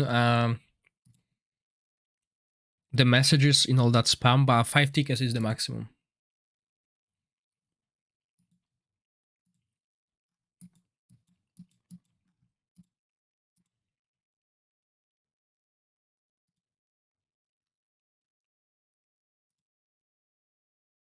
Okay, so what's happening here?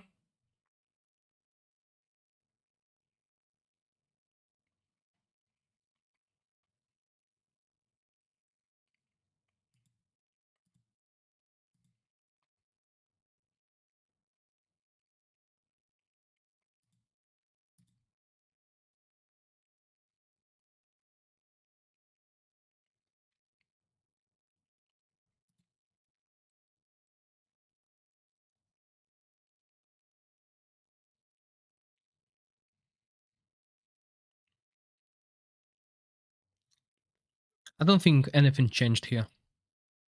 Yeah.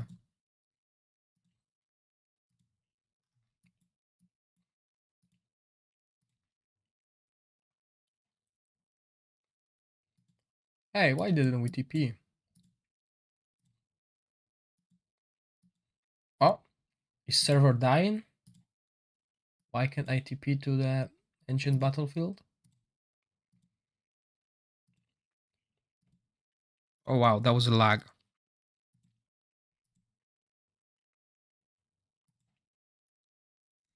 Yes, Sylvie, Venom was changed. If you don't have more than 2 debuffs, or 2 or more debuffs on the Harpy will hit a random ally.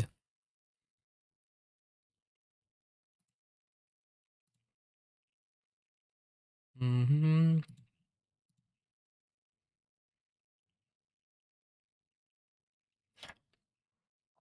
What did someone say about the ultimate down on him?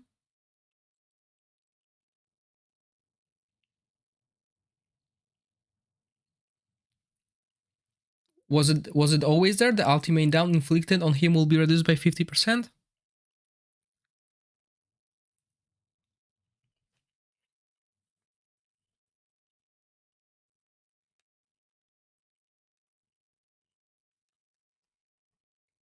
Or was it always like that?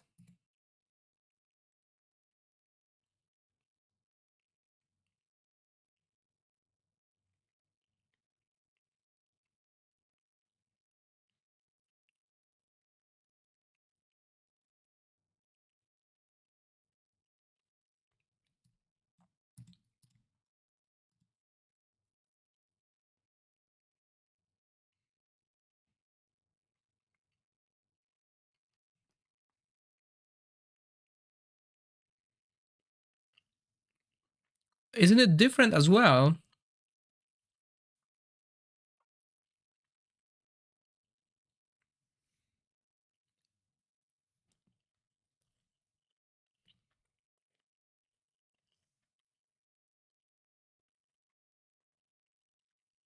I mean, was he dispelling debuffs on himself?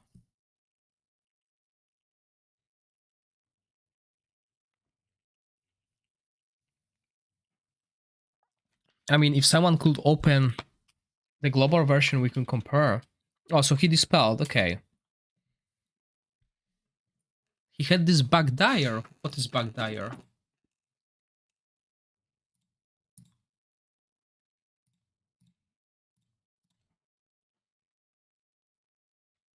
Backfire. Reduce damage dealt by 20% and increase damage taken by 20. I don't know.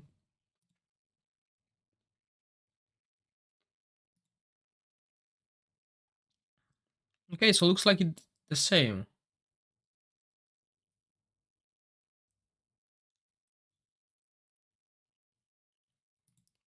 So nothing changed, and that's good because he was too hard.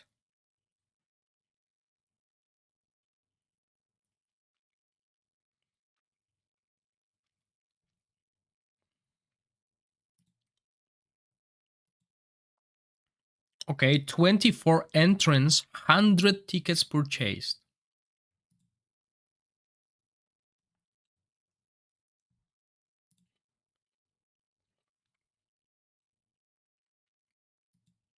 Maybe it changes on the higher levels. Let's see.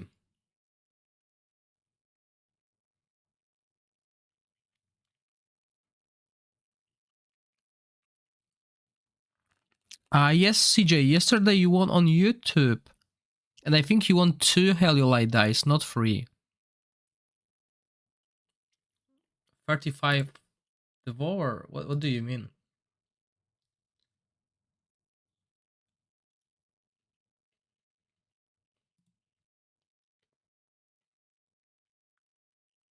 I'll check the arena in a second.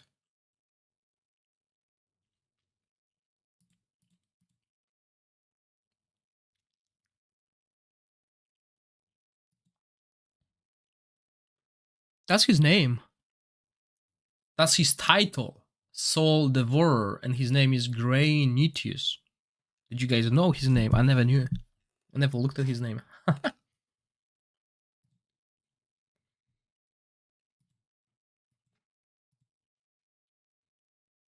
We'll do arena in just a second.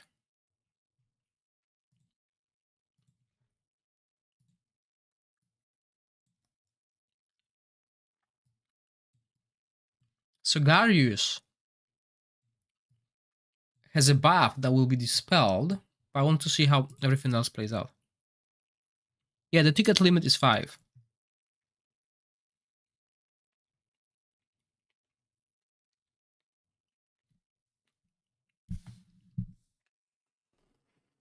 So, those of you who have issues with the points resetting daily, remember, if you buy a ticket, those points are gone. But I know some of you have like 10 points and the next day it reset. I don't know why, and I can't fix it for you. Sorry. It's on Stream Element's side rather than mine.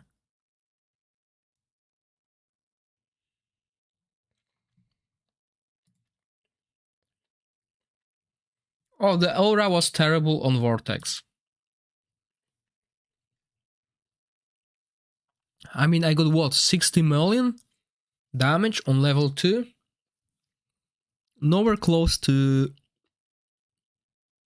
Ice Blast.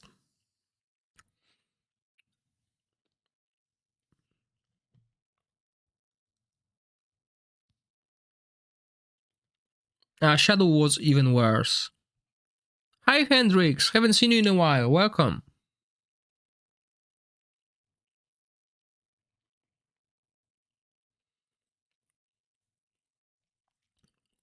I mean, it was at like 50 something million, you know. I don't think there are temporal vortex teams.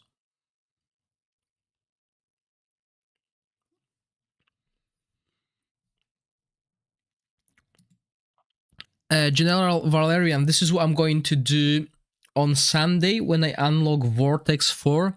I'll test other teams like Dauntless. I'll test Wild and Ice Blast. Because level 4 will tell us the story. Level 2 was just, you know, try and seeing how it works.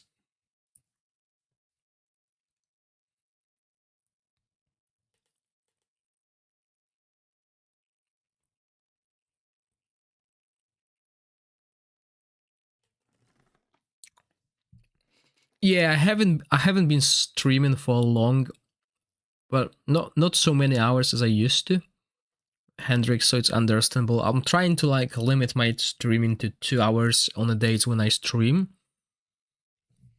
But today is an exception, obviously.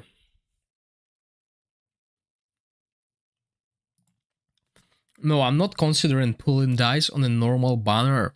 Keep in mind that the Burn team and the Thunderbolt team were not that good until the end game, where they become beasts. So I'm expecting these teams to be oriented towards the end game as well.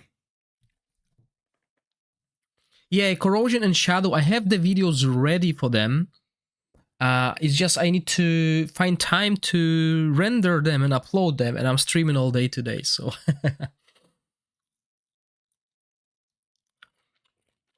Executrix, I'm from Poland, but I stay in UK now.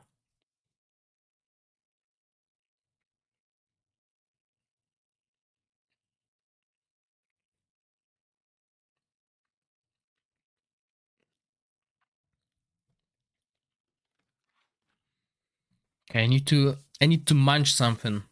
I was supposed to get pizza today, but I've been convinced to get pizza tomorrow. So let me start another fight and I'll go prepare something, maybe a toasty. Southern Alabama.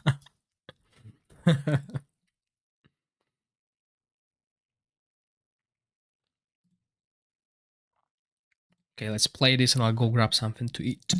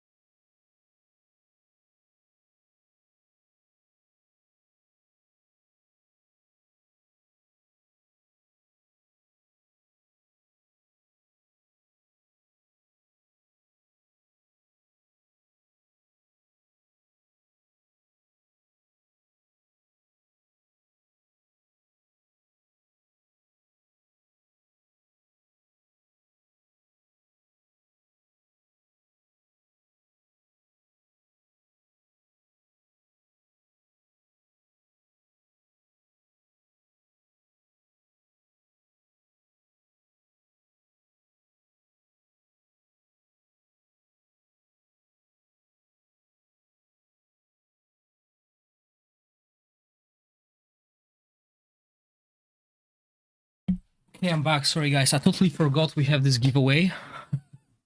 I'm gonna run the winners now. Let's close the giveaway. And let's draw a winner. I mean, it says that the giveaway was only available for 2 minutes. I don't know why. Totally weird.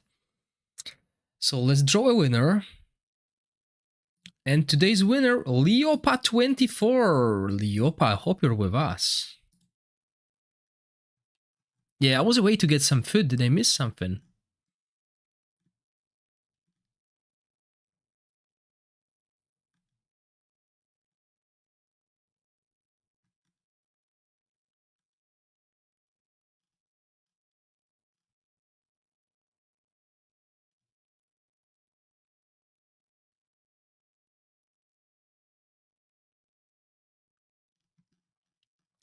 So yeah, Leopa. You do winner speech, do that, and I'll send you a code. Expect a whisper.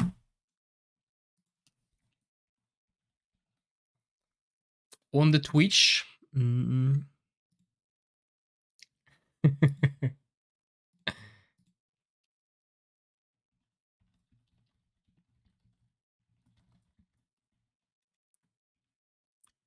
Right, remember, tomorrow we're going to do the same thing, but on YouTube instead of Twitch.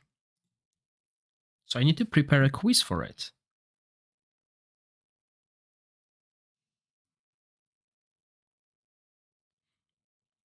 Well, looking at this tricky game, if they don't change, if they don't fix corrosion, there will be only one team that will be in the meta, and that will be corrosion.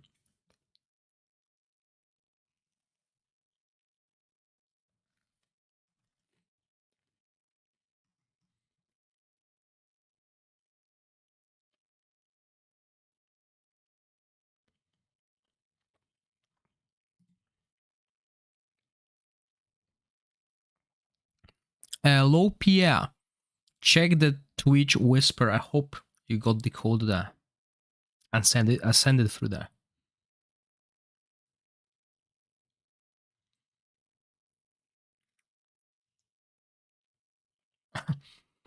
Rook team, yeah, rookie team.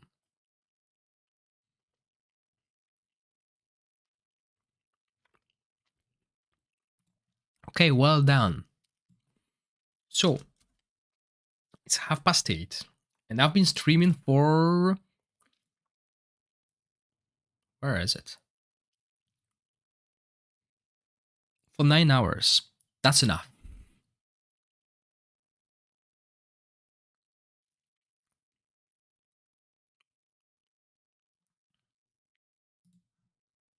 The game already is coercing you to spend the stamina. The random stat is awful with no way to forge. Yeah, I hope they introduce like a reforging equipment, not just refining, but reforging as well.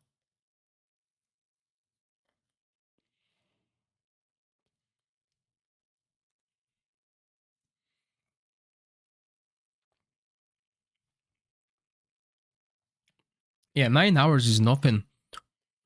I think in the first Dungeon and Dragon collab, I was streaming for like 15 or something. 2 more minutes? Right, I'll wait 2 more minutes. Let's do one more stage.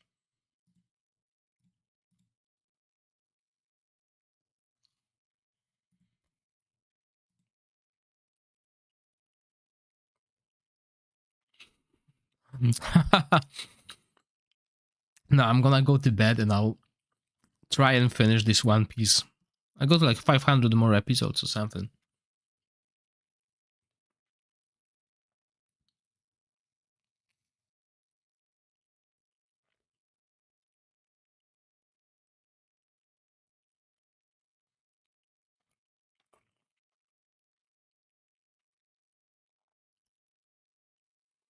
Unicorn Overlord. Isn't it like, I saw this game on the Twitch today.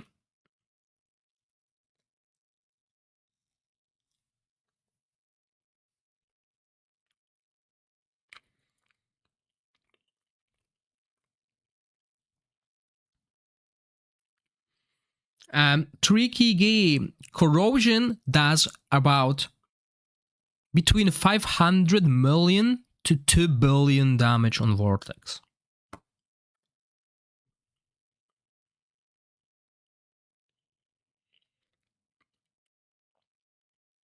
Lunar event starts in 7 days and I have 3 teams ready. 3 Alton teams. But you can't do 3 Alton teams on Lunar. You can only do 1 Alton team. So Aura versus Radiant, I did not compare them with Rally team. Today we were just checking and learning mechanics of the new teams. Tomorrow we will delve deeper into them.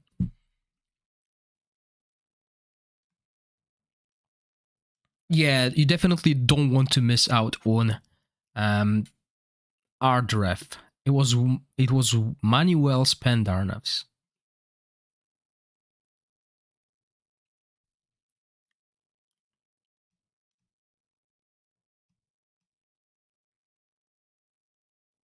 Right, arena changes. Let's see arena, okay? I know someone mentioned arena. Let's do that before I go. Sorry, it slipped out. It slipped out of my head. Same as the giveaway. I was just too hungry, you know?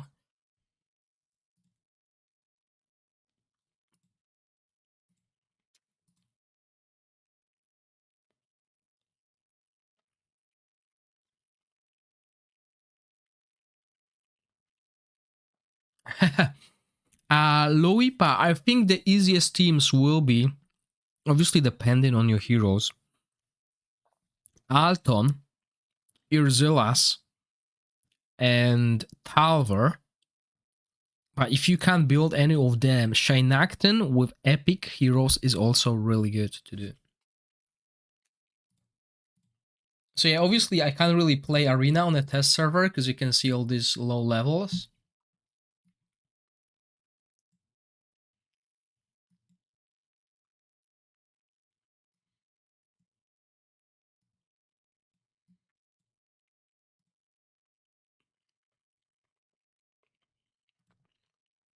But nothing changed.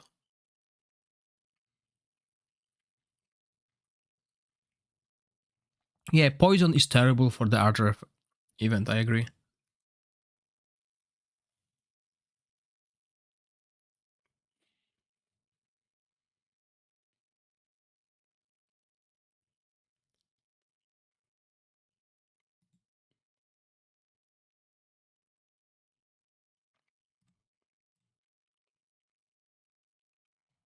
Now, in the exchange shop, we still have cards. So maybe season 3 is the season when I'll finally purchase that on my main account.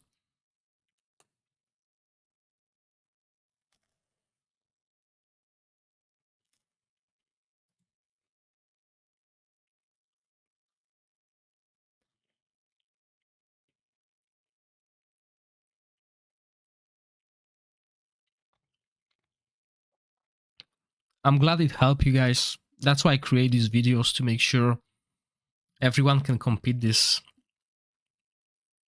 encounters that are quite tricky, let's be honest, and it takes a lot of planning. So since I'm already planning, I might as well share. So the biggest change, I think, in season 3, and it is a good change, so I will listen now. This is the time where you should listen and focus, is the seasonal shop. This basically tells us what's going to happen in the future seasons, and I showed that once today, twice even.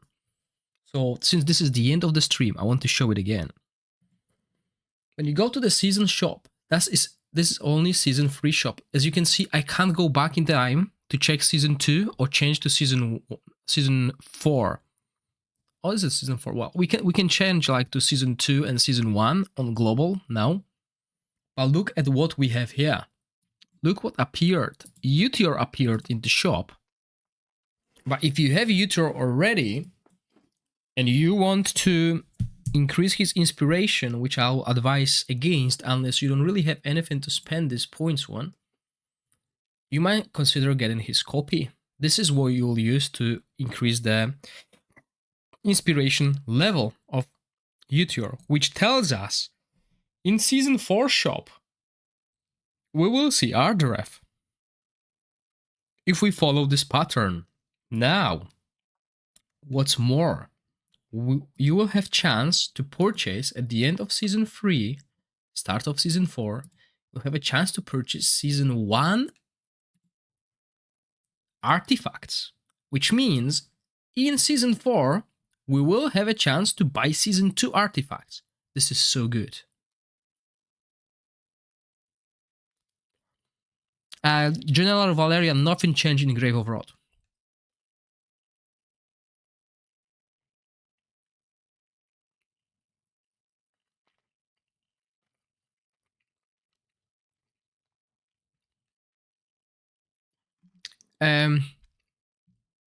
Yeah, it's one shard.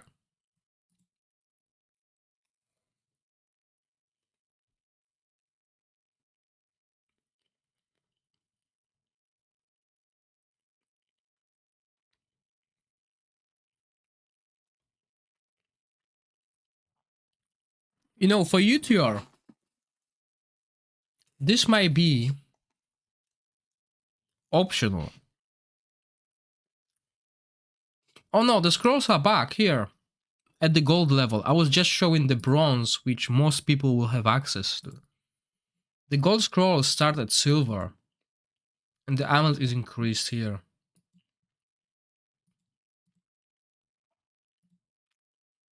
But what's worrying for people like Demon or Angel and me, I think it's only test server issue. All the cool packs are gone. My scroll pack is gone.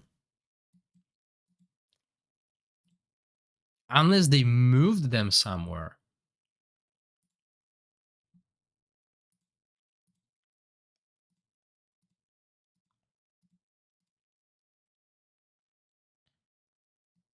Okay, so this is where we get this, and this is where we get dot.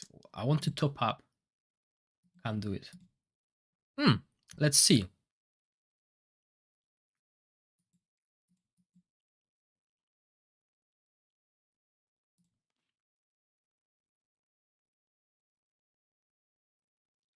Okay, so 12th of April, we'll have a chance, or this is where the event will start, and we'll have a chance to obtain her. So she's a shielder for the Frost faction.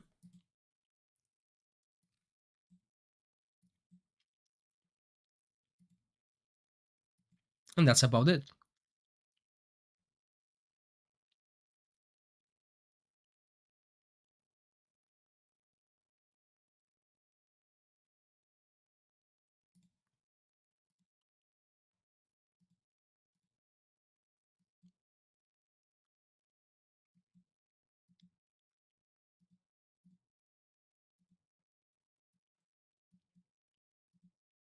So the blessed summons are the ones that have a guaranteed.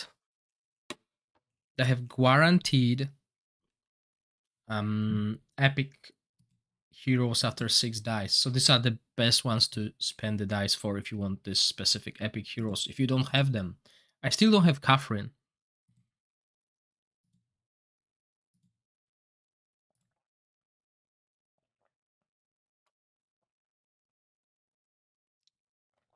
Okay.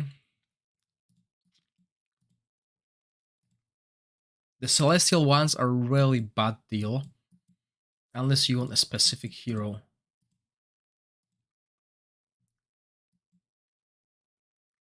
But yeah, I definitely want him for my fire team.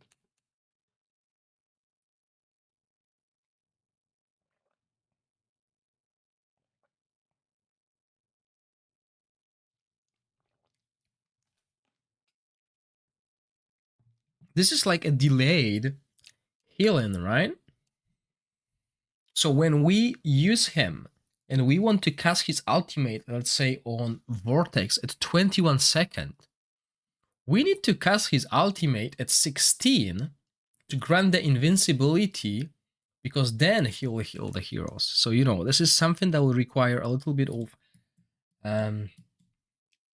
change in how we put the timings. Oh, this is perfect for Vortex second skill, I agree. Can you show the Psychic Core again before you go 99? Yeah, the Psychic Core, there's only one change, but it's back to season 1 or 0. Oh yeah, remember, see guys, all the tests done today were with nothing. I didn't put any points in the Psychic Core. And all that is the same. The only change is here. So Fire Radiance has attack increase, Necro Lightning crit damage, and Poison Eyes the damage by 15, and then we have damage reduction everywhere. And that's it.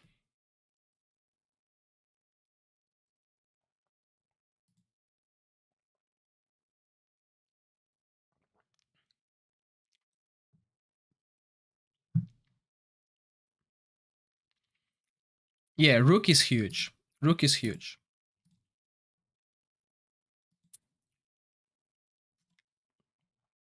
I mean, nothing else has been changed. I mean, obviously those domains, Goblin Lures, nothing changed in Goblin Lures.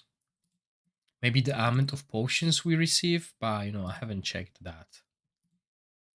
Blah blah blah, nothing here, nothing here. Alliance.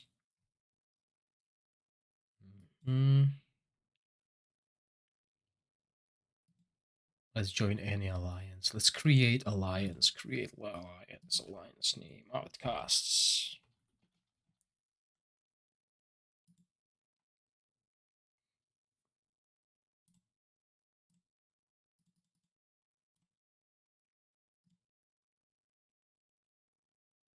Oh, Otherworld Exploration.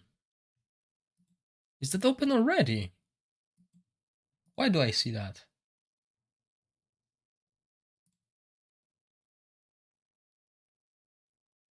So Sam Master is still available.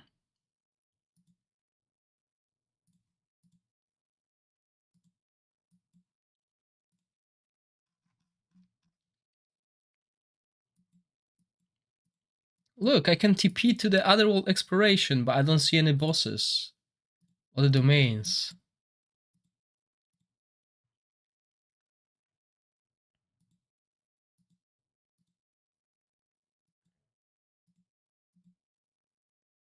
Spoiler, let's leave it.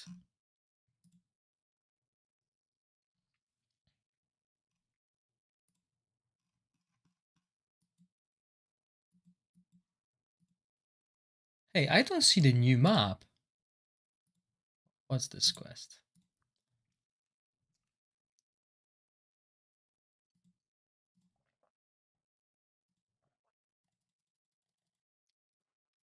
Oh, he tells me how well I did in previous season, but I didn't play previous season.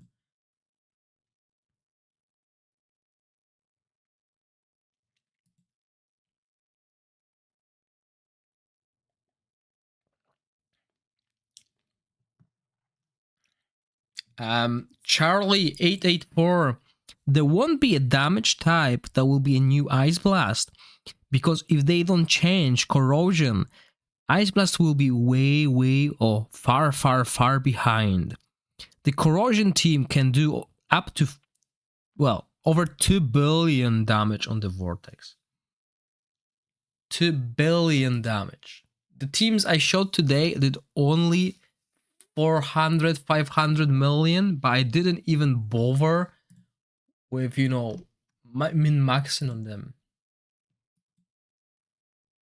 Yeah, looks like season 2 map is staying.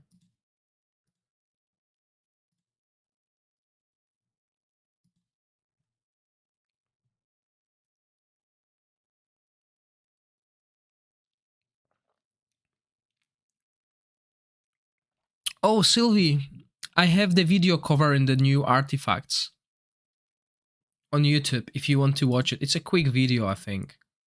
I released it today. It's 11-minute video, really. But I'm gonna go now, okay? So here's the link to the video. I go over all of them. However, I did not mention because I didn't have access back then yet, there's 2 epic artifacts that are very good. This artifact is totally OP in my opinion. So we have an attack and accuracy on the artifact, and we know accuracy artifacts are really important. And now the person who wears this artifact gains 8 attack for every 1 accuracy they have.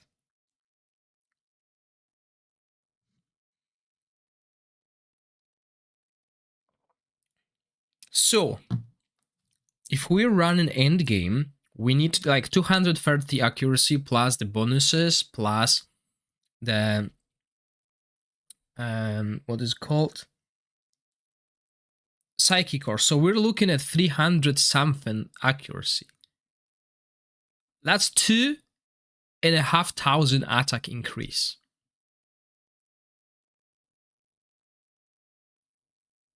I mean,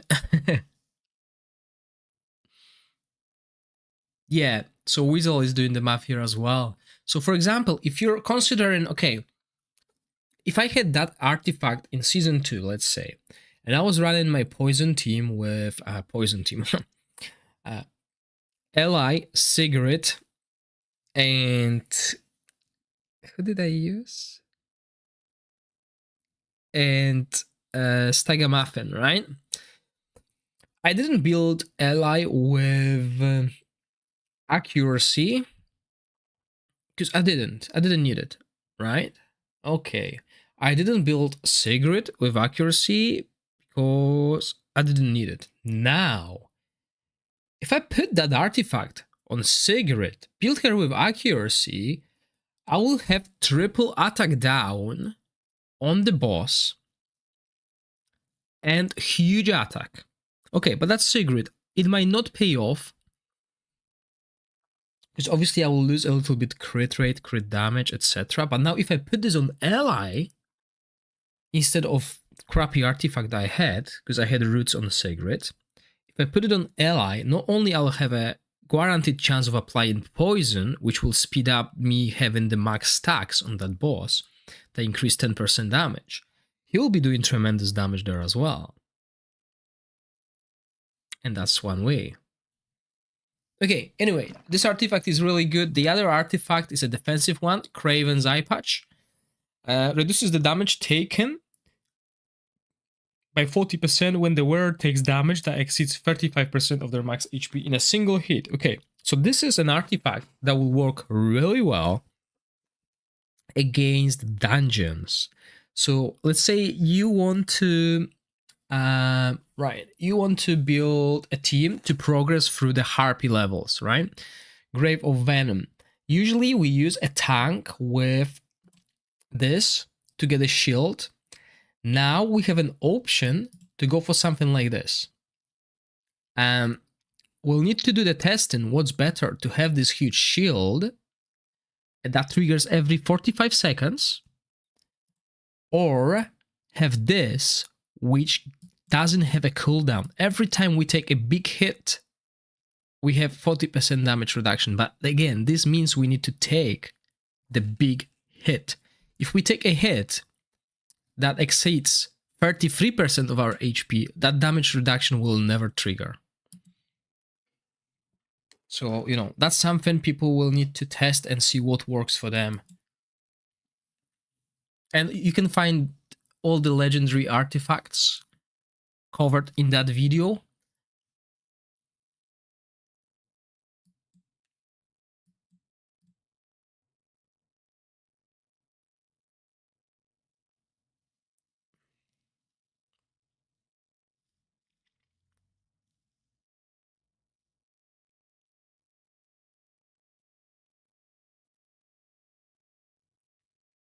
Yeah, I mean, yeah, Vortex, for example. There's a big hit from the second skill on the boss. But yeah, I mean, definitely those 2 artifacts are way better than those 2 artifacts. I don't think anyone used them.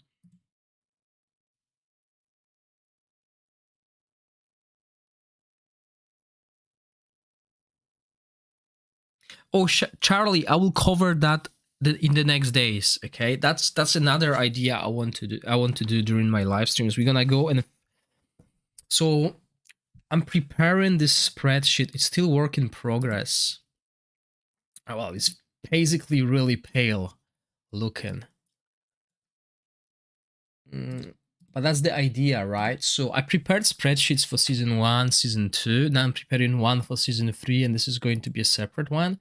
So as you can see, this is day-by-day guide, something that I've done previous season as well. There will be like hero builds, etc. But there will be also planning. So I'll plan the team setups that I want to run in season 3. But first I need to understand season 3 heroes better. You know, it's just first day of me having access to these heroes. So while I have a general idea of what they do now, once I go to sleep and I wake up, I'll probably have more ideas how to build them. Oh, I checked, Lane Rain, you missed me.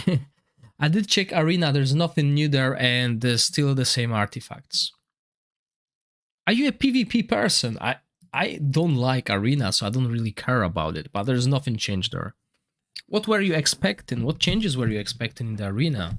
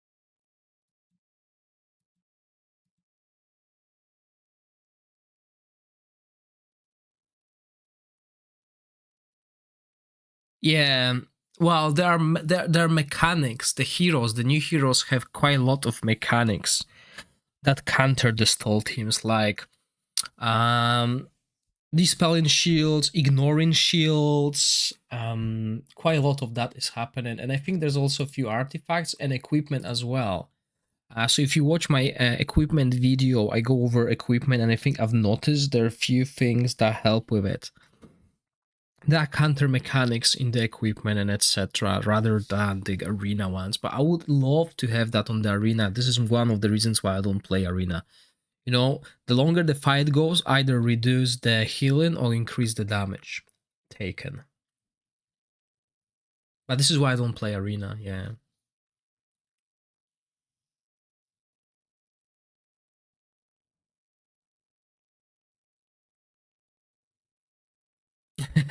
Not bad, Weasel, not bad.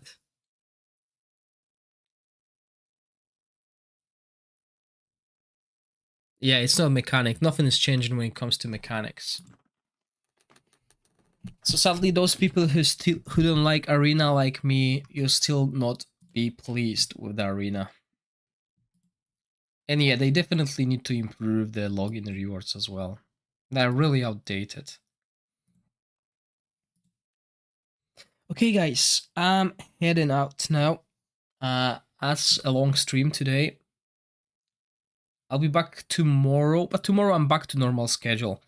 Most of the things are covered, so I'll be back around 6:30, 7 o'clock UK time, and we'll do like 2-3 hours stream with a giveaway on YouTube. So a quiz will be ready. I'll try to release like 3-4 videos tomorrow. Daniel Leonardo, there's a new YouTube video available about the equipment. Hold on. You can check it here because I'm heading to bed now. I've been streaming for 10 hours almost. And on Monday, I believe, there will be an exclusive stream where I'll have a special code for you guys.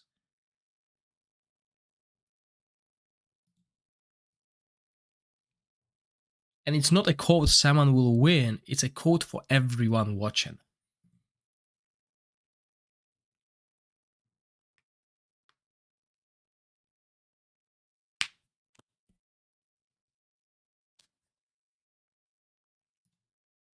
Okay, so yeah, thank you everyone for watching, and I'll see you tomorrow in the evening. Stay safe and thank you for watching. Bye.